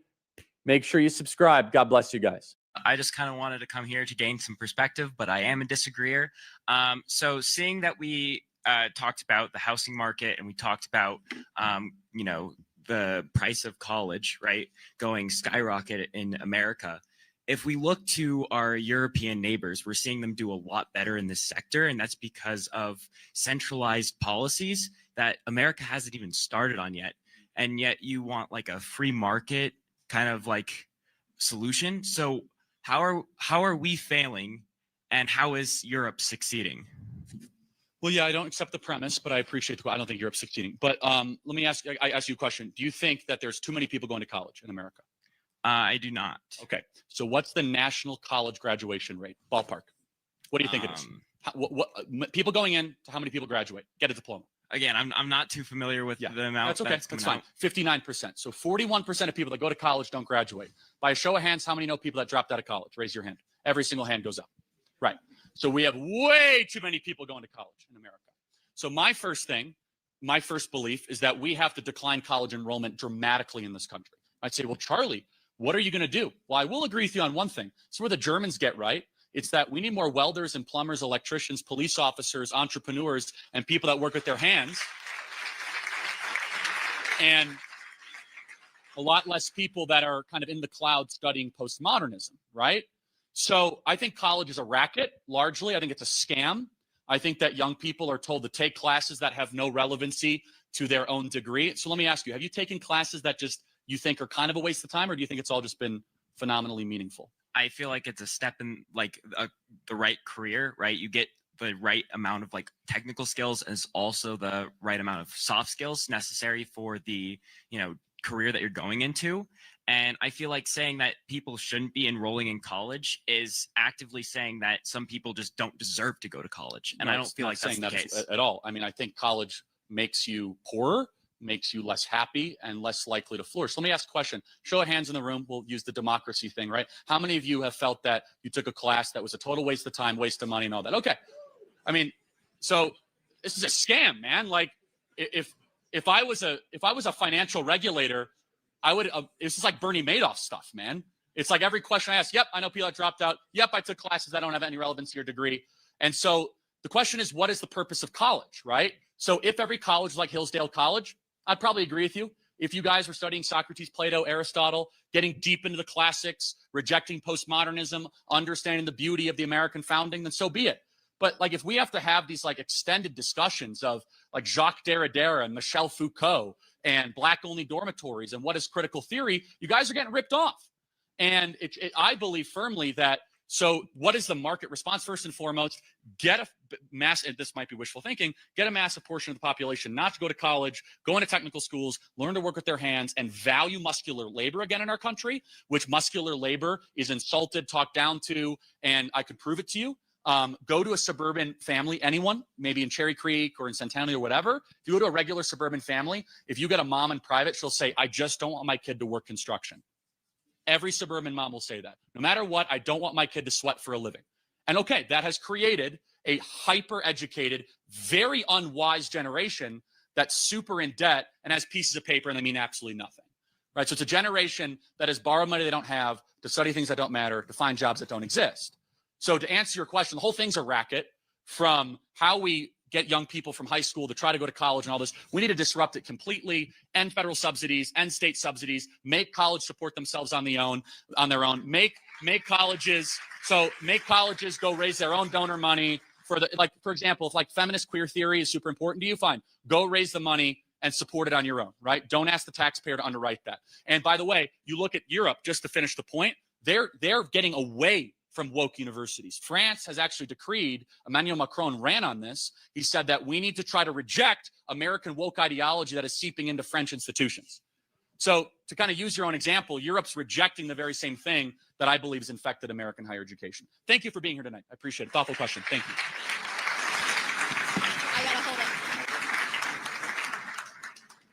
Sorry, I got a bit of stage fright. First of all, I'd like to preface my question with two things. Firstly, huge fan. Secondly, I am a biologist, in case anyone would like to refute me afterwards. What is a woman? That's what I'm graduating in this spring. But so I would like to ask you regarding a logical fallacy the idea of the slippery slope has largely been invalidated in conversations, especially today. But I think one axiom that I've seen propagated throughout multiple mediums is that of went from let us get married to now we want to teach sexuality to your elementary schoolers. And don't get me wrong, I don't care what you do with your life as long as it doesn't impact my life and those around me. I like to consider myself an open-minded individual, but once you impede on my stuff, that's when I start to get a little don't tread on me. Okay, good. So I'm very curious as to your perception with regards to the idea of the fallacy, and if someone were to use that is a logical fallacy against you, how would you refute that? Yeah, I get that all the time. So people will say that, look, it's not a logical fallacy that things go on a slippery. It is a logical fallacy because it's a slippery slope. I reject the premise. I think slippery slopes are true. You look at any sort of course of history, you do see incremental erosion of freedoms and liberties. You do see small things become big things. I'm not to say, now the reason it's a logical fallacy, just so you understand, is it's not applicable to all things. That's not to say, though, that slippery slopes don't happen. Those are two different things, right? So if you want to just like take a logic class 101, go through Aristotelian logic, you're right. It cannot be applied to an argument every time because it's not scientific, right? There are examples. I could give you one, like seatbelt laws. It stopped and it got kind of annoying, but it just kind of slowed down, right? That's not the same thing as saying, though, that slippery slopes have not happened and they will continue to happen, right? For example, in New York. They started with like, oh, we want abortions to be safe, legal, and rare. And then it's like, oh, we want late-term abortions. And now it's like we're entertaining post-birth abortions, which is what they're entertaining in California, where you can have abortion up to post-birth in Colorado. Okay. So that's a slippery slope, isn't it? So I hope that helps a little bit, where technically it is a logical fallacy because it's not applicable to every issue. However, you should isolate and say, how many slippery slopes have we lived through? Because it's still a real thing, right?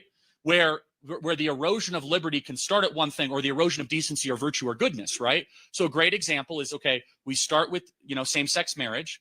Okay, that was lost. And then we went to, you're going to force a baker to make a cake.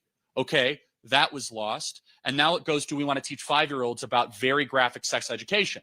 It's like, wow, we went a long way from just wanting people to have equal rights with marriage to now going to 5-year-olds. Now, the reason why they'll call it a logical fallacy is because you cannot scientifically apply it that way, or mathematically, because it wasn't assuredly going to be a slippery slope, but there still exists. So I would encourage you to kind of push back on it, add some nuance to that, right? And if it's one of the most insane things, like study the history of the Soviet Union and tell me slippery slopes don't exist, right? Study Cambodia, study Maoist China, right? Look what's happening, in Colorado with what you just said, the pro-life bill and some of these other things. So I hope that's somewhat helpful to push back on that a little bit. And it's a very thoughtful question. So thank you. Appreciate it.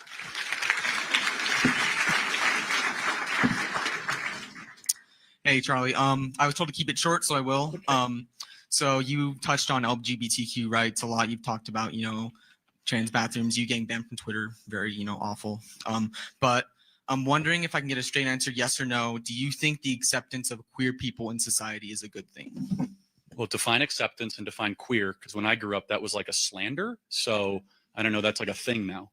Queer being lesbian, gay, bisexual, transgender, and what was the other word? What do you mean acceptance? What do you mean? Acceptance being that society accepts that, doesn't try to change that, doesn't try to say that it's not a social, like it's not a good thing for you to be gay, it's not a good thing for you to be trans, and in our institutions also just offering them resources to just come to terms with their sexuality, not feel bad about it. Basically, by acceptance, I generally mean society shouldn't make people feel bad about who they are. So do you agree with that? No.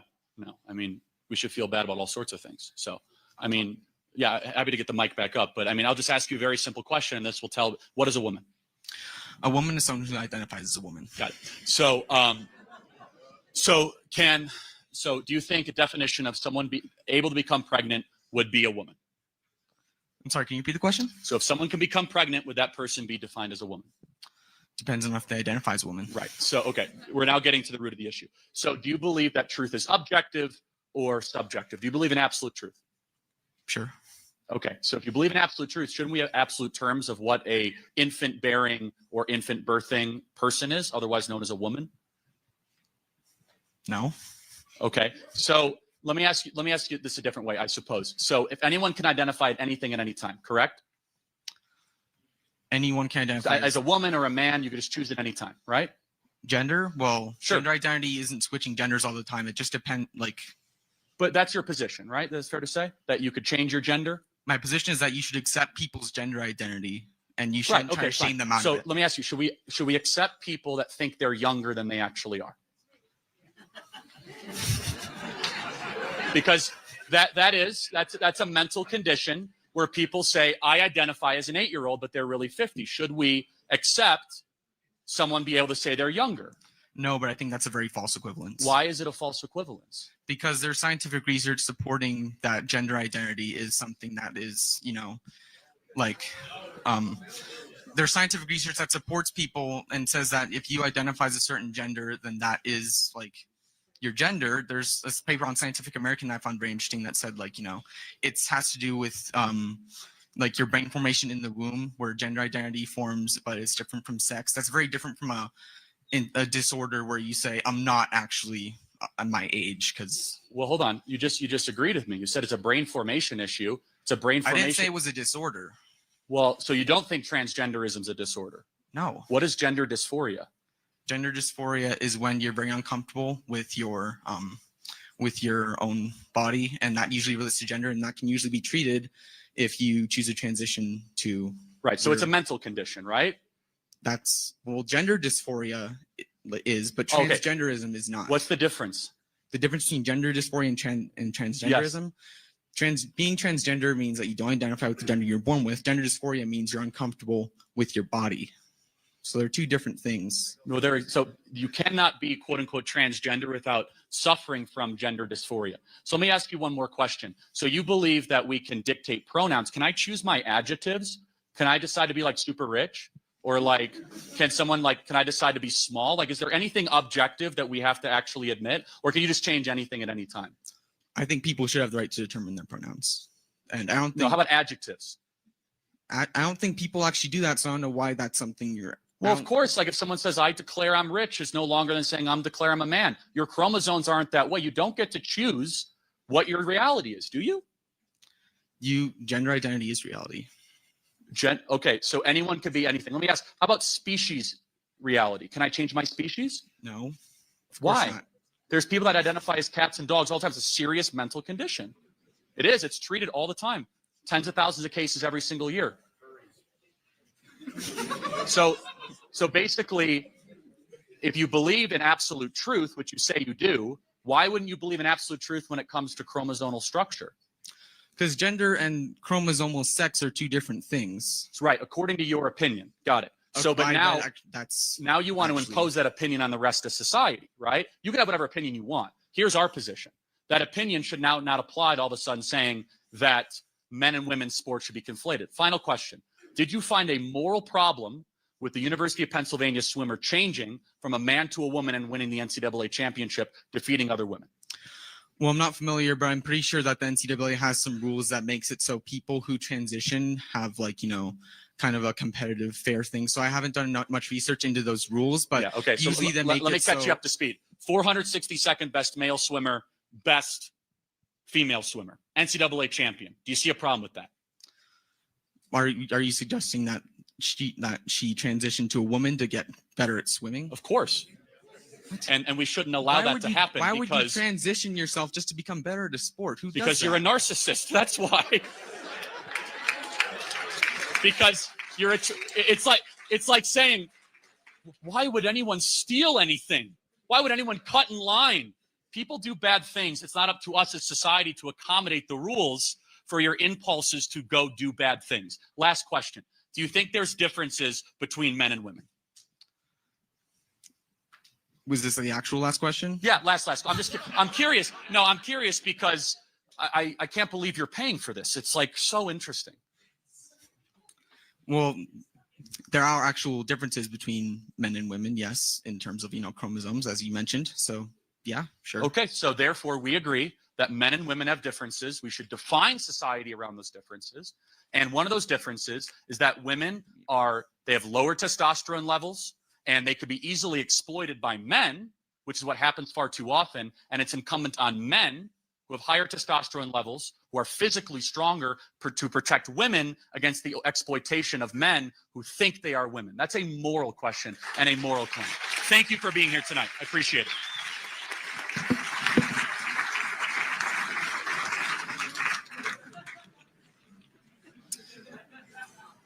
Hello, Charlie. Thank you for coming out tonight. So I definitely would say I agree with you on a lot of things, but I guess just to kind of make it fun, something. Well, not necessarily. Well, so I'm a guy. I'm a plumber. I work the trade. I'm an anarchist. We definitely agree. We agree on a lot of stuff, but there's a couple things we might disagree on, like secession and various things like that. But really coming here, I wanted to, I guess, ask you, a guy like me, young guy, what, and I think there's a lot of people in the room that probably ask this exact same question, who are more leaning on the right. What can we do to help push the country in the direction that we want to see it? Because I don't feel like voting is doing it for us. That's what led me the direction that I'm in. Voting's important, but what can you do? We got to have bigger families. We got to support our churches and support our pastors that are proclaiming truth. See one in the back, Fervent Church. Is that right? Do I see? That's amazing. Great church in Colorado Springs. They do such a great job. Then we got to get to work. We got to build things that last and matter. So one of the things is we got to have more conservative businesses that are owned by us, that share our values, so that we're cancel proof. That's a real thing, regardless of what you think the future of the country looks like. We got to start our own businesses. Now, that doesn't excuse us from what I believe holding these current businesses accountable, like Disney, which has become a child predator operation, right? And so it's inexcusable what Disney has become. It's unbelievable. And what really frustrates me about Disney, just as a small detour, is that they made billions being the safe haven for families for years. And then they turn around and they use that against. It's just so sick and so wrong. But we got to build stuff. We have to be positive and forward thinking. And I have to say, in my kind of mixed bag of analysis, this is one thing I really appreciate about Elon Musk, is he's a builder. And I love builders. There's complainers and there's doers. And I got to say, I just stand in awe. I'm like, this guy has how many companies? He's trying to go to what planet? It's remarkable. And again, I'm against the moral and philosophical claims of what he does. He does way too much business with China, all that stuff. But I think that we as a movement would be better suited. Like, what are we going to build that's ambitious and beautiful? Are we going to build the next Disney? I guarantee you someone in this room right now has the potential to build a multi-billion-dollar company. That's a real thing, right? Like, regardless, you believe in no government, all this stuff, whatever, fine. We can go over that. Probably never. But the point is, that's a real thing.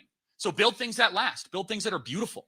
Beautiful families, beautiful communities, beautiful churches. Support good businesses. Take risks. Be an entrepreneur. That's more important than voting. So I want you to imagine if someone hears what I just said, they're like, I'm going to start the next Disney, and they do it. Imagine the cultural impact of that, right? And you might say, oh, Charlie, that will never happen. I disagree. I think the spirit of the American entrepreneur hasn't even started taking risks, especially on the center right. It's like, no, I'm going to go start something big, bold, ambitious, and beautiful. And we're starting to see more and more people start to do that. Like, we're going to start our own Starbucks. I see some people pointing themselves. Good. I believe in you. You can do it. Totally. Like, only in America can you do really gritty, awesome things. Like, and I'm living proof of this, right? I started Turning Point USA 10 years ago when I was 18 years old in the suburbs of Chicago. No money, no connections, no idea what I was doing. We're now on thousands of high school and college campuses across the country, over 250 people on staff. I now have a podcast, a radio show, all this. And I look around, I'm like, only in America could a kid who didn't go to college, who no one believed in, and then people started to, and amazing generosity followed. Is that possible, right? And so for you, it's like, you're a plumber, right? Then go start go start the next TaskRabbit. I'm not kidding. Like, go start a conservative TaskRabbit. Great, amazing idea for a company, by the way. Whoever came up with TaskRabbit, I want to meet them. It's a phenomenal. You know what that is? It's you could hire somebody for a couple hours to go do like putting together a bed frame or like fixing a dishwasher. It's a phenomenal idea. Like, you could do that. And that's what we need to start thinking of, right? The positive, forward thinking. Because here's the thing. We're dealing with an incredibly suppressive and negative force over our country right now, right? They want you to think that our country is going to fall apart. And like, I just went through all the things wrong, okay? But what are the risks we're going to take to make the country better? And one of those are building better families, building bigger businesses, better businesses, leaning into our local community, helping our local church. Those are things that last regardless of the criminality of our political class, which I think you and I could have a lot of fun talking about. So thanks for being here tonight. Appreciate it. First, hi, Charlie. It's so cool to see you. I remember watching you like 2016 on like Dave Rubin. It's pretty dope. You're a killer. Thank you. So in the beginning of your speech, you spoke on the conservatizing moments that happened to a person. It's amazing. I love that. Marriage, kids, owning property. The problem I see is the left has the progressivizing narratives of culture. They have the climate change catastrophe.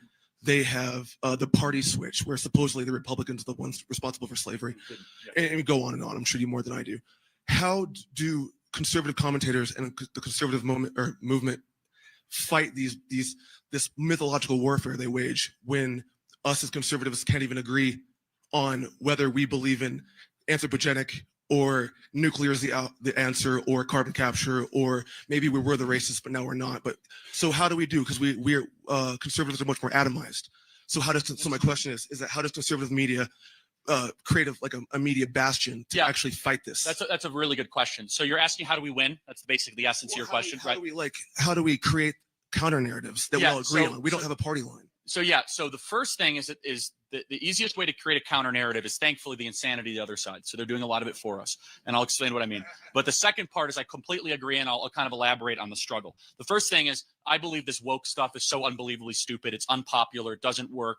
It just like doesn't make sense to normal people that they're going to be in for such a reckoning. They're not even going to know what hit them. I believe it will be an extinction event politically for anyone that associates with woke policies. Defund the police, get rid of the prisons. You know, this, we just went in the whole thing. Can men become pregnant? All this garbage, right? Like that's the stuff where normal everyday people, especially Hispanic voters, by the way, which you're seeing the biggest shift in, they're like, this doesn't make any sense. I want out of it totally. So that's actually been keeping some of the conservative messaging unified, which is anti. Now, there's a lesson in this. In the 1980s, conservatives were unified in messaging because we all hated the Soviet Union. That's all we talked about, right? Hate communism, hate the Soviet Union. Libertarians got along with conservatives. Anarchists got along with whatever. Everyone got along because we hate the Soviet Union. You're starting to see a little bit of that spirit renewed right now. If you kind of see like even the people that are like, Charlie might disagree with you on like, I'm a libertarian, but I hate the woke left. Let's fight them. That's good. The second part is like, we have to do some soul searching of what does it mean to actually be a conservative. And that's the second part, right? It's like what happens when you win, what happens when you govern. So here's my standard opinion. Without getting abstract in the theory, I have a test case now, a 3.5-year test case of what I believe a conservative looks like. Ron DeSantis. Ron DeSantis is what a conservative looks like. And so we don't have to overthink it. I think that's a unifying thing, right? So we can go through it. Like why? Banning critical race theory, not allowing kids to be taught this garbage in schools, right? Not allowing, no bail, funding the police, funding fatherhood initiatives, right? Anti-lockdowns, no vaccine mandates, right? Pushing back against these ridiculous congressional maps. Like, whoa, like that's a way forward. So the question is, how do we do it? I think we have to elevate and reward the people that do it in tough places and do it with articulation and charisma. So earlier in your speech, you said that 1 in 5 Americans, no, 1 in 5 people in this country will be illegal. Yes. In 3 years. You proposed that securing our borders will help this situation, but I also think that our green card / citizenship process is a problem. So how do you suggest that we make it easier for people who want to get in this country legally to do that? Yeah, well, first of all, thank you. I agree with part of that. I don't think, so there's this idea that we have to make it easier to get into the country. I probably agree with that. So I think that we should have a moratorium on immigration right now. I think we got to slow down. We have way too many people coming into America. We got to throttle back and digest the meal. We got to allow assimilation to happen. We have way too many people coming into America. Now, that's not saying legal immigration shouldn't go up again. I think it could be a phenomenal asset to America, and it has been a phenomenal asset. But many times in American history, specifically the 1950s and early 1960s, we ratcheted back to almost zero immigration into America. The reason is post-World War II. Of course, there was a lot of damage in other places, but there was plenty of people that wanted to come to America in the 1950s, a ton. Think about it. Europe is destroyed. But they said, we have a moral obligation to World War II veterans to make sure they have good wages, good jobs, and we're going to deliver for them. That was a moral argument, right? And so legal immigration should always be viewed through the prism. Does it benefit the country and the citizens that are already here? Currently, our legal immigration system is so messed up that we prioritize the people that don't share Western values, and we don't bring the people that could potentially share Western values. I'll give you an example. The best example of how our legal immigration system is messed up is Minneapolis. Have you been to Minneapolis in the last 5 years? It is unrecognizable. Now, people call me a racist for saying this. I'm not. I don't care. I'm going to say it anyway. When you have a call to prayer approved by a Minneapolis City Council, I'm going to tell you that does not mesh with American values. I'm sorry. It doesn't. And when you come into this country and you have someone like Ilhan Omar that talks endlessly about how awful America is, despite being a beneficiary of the generosity and benevolence of America, I say there's something fundamentally wrong with that, right? Now, I contrast that with some amazing immigrants that come here legally that learn the pledge and they mesh beautifully into American society. So where's the balance? Right now, we have to slow down, throttle it back. We're doing things way too quickly. Our green card system has 1 million people coming in every single year. So I think that we need to have an English test to come into America. I think that there should be, that certain countries should be prioritized over other countries. I think certain countries share Western values. And we should be unafraid to say that. It's a thought crime. I don't care. All people are created equal. All cultures are not created equal. They're not. I'm sorry. The Chinese Communist Party is not an equal culture to America. I think there should be a moratorium of Chinese Communist Party people coming into America. Chinese Communist Party values are not synonymous with Western values. They're not. Instead, I want people that fit into the American experiment, fit into the story. And that's not a racial thing, by the way, at all, whatsoever. I believe that Cubans can make have and will make and do make the greatest Americans in America. It's not a racial thing. Instead, you look at it and say, wow, is this actually making America more free and fulfilling our obligation to our fellow countrymen? What I just said, I get attacked wildly for. I don't care. It's true, and someone needs to say it. And opening your borders, say anyone can come for any reason whatsoever, regardless if they speak the language, regardless if they agree with Western values, regardless of their belief in the Constitution, it's wrong. And it's destroying the country from within. It is. And you see it in Minneapolis. You have Ilhan Omar elected to public office. She is the mascot for an immigration moratorium. You see her, you're like, there's something wrong with that. She has nothing but negative, vile, mean things to say about America when she was rescued in a Kenyan refugee camp and brought in by our own benevolence. Guess what? Our generosity has been taken advantage over the last 20 years. It's time we put our citizens first. Thank you. Over the last 2 years during COVID, I've gotten more into politics and just realizing how important that is in my life. As a Christian, I have friends that don't quite understand the gender ideology debate and how to interact with people of that community while being loving, but also being a fan of absolute truth. How do you go about that? Yeah, look, just don't lie. Right? We should want the best for all people. I do not believe transitioning your gender is the right thing for people. I don't.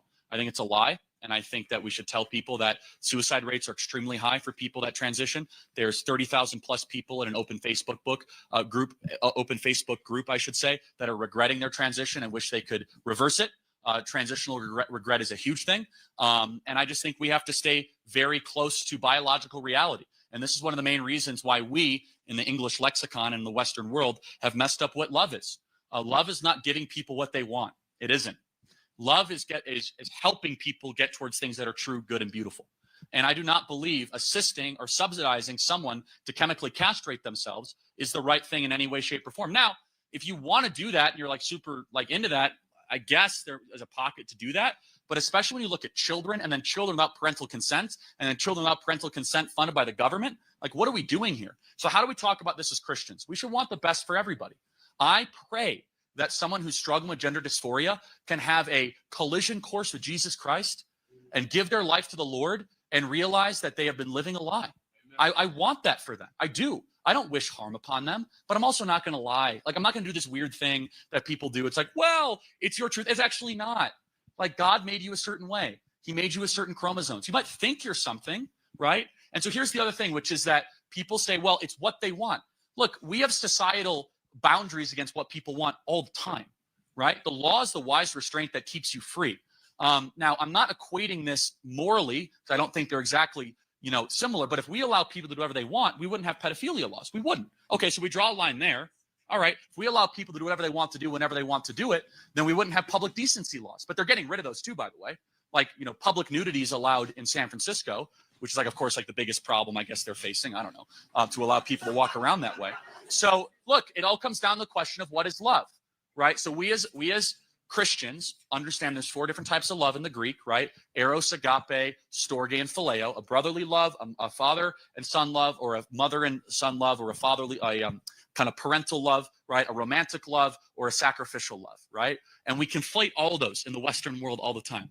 I believe firmly, and you look at the transition regret, and it will take your breath away at how many people wish they did not transition. So what happens is they get a transition and they're happy for like 5 years and it goes off a cliff completely. All the psychological data shows that. So the question really is, Charlie, what do you think our role is this? Look, I said it earlier, you want to do whatever you want to do. Like, you want to be a vegan, it's not my business, right? However, don't ask me to now reconfigure society that's worked pretty brilliantly for the last 2,000 years because of your own personal opinion. That is pandering to a hyper-vocal minority that will never be appeased. 2 separate issues, right? So I could go back and forth like what is good. You saw that earlier. But the separate issue that shouldn't be a question is what we actually do with society, okay? Then from a Christian perspective, all things with grace and all things with truth. 100% grace. We want people to be born new, but do not lie. Do not lie. And that includes calling somebody something that they aren't. Thank you. I appreciate it.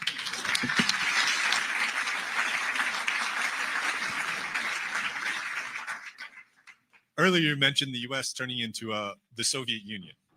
Given the meteoric rise of anti-white and anti-American rhetoric in left-wing circles, do you believe this language is being used with the intent to turn everyday Americans into kulaks? Kulaks. Yeah, that's it. Let me tell people what a kulak is. So a kulak was a farmer in the 1930s that owned like an acre of land in the Soviet Union. And they were once friends of the regime, of the Stalin regime, and immediately they became enemies, where anyone that owned land immediately got thrown to gulags and thrown to all sorts of different types of areas. Yeah, look, so I'll say this. I oppose bigotry in every single form, and I also oppose bigotry against white people. And it really bothers me how people are allowed to say that, like openly, like bigotry against white people, like, oh yeah, stop acting so white, or I don't like white people. Like, I think that's wrong. Like it's wrong against no matter what skin color you say with that.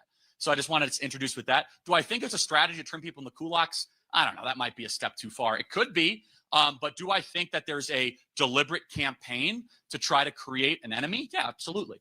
Every Soviet or totalitarian or tyrannical movement needs an other, right? It needs a movement where they can try and say they're the problem and we need to demonize them. I believe it's less racial at times and it's more value-based, and it's definitely Judeo-Christian. They want anything that is rooted in Judeo-Christianity to be the enemy and to try to wipe it out altogether. So kulaks are one of the worst, was one of the worst chapters in Soviet history. So people could learn a lot from it. Appreciate it. Thank you. Okay. We'll do 3 more.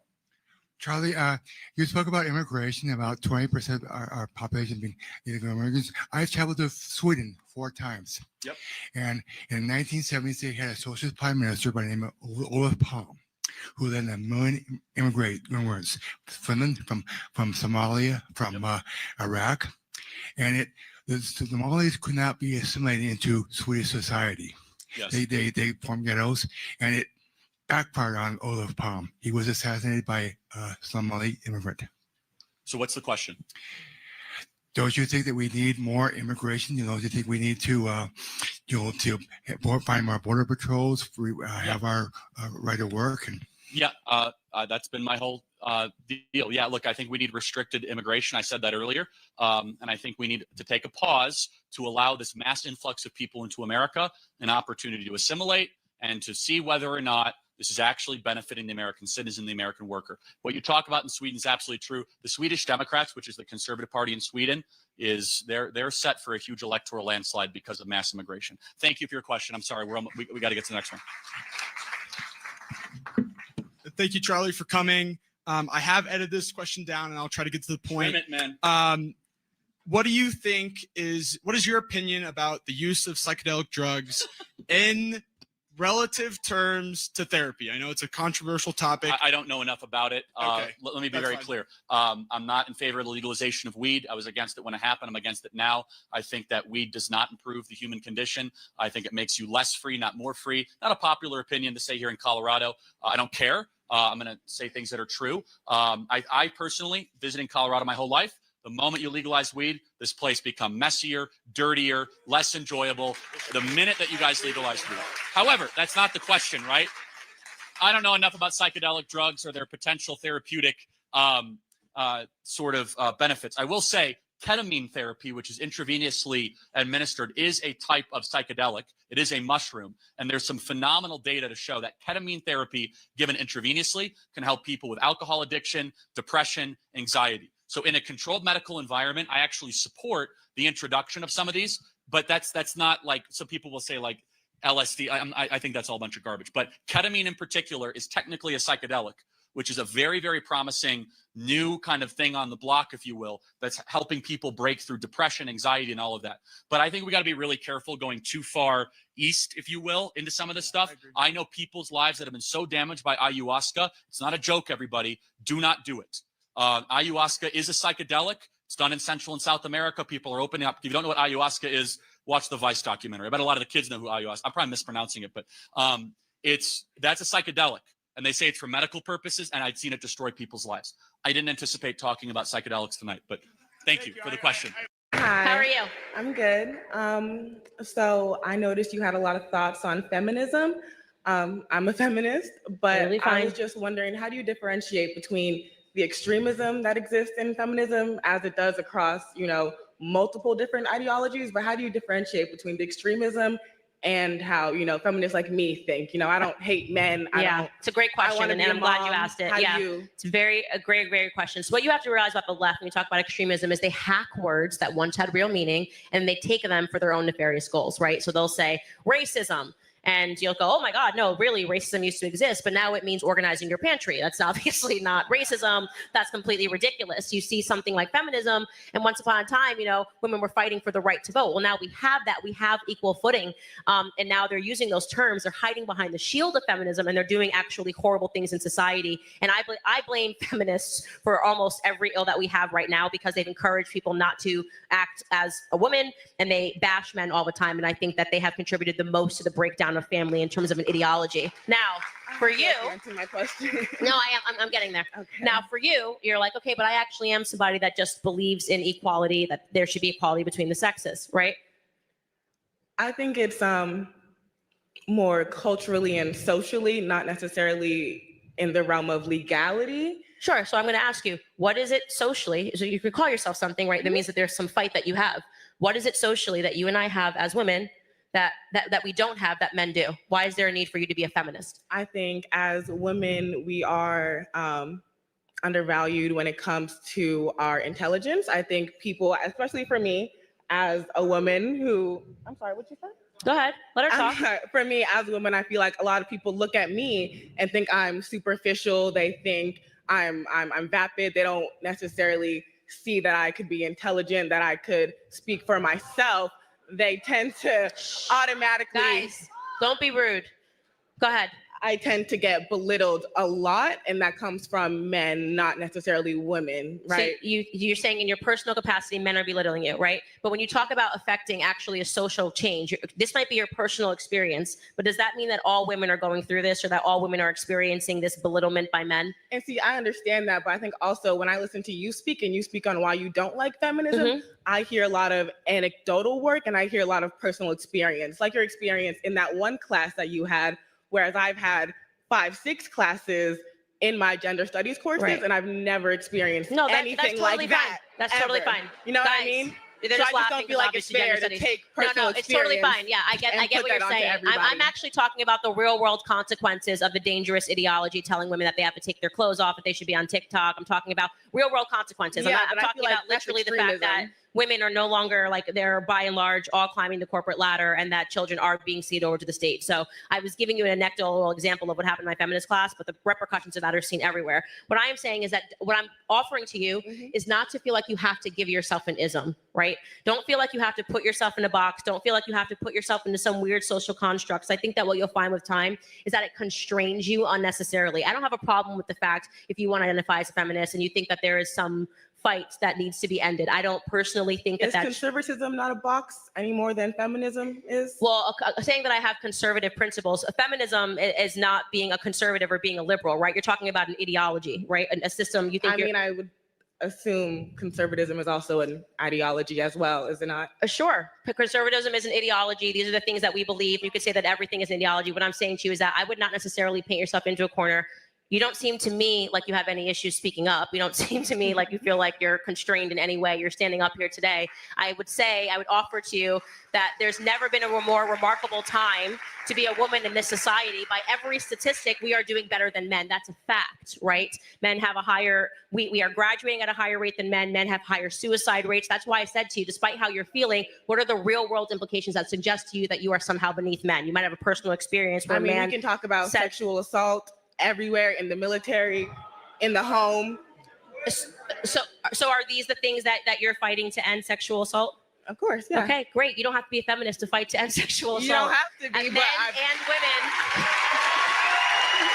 Yeah, I mean, I agree. I don't believe you have to It's be. a great cause. But it's, of Men course, a and part of the women go through that. ideology. I just said to him, one of the biggest things that I give to every year is for human sex trafficking. It doesn't require to be a feminist. Now, Yeah. you seem really committed to it. I've said to you since the very beginning, if you want to be a feminist girl, put it on a t-shirt, wear it, put a hashtag. I'm just telling you, don't unnecessarily put yourself into a corner, and to recognize that it has never been a greater time. I would offer it is a way better time in this society to be a woman. All right, howdy, Charlie. Thank you for coming. I'm sure that all of us are so excited that you're here, finally. So before I ask my question, I just got to say this. We need you to come to Texas A&M University. I know that we're here at UT, but I'm not the only person that thinks that. Okay, so I don't remember if it was at SAS 2022 or at America Fest, but I remember you saying that UT Austin is the most leftist university you have ever visited. It's been a few years since you've been here. So, and I mean, you can elaborate on this. Does that still prove true? I know you said UC Berkeley, Well, so. okay. So last time I was here, that was something I got to tell you. We had like a cameraman get assaulted and it was all sorts of crazy stuff. That was 4 years ago. So I don't think this campus has gotten more conservative, but I think other campuses have gotten more liberal. So by process of elimination, you're no longer the most liberal school I visited. So I guess you'll take it, right? So no, but I will say this though, I'll repeat it. The administration coming in and allowing our dialogue to happen, hosting the event, campus police, that's very good. I don't get that at every school. I got to tell you, we got to fight for every single inch. And so that's good. I appreciate it. But I said this kind of out in the open when I was there. There's a lot of work to do here because some of the postmodern pablum that I was hearing, it has some very, very serious implications. So the question, I guess, is also liberal versus leftist, right? Liberal, I'm fine with, okay? Liberals like free speech, live and let live. Okay, fine, I'm not a liberal. Leftists really bother me. Leftists are the few people, not a lot, who came up today and they said, you don't have a right to be here. We want to kick you off campus. Okay. Leftists bother me. They're totalitarians and they should bother you too. Instead of having debate or dialogue, they resort to force or they try to intimidate you with, threats or they try to play music while you talk. So there's a difference between liberals and leftists. And I hope UT at least remains liberal and never becomes leftist in that regard. Thank you. Awesome. Appreciate it. Thank you, Charlie. Hi, Charlie. I just want to open up by saying I am a leftist and I understand your perspective on Thanks them. for being here. But I did want to hear you out today and, ask a question. So you said that you believe that quarantine is the cause of our generation's distraught, essentially. And I believe that it is actually war. Like we were born fresh out of 9/11, some of us around the time of 9/11. And I don't know, my father served in Afghanistan. So I don't have a very keen perspective of the United States, let's say, but I did want to hear you out on what you had to say. And I do believe we have some common ground in the fact that capitalism has failed my generation more than any other in recent years. Yeah, I didn't quite say that, but I would say lack of free enterprise in some ways, but that's okay. You got most of it. So so the lockdowns, not quarantine, right? That was the word I used. But I mean, I'll prove it to you. So the war thing aside, I mean, how many people in this room know someone that committed suicide or seriously harmed themselves in the midst of the pandemic? Just by a show of hands. That's a lot. I mean, the numbers show suicide visits were 50% higher among 12 to 17-year-olds during the same period in 2018. Psychiatric medication prescription went up, alcoholism went up, drug use went up, not to mention young people then re-entered an economy where everything was twice as expensive because we created a bunch of money because of the lack of productivity and the lockdowns. And so I think it's just inarguable that the lockdowns played a huge role, a massive role in really depriving a generation of the ability to congregate and to communicate. Can I say my perspective? Yeah, sure. This is kind of personal, but I was considering taking my own life before quarantine. And I think discovering myself during quarantine is what saved myself. I have quite the opposite experience. I know that is unique in that case, but I would say that it's the opposite. I would say it's the opposite case, but that's just my personal perspective. I think there are far more worse things that my generation has been exposed to than the lockdown and the inflation that you have cited during the lockdown. That's arguably not the fault of the current standing president, if you do believe that it is the fault of the current standing president. Well, right. I mean, first of all, Biden created $5 trillion new dollars, not created, but he approved $5 trillion new dollars that was hyper inflationary. But I'll even give you that the other COVID relief funds never should have been approved. But look, it's not just the suicide issue. But first of all, thank you. We're glad you're here. We're glad you didn't make that decision. Life is beautiful and worthy of protection. I mean that.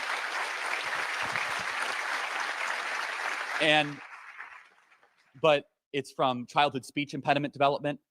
It's from asocial cues. It's from, if you talk to any psychologist or child psychologist, they do not have the bandwidth to be able to even facilitate the amount of kids. And I know that you have an obviously exception experience, but that is the exception, right? I mean, it is self-evident that these lockdowns were unusually cruel. And you know who they were most cruel to? To poor families. It was the most cruel to people that didn't have extra bedrooms or high-speed internet connection to be able to keep up with this. The kind of Zoomification of American education was the hardest on the people that the regime said they want to help the most. And I mean, so you're an economic leftist, is that fair to say? Yeah. I mean, would you at least agree that for one of your passionate causes, which is billionaires getting wealthier, billionaires got $600 billion wealthier? No, absolutely. And like your whole big tech sucks, is that what it says? I don't know what it says. Yeah, but that's one of them. I'm absolutely on your side with that. Like, and I don't think enough conservatives understand that the left are equally against big business as they are. Well, some leftists, right? I mean, it depends who you talk to. I mean, the loud minority, I would say, are the ones that are make you get the impression that we're not against big business. Yeah, and I'll just close with this. This is what drives me nuts about kind of the fixation on race all the time and all these other issues that I would prefer not to talk about, is that I think there's actually agreement on kind of how things went wrong the last couple of years. You blame capitalism, I blame more cronyism and big government intervention over a lot of different things. But I'm afraid that a lot of what we spend our time talking about are some of the more superficial issues rooted in race Marxism. No, I absolutely agree. Absolutely agree. So I believe classism is the biggest issue in America. Right? Yeah. So let me ask you a question. As a leftist, why is it that the American left, why is the American left allowing the conversation to be controlled by white liberals that just want to stay rich? It's big business paying them off. It's not. That's an honest answer. You are a true revolutionary. So God bless you, comrade. Thanks for being here tonight. So thank you.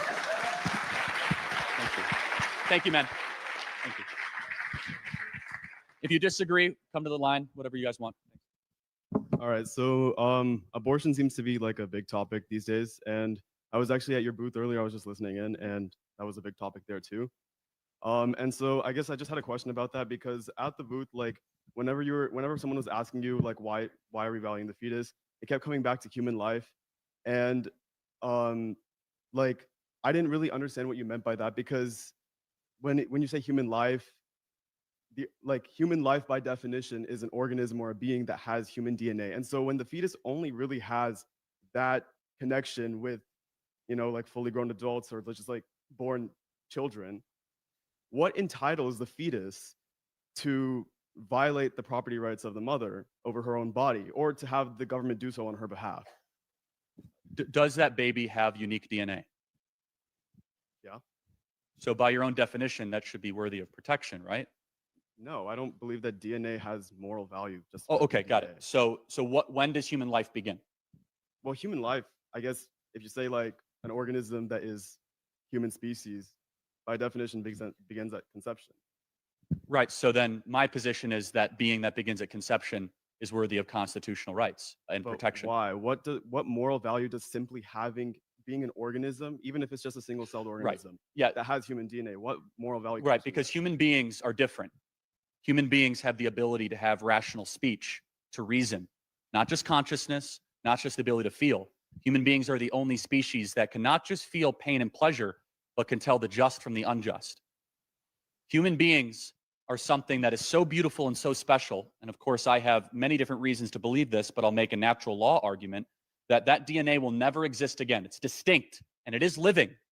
And if allowed uninterrupted growth, that human being will hopefully mature into something just like you have. And we're all abortion survivors, aren't we?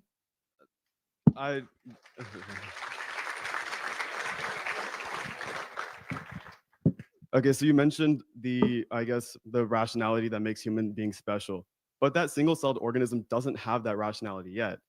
And so what qualifies the entirety of the human species to Got it. have So that my 7-week-old doesn't have a lot of rationality yet. My baby girl eats and does other things and sleeps. Obviously you would agree, that 7-week-old has value. Well, yeah, but I'm not coming from an argument of rationality. I'd come from more of like a self-ownership type perspective.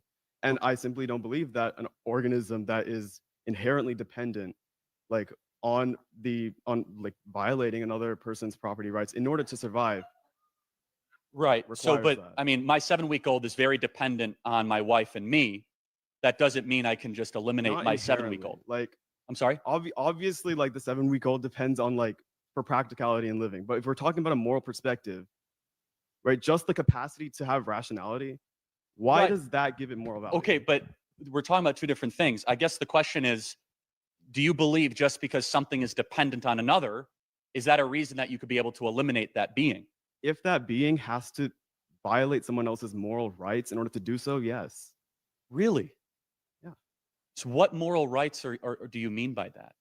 The right to have like autonomy of your own body. If another actor is violating those rights, then yeah, to remove it, I don't see a problem with that. Got it. So bodily autonomy would be more important than another being being able to live a full life.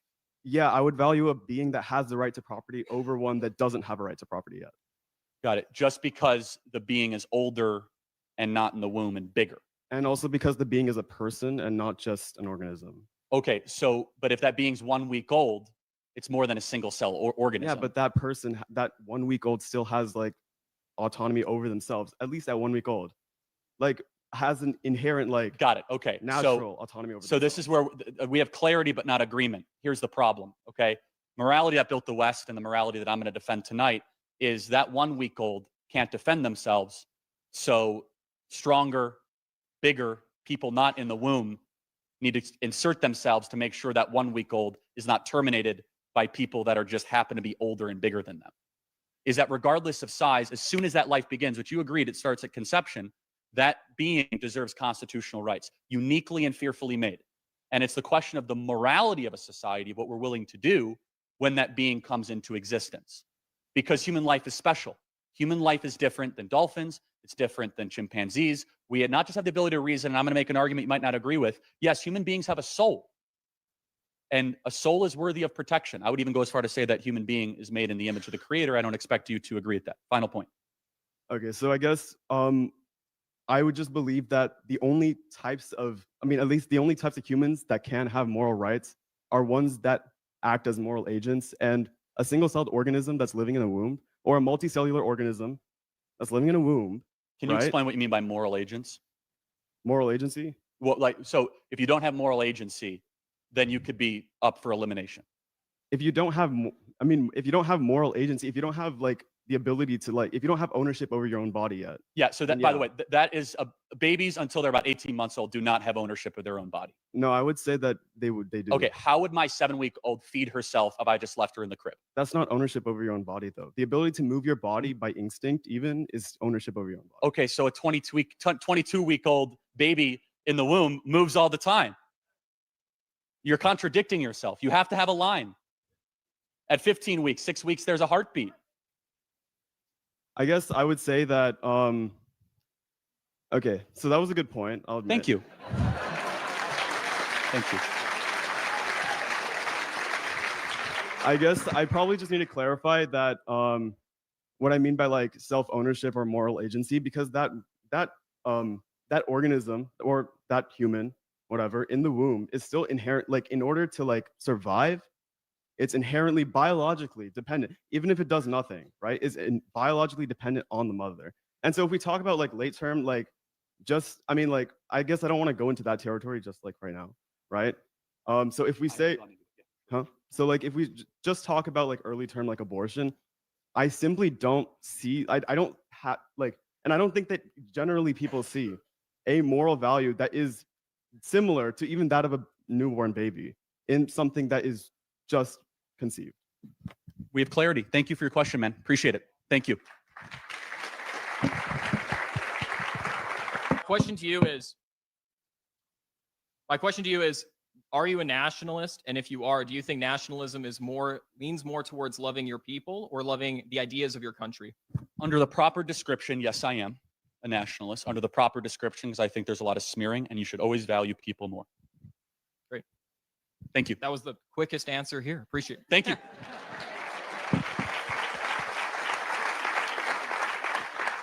Hi, good evening. I'll start by saying I'm a leftist, but I found common ground with you on abortion, and that I completely agree that, whatever you want to call it, a fetus at whatever stage it is, it's alive.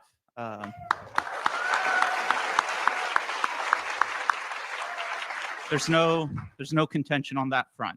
My concern, though, and I want to hear your perspective on this, is here in Texas, we have the strictest abortion ban in the whole country. There's no exception for rape or incest or for the life of the mother after 6 weeks. My concern is that the government is mandating that people carry out their pregnancies, even when it goes against their own life and their own well-being. I can take an example of if somebody's threatening to harm you, you have a right to self-defense. Why not have give the same autonomy to people who are pregnant? Okay, thoughtful question. Thank you. So first thing is, if you believe abortion is wrong, which you admitted it is, well, then you should obviously have laws that. I'll clarify. I didn't admit that abortion was wrong. Okay, I then just said yeah, I please see it as a clarify. form of self-defense. Okay, right. some So that's a new one. Well, as the previous person says, that person inside of you is completely dependent on you in a way different than Got a it. natural born So, child. so in most cases, rape and incest aside, how did that being get there? I mean, in most cases, through sex, regardless of rape or incest. Yeah. So there was a choice made.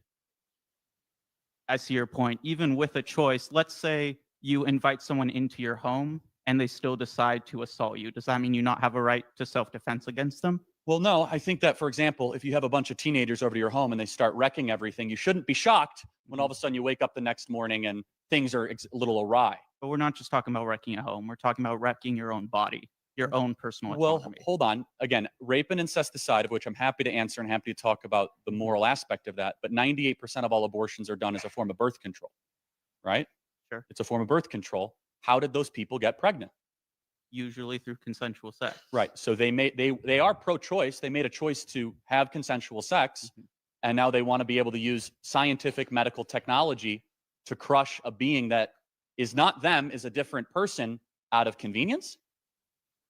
Let's say you have a child who needs a kidney transplant, and you are the only one who can supply it. And you consensually allow them to use that kidney. What if the operation goes too long? They're still kind of using your blood for months on end. Should the government mandate, maybe not kidney? I love these hypotheticals. I got it. Not But making you fun see of where- No, you see where earlier I'm I got the going. most amazing hypothetical.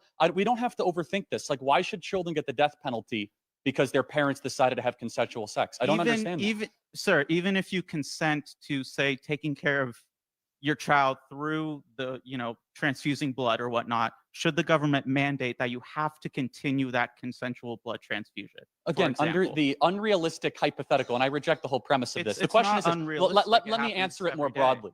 Do I think the government should step in to protect and preserve human right, be it by mandating, especially when the question is termination or not? Of course, the answer is yes. But it says a lot when there's a very serious, concrete question. And kind of we have to yield to these abstractions, which is fine. The philosophical sides and the kind of the hypotheticals are fine, are legitimate, I suppose, in some sense. But it comes to be just more concrete, right? We got 1 million abortions every single year. Okay, 998,000 of them are because of a form of birth control. Do you find something wrong with that? Not necessarily. Okay, I think there is something wrong with that. I think that just looking at the last resort to be able to terminate human life as a form of birth control is not just sick, it's immoral. And it says a lot about who we are as a people and kind of the folding of culture, folding of a cultural life in our nation. And so I'll just ask one final question. When does human life begin? It begins at conception, but that doesn't override the right to bodily autonomy and self-protection. Okay, so that's interesting. So it does begin at conception. So does that mean someone who is larger than another being has the right to terminate them? Because why is it bodily autonomy? Just because the being is in them? The size doesn't matter. It's the self-defense. If a toddler is running a knife at you, you can knock it down.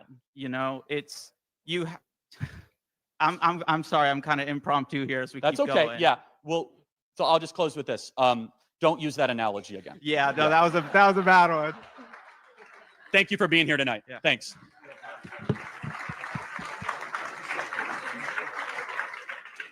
Hey, thank you so much for coming out here and for facing disagreements first, I guess. I really appreciate it. All right, I had another question coming up here, but the bait is there and I have to take it. Okay. So I am also pro-choice, and I was wondering how, you said to the previous dude back there that the government, in cases where human life is at risk, should step in through any means necessary, be it through mandates, be it through bans, things like that, right?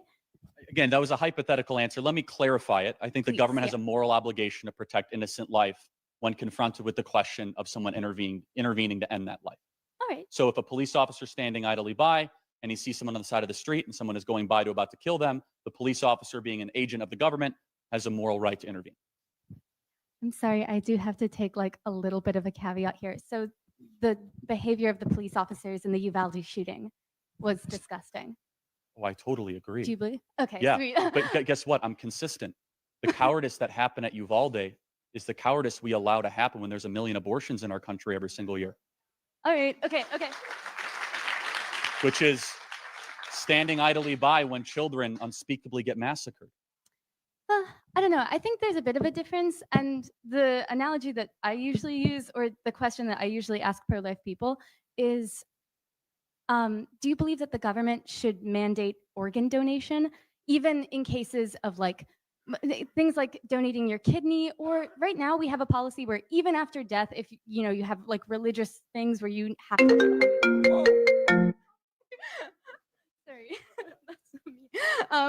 Well, no, where your whole body has to be intact in order for like burial rites and things like that to happen. We say that you shouldn't have to donate your organs, but the pro-life case seems to extend to the idea that even people who are living should have to give up their kidneys to people in hospitals, maybe, who need kidneys. Well, I don't quite see it that way. Okay, But what makes a uterus different? Well, first of all, again, in 99.67% of the cases, the woman made a choice that could And potentially. what about those 0.4%? What do you think should happen then? Oh, I think the baby should be delivered, of course, because I'll give you an example. Let me just prove it to you. If I had 2 ultrasounds, and one of them was a baby conceived in rape, and one was a baby conceived in consensual sex. Well, of course. Which one is it? No, they look the same. I do. But you can't understand tell that. because they're both human beings. Oh. And in Western morality, of which I'm defending tonight, doing something wrong after something evil is never the right thing. So, do you think that government should mandate organ donations? No, and I think it's a false equivalency for more reasons than one, for a lot of different reasons. By the question of, do I think the government should come in and protect innocent life from being slaughtered? Of course I do. Yes. And that's the answer. So, I mean, when it comes to mandating organ donations, I don't even see how that's applicable to the question, because in 99.6% of the cases, 6-7% of the cases, the mother made a choice to be able to get pregnant. Now, in the very small micron kind of case, then the case is that the human life and the human being needs to exist. So- It needs to be able to exist. All right, I'm gonna argue that different forms of birth control have like different forms of like effectiveness, and someone could be like potentially on birth control using those control methods, and it fails. Is that just a risk that like someone? Yeah. should So have I'm going to say something. This is how far our morality has gone. We need to teach kids to save themselves for marriage, and a lot of these problems wouldn't be having. And if you do decide to engage in consensual marriage sex before marriage, and you get pregnant, that's the cost of the game. All right. Okay. Thank you for being here. Appreciate it. Okay. He's actually my friend. Oh, okay. I actually first heard of you through a Christian apologist I follow called Dr. Frank Turek. Yeah. He's special. He's great. He's awesome. He's a great friend. My question concerns the hope and love we can have for America. I mean, we live in a country that has allowed for 63 million deaths through the abortion industry, and we have multiple industries and institutions that are built on lies and lust. And it seems as if the majority of American citizens either don't care or even approve of all of this. So where do you think we can go, the individual people, the church, and the government, to where can we go from having hope and love for our country at this point? It's a very dark picture you painted. Congratulations. Do you have anything else you want to add to that? Well, first of all, I assume you're a Christian. And so, I mean, it's up to us Christians. There's 2 things Christians can't be: apathetic or cynical. I won't put up with it. You're secular, you could be apathetic and cynical. You're a Christian, I'm not going to put up with it, because you know how the story ends, and you have a great hope, and you should always be working towards a great end. You should care about your nation, Jeremiah 29:7. Demand the welfare of the nation that you are in, because your welfare is tied to your nation's welfare. Daniel fasted and prayed for his nation. Nehemiah, Jeremiah, Esther, Mordecai, all cared about the Timothy too. Yep, exactly. Yeah, pray for your leaders by name because they're counselors to the king. And so, look, I think we have a lot of hope, and the hope is not in the institutions, not in the FBI, it's not in the DOJ, it's not in the CIA, it's not in Facebook, it's not in Google, it's not in Goldman Sachs. My hope is in the energy and the spirit and the optimism of you. I mean, what I get to see in the American people traveling the country, hosting a national radio show, hosting a podcast, I'm nothing but hopeful. The spirit in the grassroots of the American people right now, of all ages and backgrounds, is so awe-inspiring. And it doesn't take a majority. It doesn't. It takes 10 to 15% of a vibrant, hopeful, spirit-filled group of people that can turn things around. And, you know, we as Americans have done great things, and there's something special about America. I will defend it at all corners. And one of the things that makes America different is when something bad happens, we step up. Is that we have it, you know, in our history to not be apathetic. We have exceptions to that rule, obviously. And my hope is in what I'm seeing across the country. My hope is in pastors rising up. My hope is in people that are starting to speak boldly. My hope is in parents showing up to school board meetings and challenging what is being taught in these local public schools. My hope is parents that are homeschooling. My hope is in our Turning Point USA chapter leaders that are starting these chapters, that are in the grassroots, that are on high school and college campuses leaning in. That's what gives me hope.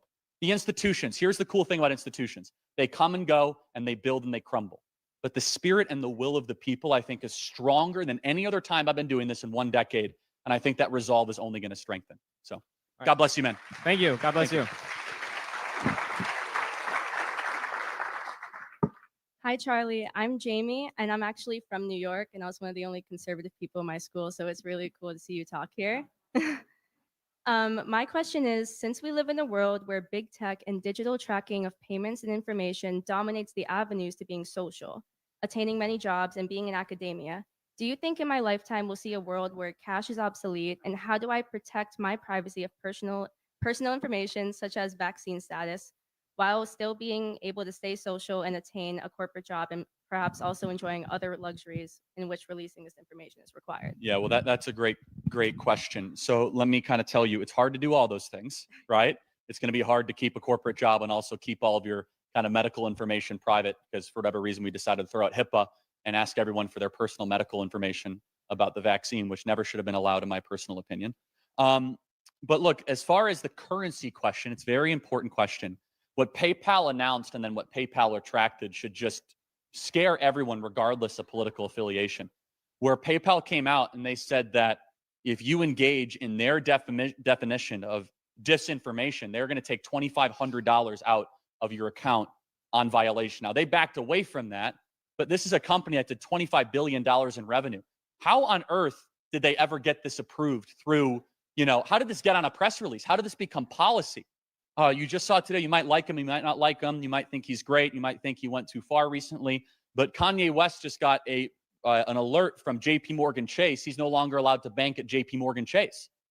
And that's wrong. I don't care what you think of Kanye West. To be able to shut somebody's banking system off because you don't like them or because they say something that you deem to not be appropriate. And so there's something very troubling about that. And so how do you protect against it? I don't think it's the end all be all. I don't think it's a solution to everything, but I am a big fan of cryptocurrency. I think that blockchain properly employed can be a great hedge against tyranny. I think that the federal government is trying to make us cashless soon, and we have to resist, and I'm telling you, resist very loudly against the federal government trying to put forward a federal digital currency. It's a very, very big concern. It hasn't gotten a lot of focus on it, but a federal digital currency is a very big issue. We've already seen the intentional debasing of our currency.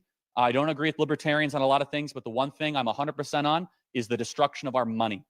I have to tell you, the Federal Reserve intentionally coming into our money system and creating money out of thin air and making you poor year after year after year through quantitative easing is something that we should all be very concerned about. I'm afraid they're trying to get us closer to a currency reset. And so part of it is just owning assets that can be moved quickly, that are transparent. That's one of the things that excites me about Bitcoin. Again, I'm not telling you to buy Bitcoin. If I did, I could get in trouble like Kim Kardashian did. Do whatever you want to do. I don't care. I think it's good technology, and I think crypto can solve some of these problems, but their agenda is trying to get us to go cashless. Hi, Charlie. I'm here with a group of students from the UT Pro-Life Club, so we're really thankful for your pro-life stance. My My question is about like phone addiction and sort of this switch to transhumanism that's going on in our culture right now. It's really worrying me with my generation that we're so addicted and we don't even realize it. So I was wondering your perspective. Yeah, that's a really, really great question. Thank you for your advocacy. The pro-life group here deserves a lot of credit because based on what I saw today, you guys are up against a lot. Seriously. Yeah. It's great. I'm not a fan of our digital pacifiers that have seemed to permeate our entire society.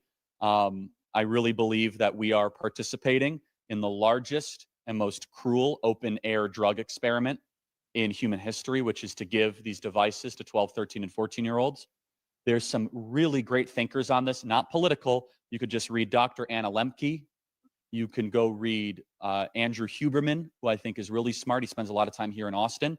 And they're very fair and they're very well cited and researched. And they just talk about the neurological damage that staring at a phone will do, especially at a young age. And I look at it no differently than giving kids drugs. And so the one thing, and I wish that Marxist, I don't know if the leftist was here, and I wish I would have said it. I would also say, and this is, if you want to talk about one of the great hockey stick correlations and not get too ahead of yourself, if you look at suicide and depression, or just kind of what would be a kind of like a basket of how you would define mental health, and like how you say, okay, good or bad, it went up like a hockey stick in 2013 as the iPhone was widely distributed. And again, I'm not a big causation correlation guy, but it's like, come on, what else could you possibly attribute? Like, what has changed the most in our day-to-day interaction at a restaurant in the last 10 years? Let's just be honest, right? I see entire families out to dinner and no one's talking to each other. I think it's deeply unhealthy. I think it's antisocial. And this is not even governmental or political in nature.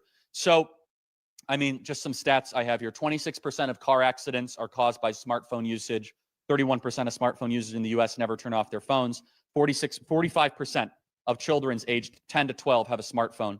45% of teens feel addicted to their smartphone devices. It's bad for both boys and girls. It's especially bad for girls. I think TikTok is one of the worst things ever to come across the American technological landscape. I really do.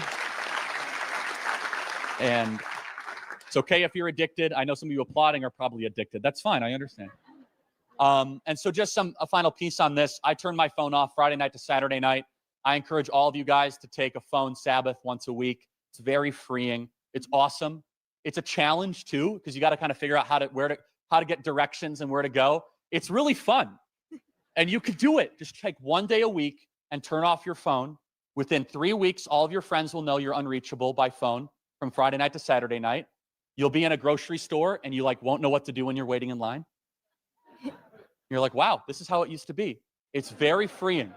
And just the final thing is this. I'm far from an expert, but if you read Dr. Anna Lemke's book, Dopamine Nation, you will have a picture into how horrific the damage we're doing to give these kids devices. There's other books as well. Gary Wilson wrote an unrelated book, but important, especially for young men, Your Brain on Pornography or Your Brain on Porn. May he rest in peace. He was a great thinker. But there's like this whole new genre of scientific thinking that I think is legit science, by the way, of people that are a little ahead of the curve, diagnosing what I think is going to be 10 years from now. We're going to look back like, what were we doing? Giving all these kids devices. So you still have the power to turn off your phone. I know it's hard, but it's doing huge damage to young people in particular. Thank you. Appreciate it. Okay, so I'm one of the first agreeers. All the disagreeers are first. So, Okay. But anyway, one thing I don't think is pushed strong enough by the pro-life is adoption. Yeah, I agree. Because I mean, that kills it all entirely. There's so many families that want to adopt kids, and if you see a show like Long Lost Family, you see these people that reunite with their biological parents 20, 30 years after they're born, and they live wonderful lives, and they have two sets of parents, and it's a wonderful thing. So if, this whole discussion on, the mom is going to be, live a terrible life, she can't afford to have the child, but I think something like 30 families for every one child that's adopted that want kids. I think it needs to be pushed stronger, I totally agree. And, I want to shout out my friend runs a great clinic in San Antonio, does a phenomenal job for the pro-life movement. And by the way, I know we don't like the term crisis pregnancy center, right? It's not our favorite term, but Dave McCaw does such a great job. And I got to tell you that the people that are on the front lines of this deserve a lot of credit. Elizabeth Warren says she wants pregnancy crisis centers to be shut down. which is unbelievable. But I'll say this, and I think you're right, and I didn't make this point clearly enough earlier at the table.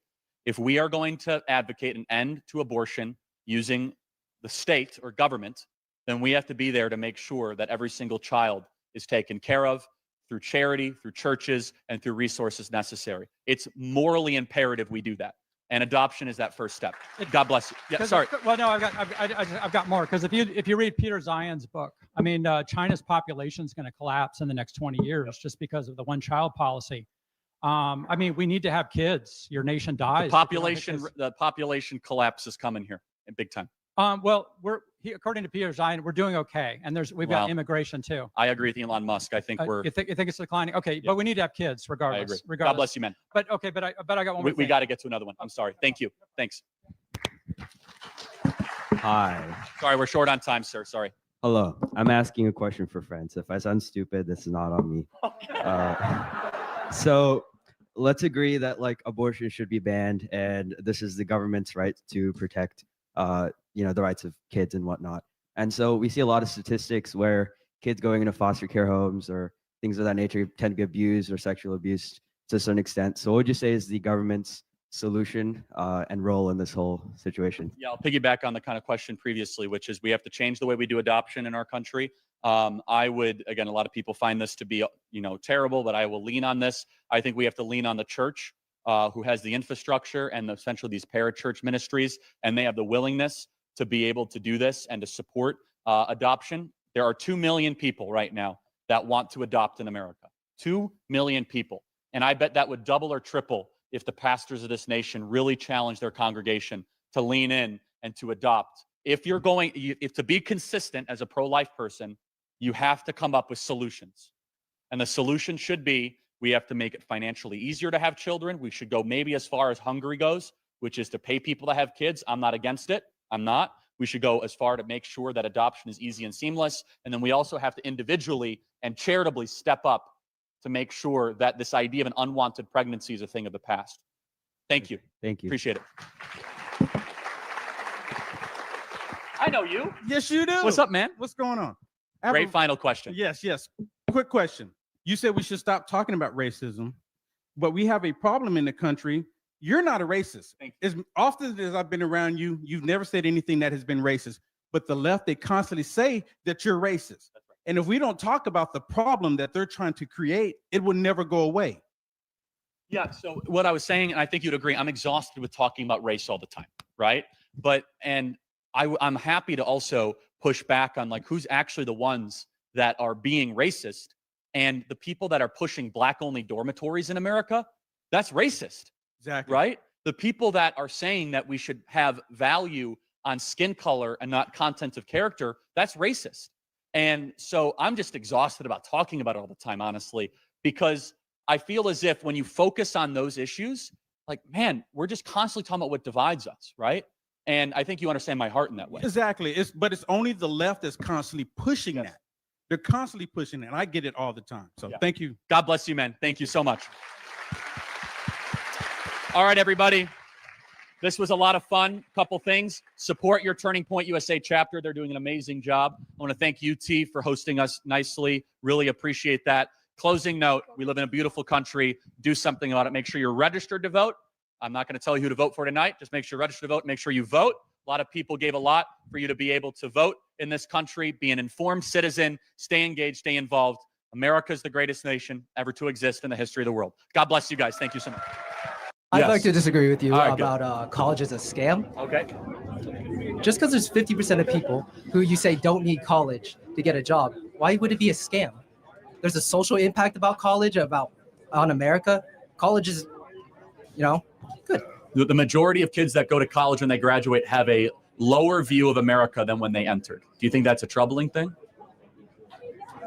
I think just changing your opinion doesn't really matter too much. Do you think that college teaches responsibility and hard work? And Sure.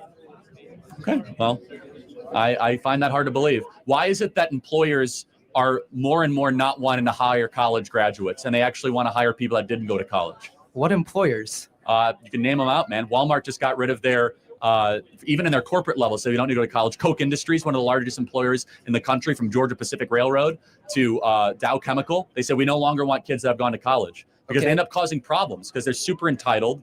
And they're like, oh, what are my pronouns? And they have all this like left-wing nonsense that they've been filled with. Well, then you have engineers, doctors, lawyers, people that Sure, we need that, but that's less than 20% of the people that go to college.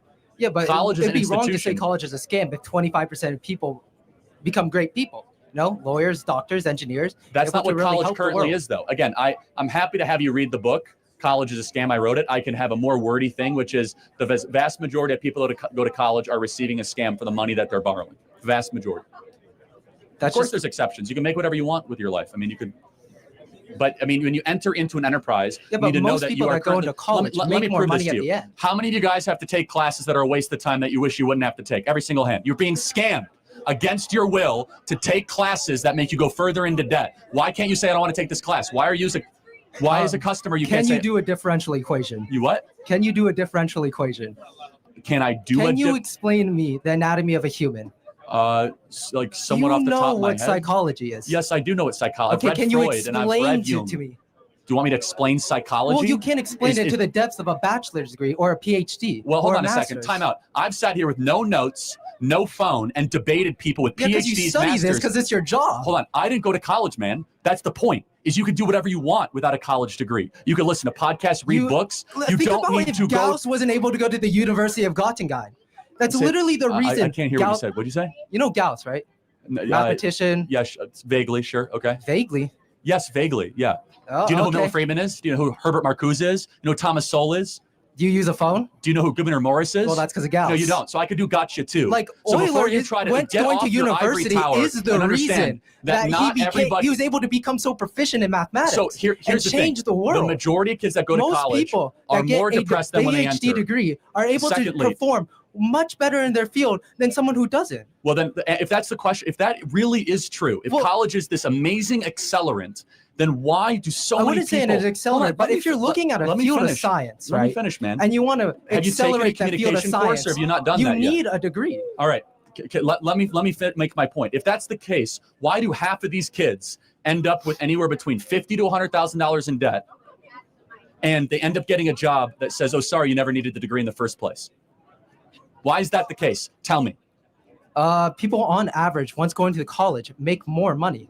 Hold on, that's not true. They end up getting a job. That is. No, that's only if they graduate and it depends on the field of study. Do you know the average college graduate now is getting a job at $61,000 a year. The average plumber after 18 months, $68,000 a year. Well, the sure, average but the welder, plumber isn't able to $72,000 a study year. with peers. The plumber didn't go to college. The plumber went to trade or technical school. There's 11 million job openings that do not require a college degree in this country. Well, who 11 engineered the stuff million. plumbers use? I'm sorry, what? Who engineered the stuff plumbers use?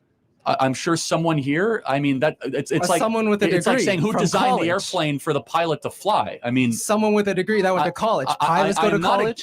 I think you're misunderstanding what I'm saying. I'm not saying you get rid of all places of higher learning. The way it's currently comprised for you guys, the amount of debt you have to go into, the Well, classes you that say you have to don't take. get rid of places of higher learning, but then you go on to you're say interrupting me college every is a 15 scam. seconds. You're not debating in good faith because it is a scam. So let me ask you a question. Can you point to other things of American life the last 100 years that have been scams? For example, when they run an advertisement, they say, buy these pills because we're going to make you super muscular. And they don't have all the fine print that it might not work and you have to have a monthly subscription. We shut down that business for being That's a little scam. different, though. That's a How is it product. different? Hold on a second. When you show up to college, did they tell you you have to take all these classes that you didn't sign up for? Did they? Oh, it said that you're gonna have to take all these different classes. Did they tell you that half of you guys would not ever use your degree when you go into your career? How many guys knew that? You guys knew that when you signed up? Well, college knew is that. what you then make of you it, guys right? You guys are willingly participating in the scam. Good for you. The point is this, is that most kids know deep down they're getting ripped off. The number one thing I hear from people across the country in corporate America, boy, college is a waste of time. Boy, I wish I never would have gone. Now I have $60,000 in debt, $70,000 in debt. I wanted to start a business, but now I don't have the credit to do it. Instead, we are wasting our most prized possession, our 18 to 22-year-olds, to go stick them at many universities when they shouldn't be here in the first place. And it is a failed project. It is making us poorer. And by the way, just look at the actual numbers over a period of time. Has it worked? Is homeownership now going up for young college Well, graduates? how are we going to blame that on college, though? There's a lot of different reasons that people are not able to buy homes. It's the most equally applicable thing across the board for a I wouldn't say generation. so. And If you look at the average, how much debt do you have to go to school, by the way? None. None. Okay, wow. Are you on scholarship or? Yeah. Okay, so who's paying for your college then? Probably the federal government. Okay, so I'm paying for your college is what you're saying. My taxes are paying for your college. So wait, do you have you're on grant or what? I'm not going to discuss my college finances. Well, no, this is really important. This is why you're so defensive of college. Yeah. This is why you're so forceful, because you don't have to walk around the rest of your life with a $100,000 student loan debt. I know plenty of people that have part-time jobs and go to college. This explains you perfectly. I, the taxpayer, when I write my check to the IRS, I'm subsidizing your ability to go to college. Okay. When I write my check to the IRS, I also give money for people to go to college. You should have skin in the game. You should, and you don't right now. You are doing a freeloading thing. Of course, you should be defensive of college. I pay taxes. I pay federal taxes. I pay state taxes. I'm sure I pay a little bit more than you, but that's a separate issue. But the point is this: do you think you pay anywhere close to the tuition value you get at the school? Probably not. Yeah, probably I do. It's like $5,000 a semester. It's a lot of money, but you get a lot out of that. Hold on. How much is it to go to school here? It's around $5,000. So in-state. In-state, yeah. Okay, did that include room and board and tuition? No. Okay, how much does that cost? Room, board, tuition, all of it's around $11,000. $11,000 a semester. So you pay $22,000 a year in taxes? No. Okay, got it. So you're in a tax deficit, which means the U.S. taxpayer is subsidizing your education. That's fine. I'm not faulting you for it, but this is why you're so defensive, is you're detached from the price. You're detached from the cost. It's easy to be defensive of something you're not paying for. Those of whom which they may not be able to disagree with politically speaking. And how can they establish a dialogue and conversation, like being able to talk about anything like politics, COVID, or events without feeling like they feel like they're going to have to force it upon them? Yeah, if that makes sense. Yeah, for family members especially, or yeah. Especially, yes. Yeah. So look, this is a tough thing, right? Let's first talk with your parents about your parents. I'm a big believer in the biblical commandment of honoring your mother and father. 99.9% of the people in this room have no excuse not to honor your parents. I don't care if they don't share your politics. I don't care if they were nasty to you. If they were legitimately abusive in a very serious way, then yes. Okay? But 99% of the time, people say, well, I just don't get along with them. I don't like them. If you cannot honor your parents here on earth, then you will not be able to honor the eternal and divine Father, of which is much more important, by the way. It is a step and an intermediary to that. Secondly, with honoring your parents, it is the only one of the 10 commandments that involves your nation and a promise. Honor your mother and father so that you may live long in the land of which you are in. One of the reasons why America is falling apart is because we have decided to break this commandment, and we are teaching children to no longer honor their parents. A nation that no longer honors their parents, you have a bunch of 17-year-olds that think their parents are dumb and stupid, and they do what they think is right in their own eyes. And that creates a morally chaotic, miserable country very quickly. So I just talked about that on the parents.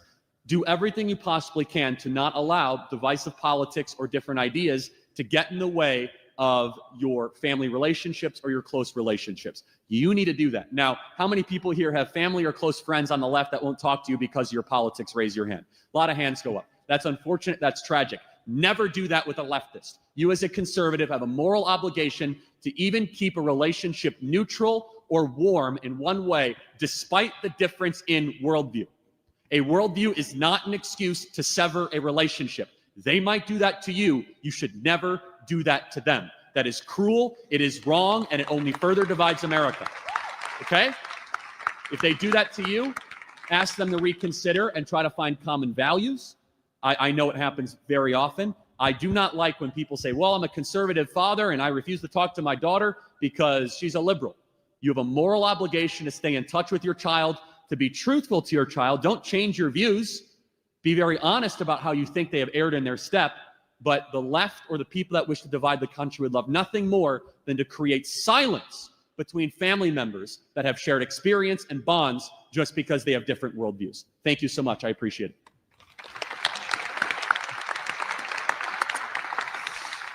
Hey, Charlie, as the vice president of the Turning Point chapter at Sacramento State University, the rival to UC Davis, I'd like to just thank you real quick for creating an organization that has enriched my college experience greatly. Thank you. Thank you. All right, now to the questions. So a quick anecdote, I'll make it very brief, but I am a 7-year veteran of academic speech and debate in high school and college. I have competed at a high level. In fact, last year I was top 32 in the country at my chosen event. But It is so entrenched by the left. In fact, I have an acquaintance named Michael Moreno who at a tournament at Arizona State University was tossed from a round for quoting a piece of evidence from Dr. Jordan Peterson. Yeah. So my question to you is, how do we start to take academia back? What is the best route to achieve that? Well, that's a great question. Thank you for the enthusiasm and the fact that Turning Point USA has positively impacted your life makes the last decade of work worth it. So thank you. That touches me. And for those of you that support Turning Point USA, you're changing lives every single day. Secondly, to take academia back, look, I'm not convinced it's possible in certain areas. I think we have to build new colleges and new institutions. Jordan is doing that with the University of Austin and many other places. But you have to do what we're doing here tonight. You have to try to show up, start Turning Point USA groups. In California, it's hard because the Board of Regents is just, completely and totally lost and out of control. And that's just too bad, and it's a shame. But look, the problem with academia is conservatives don't want to go into it for good reason, and liberals just or left-wingers continue to protect their own. My big fear is that this woke ideology is now infiltrating the social sciences. It's also infiltrating engineering and mathematics. The things that you thought would be immune to the kind of racial preference, worldview is now totally and completely infiltrated. And so I wrote a whole book called The College Scam. So I'm not exactly big on saving higher education, but I do think there is a place for higher education. And it pains me because I go and I visit to Hillsdale College quite often. Hillsdale College is America's greatest college, by the way. They do a fabulous job. And it pains me because I see how good education could be. I sit down in these classes at Hillsdale College, and they're studying Aristotle's Ethics. They're studying, Augustine. They're studying the Summa Theologica by Aquinas. Now, I would just venture a guess that many of you have probably not spent more than maybe a week or a month or a semester thinking about Socrates, Plato, and Aristotle and what they had to offer. If you guys are, then I'll stand corrected on that. Or talking about why Western civilization is the greatest and most excellent experiment in self-government in human history. Why is that the case, right? And so education can be great. And there is a place for students to learn classically and read the great books and to have dialogue and discussion. That's not what's happening on university campuses. Instead, you get a steady diet of Robin DiAngelo and Ibram X. Kendi and of Gene Stefanik and of Intro to Critical Race Theory and Herbert Marcuse and Michel Foucault and Jacques Derrida and postmodernism and post-structuralism, that really these ideas could be entertained for a short while. It's a really bad idea to build a worldview around them. In fact, it's a great way to burn everything around you if you actually do that. So how do we reclaim it? I think it's time to support the good institutions and build new ones, and then get out of the ones that are captured by the ideologues. Thank you so much. I appreciate it. Thank you.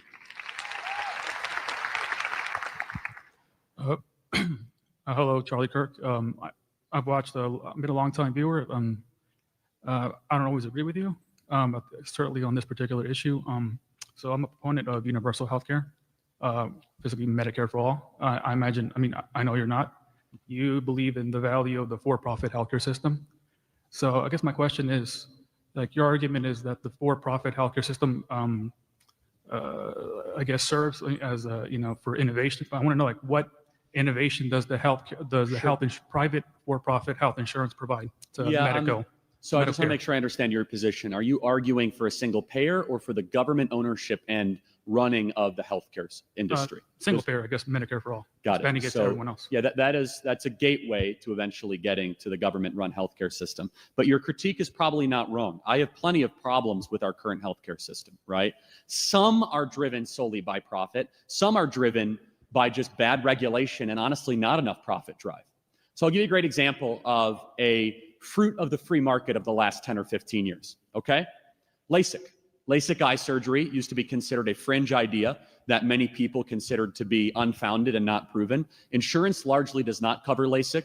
Entrepreneurs got into the industry, and LASIK is now the most performed eye surgery in America with great results and great benefits. The price has gone down and the quality has gone up. Now, that's one example of many, right? And you'd be able to counter, you'd say, well, Charlie, why is it that you go to a hospital and they charge you way too much, and for like a Tylenol, $35 for a Tylenol? Now, here's where I can agree with the spirit of the single payer people. which is we need to crush the hospital lobby in this country. It is wrong the way these hospitals operate. We need to mandate transparency in pricing. If I have to go to Chipotle to see how many calories are in a burrito, I want to see how much everything costs at a hospital the minute I walk into that hospital. Every consumer has a right to know what things cost, right? And so at times I'm willing to yield on price transparency. I'm even willing to say that in certain regards that there has been some major issues with I am no fan, for example, of Pfizer, AstraZeneca, Moderna, Johnson & Johnson. And so I'm actually more of a moderate on it, where I will hesitate to say, though, the Medicare for All system, what it will do is it will turn the American healthcare system into a major college campus where nobody is actually paying for the good that they're getting. One of the reasons why college is so wildly overpriced and why the quality has decreased is because we have single-payer higher education. Many of you take out loans that the federal government is subsidizing and that you're not even directly invested in for a little while, scholarships, grants, and all that. But I think the spirit of what you're saying is smart, and I will also be happy partners with you to crush Big Pharma. I think they have way too much power in this country, and I think they actually make people super sick and not always healthy. Your final thoughts? So I guess a follow-up question is, would you be in favor to have the government negotiate drug prices? I think there might be a role for that. I do, and I wouldn't have said that 5 years ago. The government would probably screw it up, but how could it be any worse than it is now? I mean, again, I believe that Pfizer, AstraZeneca, Moderna, and Johnson & Johnson have done such deceitful and treacherous things, especially in the last couple of years. I am open and willing to use power of the state to start to make sure we're no longer owned by these pharmaceutical companies. Thank you. I've got to get to the next question. Thank you, though. Hi, Charlie. I want to say, by starting off, I was told by your wonderful assistant over here that I should tell you that I disagree with almost everything. Obviously, we have not had a 2-hour conversation. So, like, who knows? Who knows? Maybe we had a few beers. We agree on something, but I'll have water. You can have whatever you want. All I've heard is stuff that I'm just like, what? First, I want to say that I guess as the first 2 hours of your speech was you complaining about kind of these leftists and kind of this, but I've never heard any policy positions. When I go to something like a Senator Sanders convention or someone on the left, they're going to talk about healthcare, inequality, inflation, growth. But you guys all seem to want to talk about is how the left does this or the left does that, but no policies on how to fix anything. So I guess that kind of goes with my first question is, what is the GOP's actual position when it comes to fixing inflation? Well, a couple things. First of all, I'm not a senator, nor am I aspiring to be one. Number two, yes, I was mildly distracted by the windows being broken and the terrorists outside. I fully acknowledge that, okay? So I was a little policy shallow tonight and a little bit terrorist deep, okay? I will admit that. Third, I'll say this. I don't speak for the GOP, right? I have my own ideas, and I actually think the GOP does a terrible job. But let me give you some ideas that I think you might agree with, okay? I think that vital products should be made in America, not in China. And we should use tariffs and sanctions to get it done.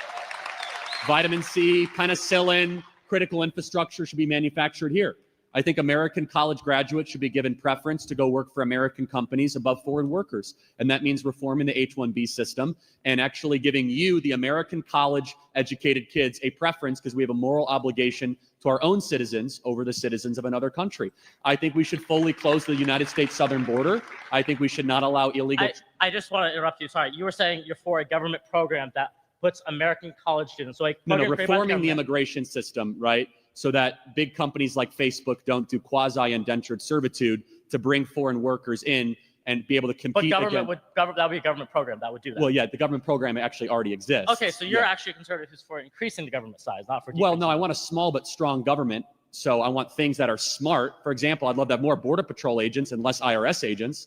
So where it makes sense to increase the volume of government agents, as long as it is pursuing a couple things that are core to my philosophy. A strong country that has borders, sovereignty, culture, and maintains a moral commitment to its citizens, that you should be able to work hard, play by the rules, be able to have a family, own a home, and see rising income and wages. Those are very basic things in a social contract. Why is the increasing IRS agents, which are taxes that belong to us, they help pay for things like roads, GPS, infrastructure, basic things that you and yourself needed to get here. Yeah, why would that be so bad, having everyone pay their fair share of taxes so we can have a government that functions correctly? Well, obviously, government does work for everything, but we all benefit from government services every day. I'm sorry, no one in this room is going to benefit from 87,000 new IRS agents. Instead, those 87,000 new IRS agents are going to be deployed against small business owners. But I could keep on going with policy examples. I can keep on building it out. But let me just say this. I love markets, but I'm willing to critique markets when I think they're not serving people and they're not serving the nation. I think our overindulgence in free trade fanaticism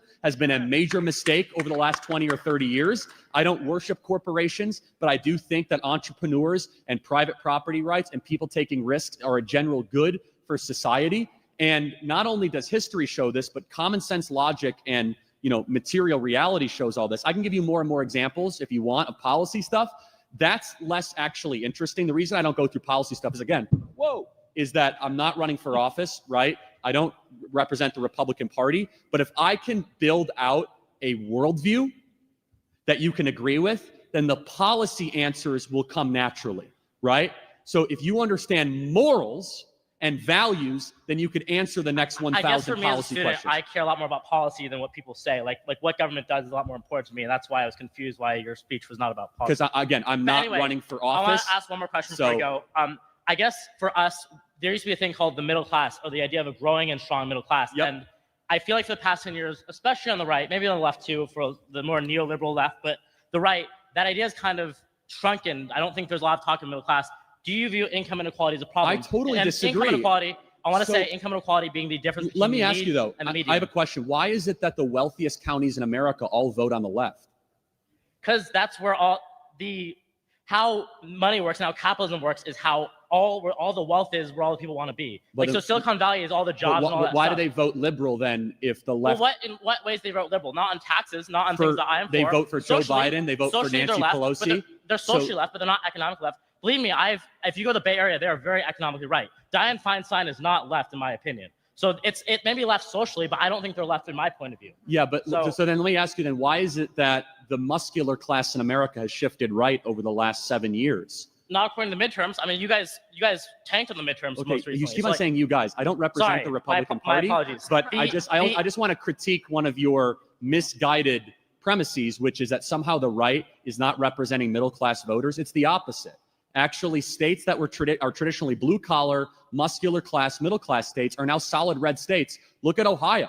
Ohio is a state that used to be far left, and now it's more in the right direction. So what is the right actually doing about it? To answer your question, a couple things. We're rejecting neoliberalism. Like, how about this? We shouldn't send $200 billion to Ukraine, and we should instead represent our own people and close our own border. That's number one. Number two is that we should be unafraid to use tariffs and sanctions to say that critical infrastructure and things that matter should be made here in America. Whether the delusion on the left, and I just want to challenge you on this, is that the left has a bunch of people that talk a good game, AOC and Bernie Sanders and Joe Biden, but when it really matters, they're nothing more than neoliberal shills that are willing to invade other countries, invite them into our country, and then lie to their voters under the veneer of social liberalism. The populist movement in America that represents real people, muscular class teachers, police officers, and firefighters, it lives on the American right because we listen to our constituents and we're willing to fight for ideas like tariffs, sanctions, closed border, and no more money to Ukraine. The left is shilling for all those things. Thank you for being here tonight. I appreciate it. Getting to the next one. Thank you. Can I just ask, is the difference between the mean and median income There- inequality? there's Is that a problem 50 with you guys? people in line. Income Thank inequality. you. Is that Income inequality is a big issue, which is exactly why I support the things that I said. Next question. Okay, my question is short. Should America be a more isolationist nation to aid in the interests of the American people? Depends on the situation. Give me an example. Wars in the Middle East, wars with Iran, wars in Ukraine, wars in Yemen. Any I conflict would abroad. limit funding all across the board on those. Yeah. What was that? I think that our role should be limited in all those, especially with Ukraine. We shouldn't give a dime to what's happening in Ukraine, especially as our own border remains wide open. What was that? What was that, Charlie? I didn't hear. Especially as our own border remains completely and totally wide open and 5,000 people are entering illegally every day. I find it silly that DC gets really mad that Ukraine's border gets invaded and our border gets invaded every day. But sorry, do you have a follow-up thought? Nope. That was it. Thank you. And by the way, if you disagree, you're welcome to come to the front of the line. The staff will help you. Let it be known the evil fascist Charlie Kirk wants people who hate him to come to the front of the line. Next. Hi, Charlie. My name is Cole. I think I agree with you. I just wanted to ask, with how much our school systems have changed since even when I was a kid. I'm only 20. What is the best way to shield our younger children from falling into the mindset that they're trying to teach the very... I get the question a lot. Okay, thank you. If you're able to homeschool, I'm a big fan of homeschooling. I am, and I know that's very difficult. And then I think you have to find good private schools, if not that. And if you have to send them to government schools, you have to fight for better schools and better school boards and stay involved in those school districts at every possible way you can. And so there's no easy answer. But you know what the most important time is? It's not the time in the classroom. It's the time that your kids have with you at home. Turn off all the devices on the weekend and talk about the Constitution. Talk about the founding. Talk about the Civil War. Become your child's teacher, regardless of where you send them to school. Homeschooling is not just doing it Monday through Friday. Homeschooling is a 24/7, 365 operation where you're constantly educating your children about American values, hopefully, Judeo-Christian values as well. So that'd be my advice to you. Thank you. God bless you. Hi, I know you're generally in favor of smaller governments. My question. Can you make sure you go right into the microphone? I'm sorry, I'm having trouble hearing you. Yeah. Oh yeah. I know you're in favor in small government for a lot of issues. I know that drugs are a big issue in America. I was wondering what was your perspective on recreational drugs in general, the legalization of drugs, and just what your perspective on that was? Sure. The mass legalization of drugs has been a major mistake in our country. I used to be for it, and I've had a 180-degree reversal, and I'll tell you why. I believe in a small but strong government with prudent and effective and, let's just say, common sense laws. I used to be one of those guys that was a conservative that said, if we really want to reduce government and make the cartels weaker, let's legalize weed, and that will really make the cartels weaker. And then we'll have less people in prison. Everything I believed was completely incorrect. Let me tell you why. As we've legalized weed, especially in the American Southwest, we've seen more violent crime, not less. The cartels are wealthier and stronger than ever before. One of the arguments was, well, kids now are going to be able to not do harder drugs. That's not true. Kids are now getting into fentanyl and harder drugs earlier because whether or not we want to admit it, marijuana is a gateway drug. That is a true fact. Kids don't just start with fentanyl. They start with marijuana and it goes to other drugs. And we see that happen time and time again. So actually, I believe that the decriminalization of weed has been something that actually makes government bigger. We now need more social workers. We now need more services. We're now giving more people things on welfare, money on welfare. And so while I understand the spirit and potentially the principle of legalizing or decriminalizing drugs, we have to look at the evidence.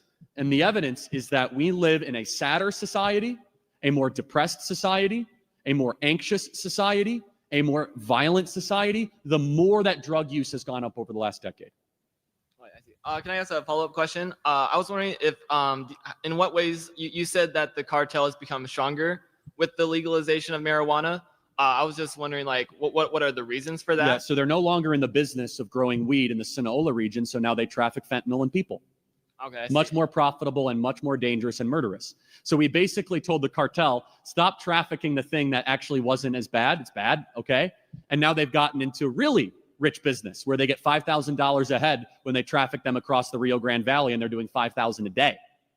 Or they get fentanyl trafficked in from China that this much of fentanyl, like a salt grain of fentanyl, will kill your grandkid almost instantaneously.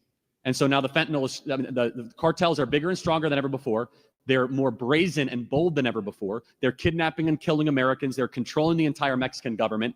The border is now completely controlled by the cartel. And we were told that drug legalization would make the cartels irrelevant, the same way that the legalization of alcohol made the mob less powerful in the 30s. That was a lie, by the way. The mob just went into a different business, okay?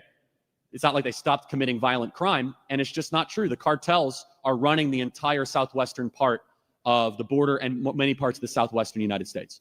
Last follow-up question with that. I see your point that the legalization of marijuana has increased drug use and has increased the demand for things like fentanyl and heroin and stuff.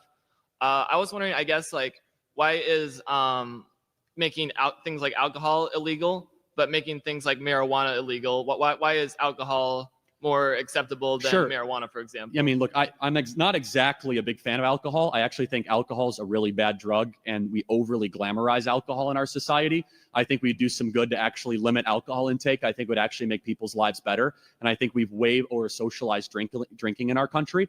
Now, that's a separate argument, though, because that's making something that's currently legal illegal. We're talking about making something that's illegal legal, right? So those are two separate things. But if you were to say wave a magic wand and people would drink less in America, I'd say sign me up for that. Because I mean, if you look at the amount of DUIs, violent crime, if you look at domestic assault, alcohol is almost always involved, almost always. So I would say this, right now the question is on marijuana, and it has been proven right now to have massive externalities that are negative. Over 70,000 people died of fentanyl overdoses last year, right? And over 140,000 people die from the effects of alcohol every single year. Now, I'll be the most unpopular public commentator on the planet to argue for a ban or an abolition of alcohol. But let me just say this. Someone needs to have the courage to say the amount we drink in our country is bad for us, and it's making us deeply unhappy. Thank you. I appreciate it. Thank you. Thank you. Hi. So as someone who claims to be such a bastion of freedom of speech, why do you call the protesters outside terrorists, outside of, say, one broken window? Well, it's more than one broken window. Assaulting cops, spray painting, the death threats that they throw at me, the violent intimidation, the graffiti. But that's not, don't you think it's bigoted to call all protesters who are outside as terrorists when a handful of minority might be representing some Wait, why would it be violent bigoted? acts? They're mostly white liberals without jobs. Sorry? Why is it bigoted? They're mostly white liberals without jobs. But you're calling all protesters terrorists? I'm calling Antifa out there that are anonymizing their identity, sending death threats to my family, smashing windows, and spray painting the campus the entire week leading up to this terrorist. Yes, I absolutely stand by that. But so that wouldn't a lot of them are just college students who don't agree with the point of view that you're propagating. Well, maybe today. they should have come to the front of the line and asked a question like you, and not acted like somebody in a third world country where they settle their differences with gang violence. But just to be sure, those people who are there to register their protest aren't terrorists. Okay, the terrorist definition is a person who uses unlawful violence and intimidation, especially against civilians, in the pursuit of political aims. Did they do that?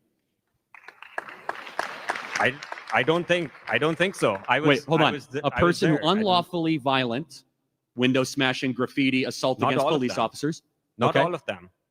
Hold on a second.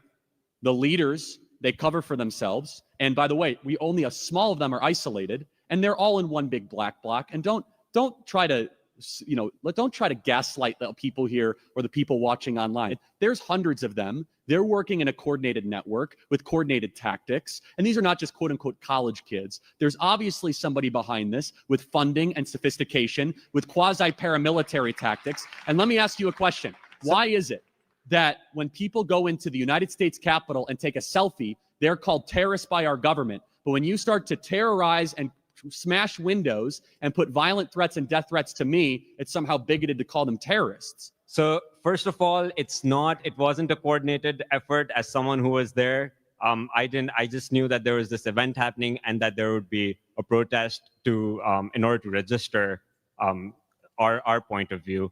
I was not part of any coordinated effort, and neither were a lot of the other people who were there. We don't appreciate the label of being terrorist, especially a lot of us are from countries where you shouldn't terrorism is very appreciate common threat, the so- label or the activity. Why don't you come here and say, I'm pretty damn embarrassed that people that agree with me resort to violence, instead of going up here and trying to lecture me about calling them terrorists? Absolutely.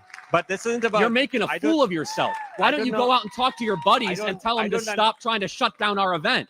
So I don't know why your response is always a whataboutism. I mean, I'm just asking It's not. if you I'm take asking back that they're questions not you can't terrorists. answer ism. What?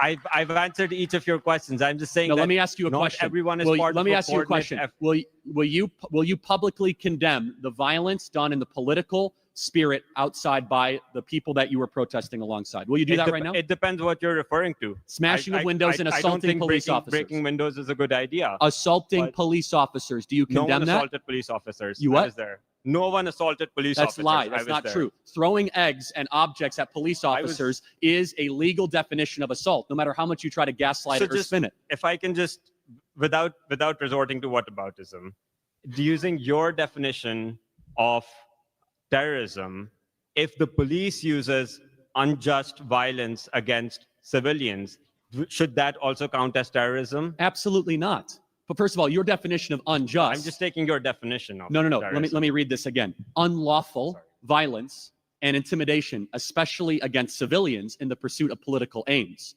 Antifa doesn't just do this here. They did this in Sacramento and assaulted one of our Turning Point USA employees I'm not Antifa. and sent one of them to the hospital. Antifa, oh, by the way, the same buddies, the same tactics, the same coordination, the same wardrobe, the same language, the same signs. You know what they did 2 weeks ago? They arson and firebombed an entire police training headquarters in Georgia in massive coordinated fashion. And so right now what we are seeing is the rise of left-wing domestic violent extremism, and the failure to acknowledge or admit it means that you are blinded by ideology. Thank you for being here tonight. We'll get to the next one.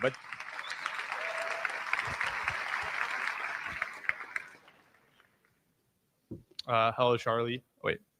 I just want to say I don't exactly agree with you on everything, but it was a great speech, and I did like hearing your points. And there are some things that we did agree on. For example, Big Pharma. I totally agree with you on that. But my question isn't related to that. So, well, first I want to ask you what is your stance on guns in terms of like gun control? I think I know, but I mean, I'm very pro Second Amendment. right. Okay. So against gun control. Right. Making guns legal. Yeah. No.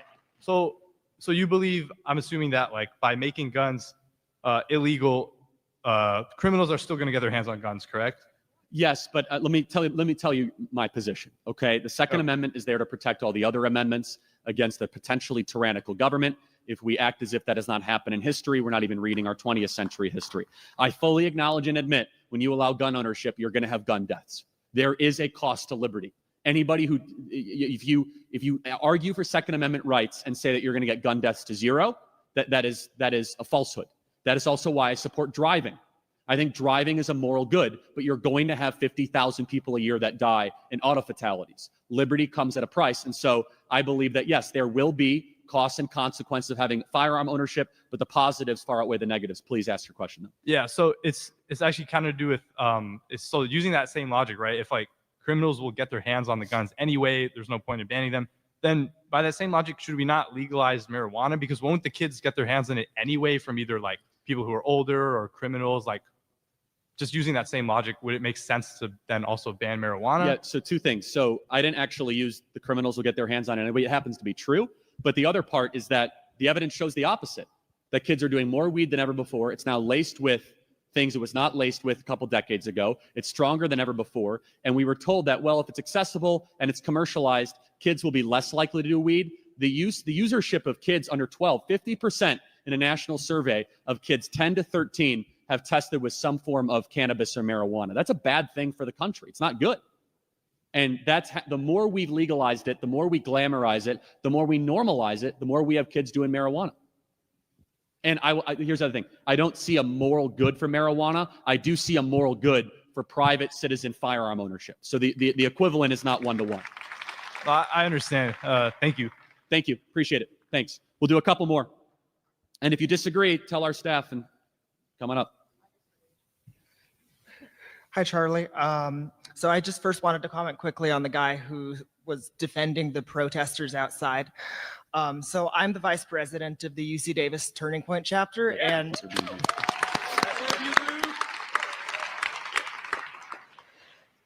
the same people who organized those protests outside have put my name on flyers and my face on flyers for my social media, put it all over campus, wheat pasted it so it's glued to the wall. And they've called me a homophobic fascist, a bigot. They've said I'm not welcome on this campus, and they've published my phone number and email so that people could be able to harass me. So if unlawful intimidation in the pursuit of political aims is the definition of terrorism, I'd say even that probably falls into the definition. That's exactly right. That alone is terrorism, right? Thank you for your courage. What's your question?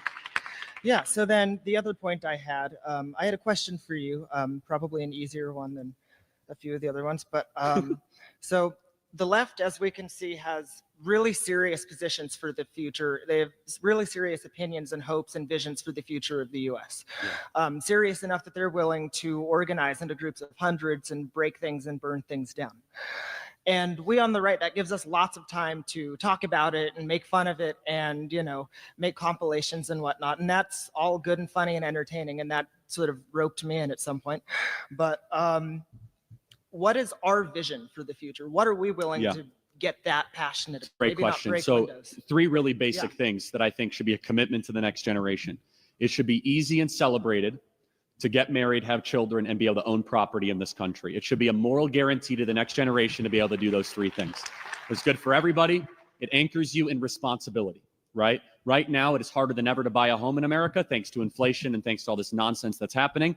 We are telling young people not to get married, and we're saying that if you have children, it could be an existential threat to the climate. And we wonder why this is the most depressed, suicidal, anxious, alcohol-addicted, and medicated generation in history.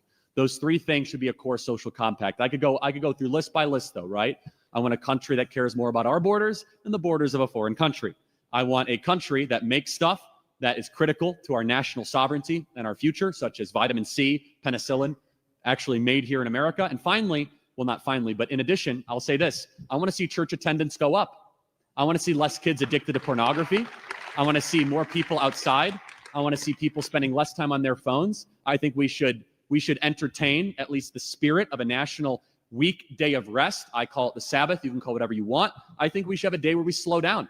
I think that we're able to get Uber Eats quicker than ever before. We're able to get medication we want. We have more ease and convenience that we're more miserable than ever before. Why don't we actually tolerate? We don't have to do laws, even though laws might be a good idea, where we just rest for a day. We used to call these blue laws, where everything kind of slows down. You spend time with loved ones. You don't look at the phone all day long. Maybe your favorite restaurant isn't open that day. Maybe you actually have to cook for yourself.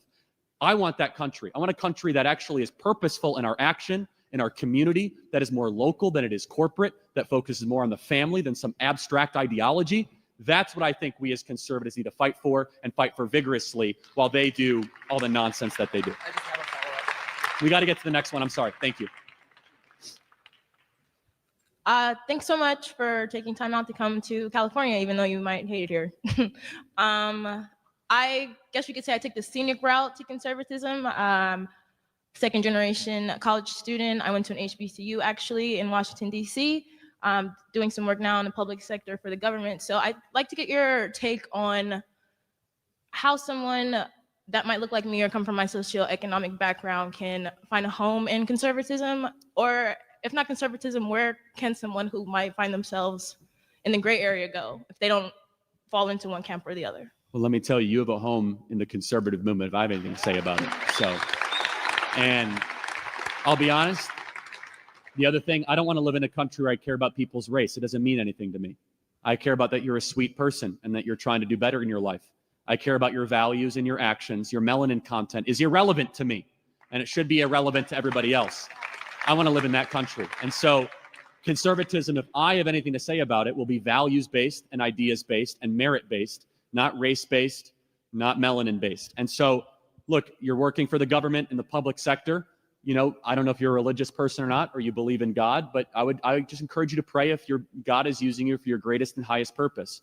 But I could tell you right now, if God answers your prayer and you say, get in the fight for freedom, we need people right now on the front lines, working for Turning Point USA, working for churches that are engaged and active, like Greg Farrington's church. I think some folks from his church are here. And thank you guys, by the way, fabulous church. And so there is a place in conservatism for you. But it might not look for working for Turning Point USA. It might be, hey, I'm going to, work for this local committee or whatever it might be. But if you're passionate about these ideas, we need you. We need you badly. God bless you, and thank you for being here tonight. Thank you. 2 more questions. Hey, Charlie, 18-year-old activist out of Sacramento, sophomore year college student, and proud member of the ex-recall Gavin Newsom team, by the way. So as you know, there's a Democrat supermajority in our state legislature, and a committee in our state legislature, state assembly did something, or state senate did something ridiculous today. They passed a bill that would put women's menstrual products in men's restrooms in government facilities, and not a single Republican on the committee voted against the bill or spoke out against the bill. They decided to abstain, so it passed easily. My question is, how do we get our representatives to fight against this crap? Yeah, I mean, stop worrying about being offended all the time. I mean, this is one of my big complaints of conservatives in general, which is fight for what is true. And who cares the names they call you? I mean, you're trying to tell me not a single Republican voted against that in committee? I mean, I am telling you that not a single Republican in that committee had a backbone to vote against that bill. And that is what disappoints me. It disillusions me. They're afraid of people like Scott Wiener and all these other people. Exactly. Yeah, I was going to say that. I've had Scott many Wiener talks. Twitter disputes with Scott Wiener. Right. And yeah, he's not well at all. There's Well, something yeah, wrong I with mean, him. I could tell from his tweet yesterday where he said that there's a bill now in our state legislature proposed by a Republican that would allow a parent to know if their child is transitioning socially within schools. And Scott Wiener came out and said that this is a Ron DeSantis style bill that is oppressive to the LGBTQ community. So yeah, of course he did. I mean, I got in a whole Twitter dispute with Scott Wiener because he said that I'm the one that was inciting hatred against him because I decided to tweet about those perverted bills that he's pushing in the legislature. And he says, I'm a victim, I'm all these things. Like, okay, Scott Wiener, how about you defend the bills actually of why you creepily think kids should be taught the most graphic, personal things without parental consent? But he won't answer that question. Look, you have to fight. And I love California conservatives. I think there's so much fight left in so much of what you guys are doing. But it's gonna be a long-term project, right? And you got to find the fighters, you got to support the fighters, and you have to support the ones with the backbone. And honestly, the ones that don't, ask them, why are you not standing for what is right in the legislature? The bill's going to pass anyway. Why wouldn't you stand for what is right? So God bless you for your activism, and thank you. Final question. Hi, Charlie. I'm gladly not an 18-year-old student here at Davis, but I'm an older millennial student who work with and attend the TPUSA meetings here. And I also work with LaRouche PAC, who, God bless them, are real true unsung heroes, I would say. So Silicon Valley Bank, which I'm sure you heard, just went kaput. Now, it's a fact that their board are all about, their agenda is wokeism, right? So Christ chased the money changers out of the temple. And now my question is, with Josh Hawley just publicly backed up and is saying, calling for the reinstatement of Glass-Steagall bank separation. I think it's probably Act. a good idea. And my question is simply, what is your position on it? Will you support it? And the fact that we need to absolutely, rather than fund Wall Street. Yeah. Right, we need to fund the rebuilding of America. Yeah, so just so everyone knows, Glass-Steagall was the repealing, or it was the instituting, I always get confused. It basically allowed commercial banks and investment banks to become one. This would make it separate. Look, I think heads need to metaphorically roll, metaphorically, for what happened at Silicon Valley Bank. The regulators, the people involved, it's wrong on multiple levels. And isn't it interesting how scared people are to actually criticize the banks right now, especially in the media? It's just terrible. And what the heck was the government doing? Where were the regulators that are supposed to do their job, that are supposed to be checking in on this? And I'm very afraid of the fragility of the American banking system right now. And I hope I'm wrong. I hope that there's the full faith and credit behind it. Reinstituting Glass-Steagall would be the first step of many, in my opinion. But I think we need to repeal Dodd-Frank. Dodd-Frank has been really unfair to small and local banks, which I think is actually their next focus. They're going to try to get rid of mid and local banks and try to hyper-corporatize JP Morgan, Citibank, and Wells Fargo as kind of the big three, like almost like the telecom companies. Really quick, yeah. Great. Yeah, why I brought up LaRouche PAC is because they endorsed Trump, and they're the ones who fought for Glass-Steagall since really 2007. Yeah, I'm not familiar with it, but thank you for bringing that up. So thanks for being here tonight. Thank you. All right, I want to summarize this. A very important announcement. There is a fear that the mob might, again, they're not terrorists. They might actually try to be violent towards you, okay? Do not engage with them, all right? Stay peaceful. If you feel unsafe, ask a police officer, ask one of our staff. We want all of you to get home safely, but this is what they do, especially on the exiting of events. These people can be really nasty, especially with the experience I've had with them over the last couple of years. So please be peaceful. Don't do anything with them. They're the ones that are, doing uncalled for things. So please keep that in mind. And it's a good thing this event happened tonight, but it's I just want to remind, I do not want to live in a country where I have to have this much police support and I have to have my send-off message of be safe on an American college campus because you might have a baseball bat thrown at you. We are fighting for the moral goodness and decency of speech. Tonight's speech won. Please be vigilant on your way out and stay peaceful. Thank you for supporting Turning Point USA, and God bless you. To my OnlyFans friends here, you both want to get married, right, and have children? Yeah, of course. Do you think that you are more desirable or less desirable to a future husband when you post suggestive or naked pictures online? I've always received love the same way, and that's pretty. I didn't really receive it. They all looked at me the same from the beginning. How do you know how men look at you? Because when I talk to them, I usually feel head over heels for them, and they all view me the same way. You don't know the male mind very well. But they've already told me themselves, how And men they are view really me. good liars. Do you know that? True. Then how could you know they're telling the truth? I don't know. I just take their word for it. You just said they're good liars. Well, I don't know. Some people actually do want exactly OnlyFans women and want to marry OnlyFans women. Do you think those men are virtuous, high-quality men that won't cheat on you? Yeah, I do. Okay. What you guys are living through is such a unique time in this country. I would say it's an awful time to be a college student. When I was a university student, I was a liberal. My best friend in the entire world was a conservative. Her family was conservative. I used to go out for dinners with them. Every weekend, we'd drive out to Massachusetts because I went to school on Rhode Island, and I'd have dinners and I would debate her dad, who was a conservative, and I'd say all the liberal things. And how could you not think that, immigrants deserve a life, whatever it was. And it was all cool. There was no name calling. There was no you're a this, you're a that. So I just want you guys to be aware of that, knowing that the experience that you guys are having in classrooms has been radically transformed since the time that I went to school. So I graduated high school in 2007, not that long ago. I'm not exactly a dinosaur, but college campuses have completely shifted. The majors that you have were not available. I was shocked going through the catalog and seeing, wow, they're just making stuff up. They're having fun. I feel like they are having fun deciding what programs to allow students to just burn their cash on. I think that's an accurate way to say it. I mean, why else would you go to school and major in something like gender studies? And I'm not saying that to discount the fact that somebody might be interested in the subject. I'm just saying, realistically, have you paused and considered, if you go to university for 4 years and you accrue debt? I'm assuming a lot of people here took out student loans. I took out student loans.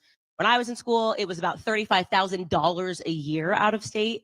So I'm just thinking, what kind of a person would be encouraged to go to university, to spend that kind of money, to potentially come out of university with 6 figures or close to 6 figures of debt like I had, and not really realize that there's not really a job that you can take with that sort of a major? What is the job? What is the job?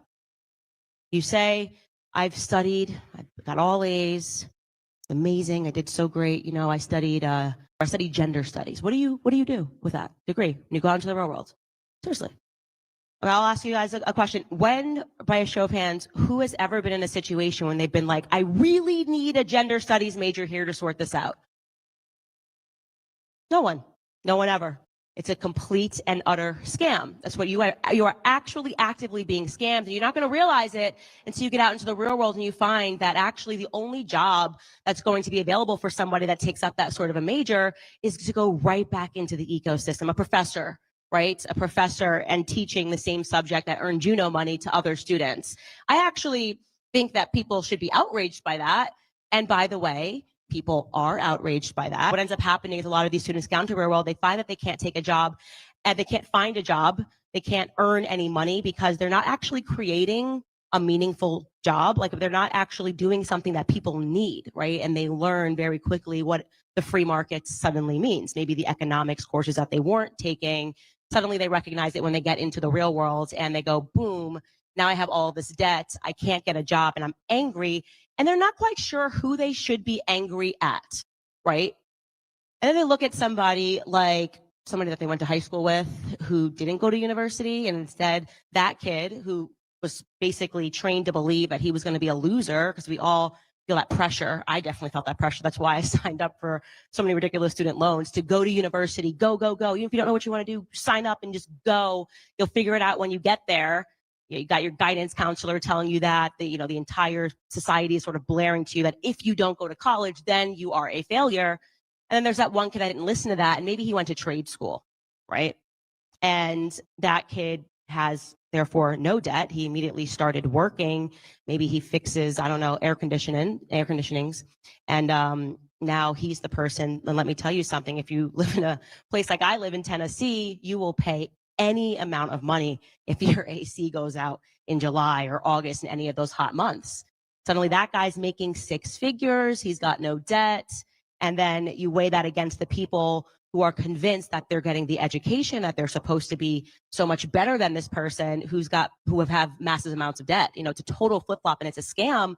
This book references vulgarity. It says Christy is on all fours facing the headboard, her ASS raised high in the air, and I'm facing Sabrina, who is staring into Christy's spread open ASS with a determined expression. Her smile seems tortured, and she's wetting her own lips by herself. With both my hands, I keep Christy's ASS and spread open. All right, we're gonna adjourn, folks. I motion for Sabrina to move her face in closer until she can smell my fingers.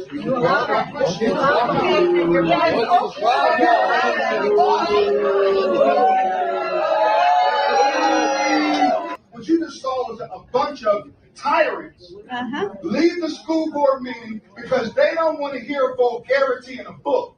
Because I read what kids get to read in 3 schools.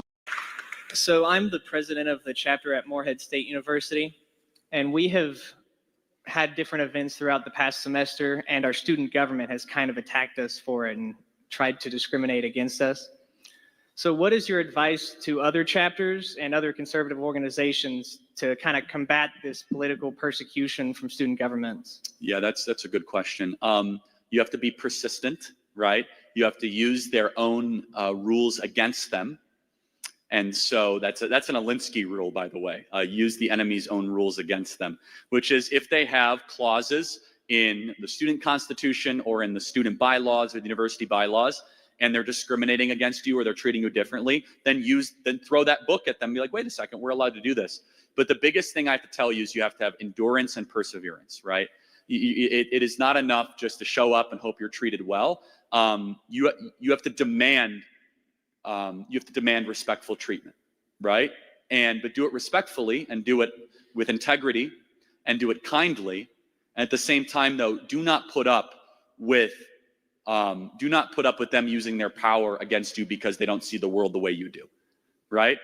And there's strength in numbers and strength in community. And you also want to be annoying enough where eventually they just say yes and they make you go away. That's actually half the battle. Am I right for all of our Turning Point chapter leaders, right? That's half the battle. God bless you. Thank you. Hello. So I am a self-described liberal.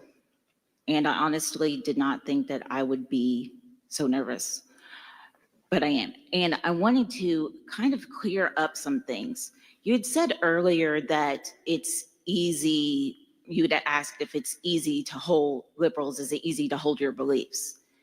And, oh, it's easy because the rest of society agrees with you, yada, yada, yada. However, that's not why I find it easy. I was liberal before it was cool.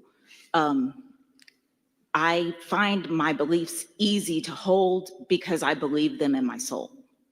And I feel like a lot of conservatives are the same way. Your beliefs aren't subject to acceptance or disacceptance. Something else, and honestly, if it were about what would be easy, it would be if I wanted to make my life more comfortable, I would change and become conservative. Because my husband has been caught up in and has changed his way of thinking to be a conservative person over the past couple of years. We'll and get you it has there. caused absolute disarray. So if it were something where I could just say, oh, well, you know, if you could get somebody to change Sure. their values. Yeah, so let's try to make some progress. What do you believe and why do you believe it? Well, I believe actually a lot of the same things you believe, just maybe in a more broad sense. Like, I believe in freedom. Okay. I believe in free speech. I believe in free speech for everybody. I believe in freedom of expression. If you were born with a penis and you want to wear a dress, have at it. It's not my life. And I don't get to dictate to anybody else what's right or wrong. I don't believe that man is above nature, because then is man unnatural? If man is separate from nature, is man unnatural? Man is made in the image of the Creator, but I do want to mention, zero in on one thing here, which is so you say you don't care what other people do. Just curious, like, do you think it should be okay for adults to perform drag performances in front of children? It depends on the nature of the performance. How about a sexually explicit one? Of course not. Okay, so we agree on that. And by the way, most liberals don't, just so we're clear, right?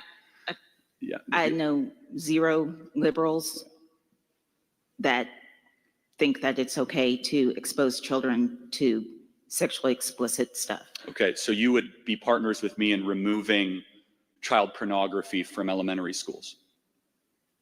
Yes. Okay, so you're a big fan of Ron DeSantis then? No. Well, he did that, and he was attacked by Disney, and he was attacked by every major left-wing group as harsh, anti-gay, don't say gay. He was just saying you're not allowed to put propaganda or pornography in front of kids.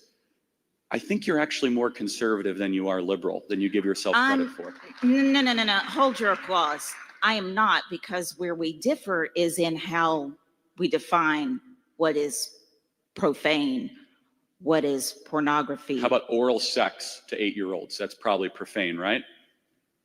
Excuse me? Yeah, exactly. That's in textbooks across the country, including in this state, that liberals are defending as free speech. Okay. They're teaching 8-year-olds the most graphic sexual practices in public schools across the country. And I get smeared, slandered, and so does the American right, as somehow being anti-LGBT, because I don't think a 9-year-old should be exposed to things that should be behind in the darkest depths of the human existence, right? So I guess we agree on that. What I'm trying to get at, though, is why you believe what you believe. And we could spend all night doing this. You say you believe in freedom and free speech, right? Okay. So which side do you think, the American right or the American left, currently is doing a better job of protecting the idea of freedom of speech? Actually, they're both sucking pretty hardcore. They're both being absolutely horrible at it. How has the right been horrible at that? I'm curious. They're both being horrible in the exact same way. And it's, who are they protecting or standing up for free speech for? Like, free speech for who? Can I ask a theoretical question? Do you think if a liberal came to speak at University of Kentucky, they'd give an open mic like I just did to a conservative and had a discussion like this? I certainly hope they would. No, they wouldn't, because speech is not a left-wing value. That's why Chuck Schumer went on the Senate floor yesterday and called for the censorship of a cable television program. That is why they have to deploy shock troops called Antifa to go after everywhere I go. When I go to University of California, Davis next week, there has to be 120 police officers because of the threats, the violent threats of liberals that want me dead, that want to disrupt our events. There are no right-wing hecklers that come to events like this. Michael Knowles, Matt Walsh, Ben Shapiro, myself, Candace Owens, the 24/7, 365 armed security to prevent ourselves from the violent threats from the left. And so I think it's rather clear there's one side that is trying to do everything they can to shut one side up, and one side that's trying to open up the marketplace of ideas. And I think that's rather self-evident. But I do want to thank you for coming here tonight and demonstrating. I totally disagree with everything you just said. I don't discount that you've received death threats or anything like that. So how about this? Public approval polls show that a majority of liberals do not believe the First Amendment is absolute. What do you have to say about that? I mean, it's not absolute. There are restrictions to the First Amendment. Such as? There literally are legal restrictions to it. Outside of incitement, what would one be? Okay, let's see. Let me Do you think back to high school civics Do you class. think hate speech should be disallowed? Fighting words is disallowed. Not fighting word. I mean, it's called that though. No, they're very much not disallowed, actually. They are disallowed if your speech is considered by a reasonable person and they harm you because of what you said. Wait, you mean hurt their feelings or physically harm them? I mean, okay. If you intentionally provoke a person with your speech, that is not protected speech. Yes, it is. It actually. The American Civil Liberties Union protected Nazis to be able to march in Skokie, Illinois around Holocaust survivors. Grotesque, outrageous speech is absolutely protected by the First Amendment. I'm not saying that grotesque. I'm saying that I can't really explain it right now, but there is a limitation on that. Another limit is like you can't speech that like you can't yell fire in a crowded theater. You actually can, but that's a separate constitutional issue. That's incitement. That's a separate issue. But thank you for being here tonight. And I don't think we made any progress, but we certainly see where we disagree. So, all right, next question. Hello, my name is Jeff. It's more of a question for me to understand your view on something. You said that you view humans are more important than the earth. Yes. What is a human without the earth?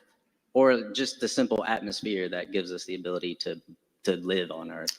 Humans could potentially exist outside of the earth. I mean, I wouldn't disagree with that. I believe in that too. We could colonize Mars, but obviously in the immediate, the earth is necessary for our survival, obviously. Do you believe God created us somewhere else and we have come from somewhere else? Or do you think he created us here? He created us here. On like Wednesday or something? Well, no, God created man on what, the 5th or 6th day? Okay. Before he rested, if I'm not mistaken. Right. Yeah. Am I right? Yeah. Okay. That was all I just wanted to understand. Okay. Sorry. All right. Next question. Yeah, sure. Hi, Charlie. My name's Dan. Welcome. I followed you for some time, but I've never heard you comment on what I was going to ask you. There's a commentator, author, whom I have listened to for more than 50 years, who I think is wonderful. His name is Dr. Thomas Sowell. He's my man. I love Thomas Sowell. I'd never heard you comment on him, and I just wanted to see if you were a fan of his. Yeah, I mean, I think it should be required reading in every college economics course. The best book is Discrimination and Disparities. It'll change your life. And Basic Economics. He wrote over 50 books. Thomas Sowell is a black economist who was raised in New York and shatters so many of the myths that have infected our society. Okay, thank you very much. God bless you. I admired him, and thank you for your time. Thank you. By the way, if you disagree, you're allowed to go to the front. So just keep coming. No, not you, sir. I'm saying in the line, if anybody disagrees, our staff will help identify it. Okay, yes. So you mentioned that you're fairly in line with the Bible, and I'm glad you are. I am too. And I think, as you know, God created man and woman, and so how would you respond to someone who thinks that they're in the wrong body? So, like, say they're male, and they think they're female or want to be female. Isn't that technically just telling God that He's wrong? You're pretty much just beating them down. I mean, yeah. How would you respond to someone? Sure. I mean, with love and compassion, I mean, they're in the midst of a delusion, and people that are in the midst of a delusion need to be told the truth and need to be helped. But if you think you're in a different biological, being than you actually are, you're suffering from something. And the American Psychiatric Association used to call this gender dysphoria. We no longer call it that. And so the real question should be, why is it all of a sudden the new way of treating this, which is with chemical castration and extremely expensive drugs and pediatric gender surgery, Better than maybe telling a 12-year-old, hey, you're a woman, you're going through puberty, maybe let's have some counseling for 6 months or 2 years or 3 years before we, I don't know, make you go under with the knife and make you have irreversible damage. And so everything should be done with love and compassion. I think it's cruel and harsh and medieval to have teenagers, thousands of which every single year have their breasts chopped off and are having mastectomies. I had an unbelievably powerful hour-long dialogue with a detransitioner. By the way, we are about to see one of the saddest community of people grow exponentially, which are detransitioners. And like clockwork, you get administered testosterone, you get, all of a sudden you start to feel stronger, more mental clarity, but it has a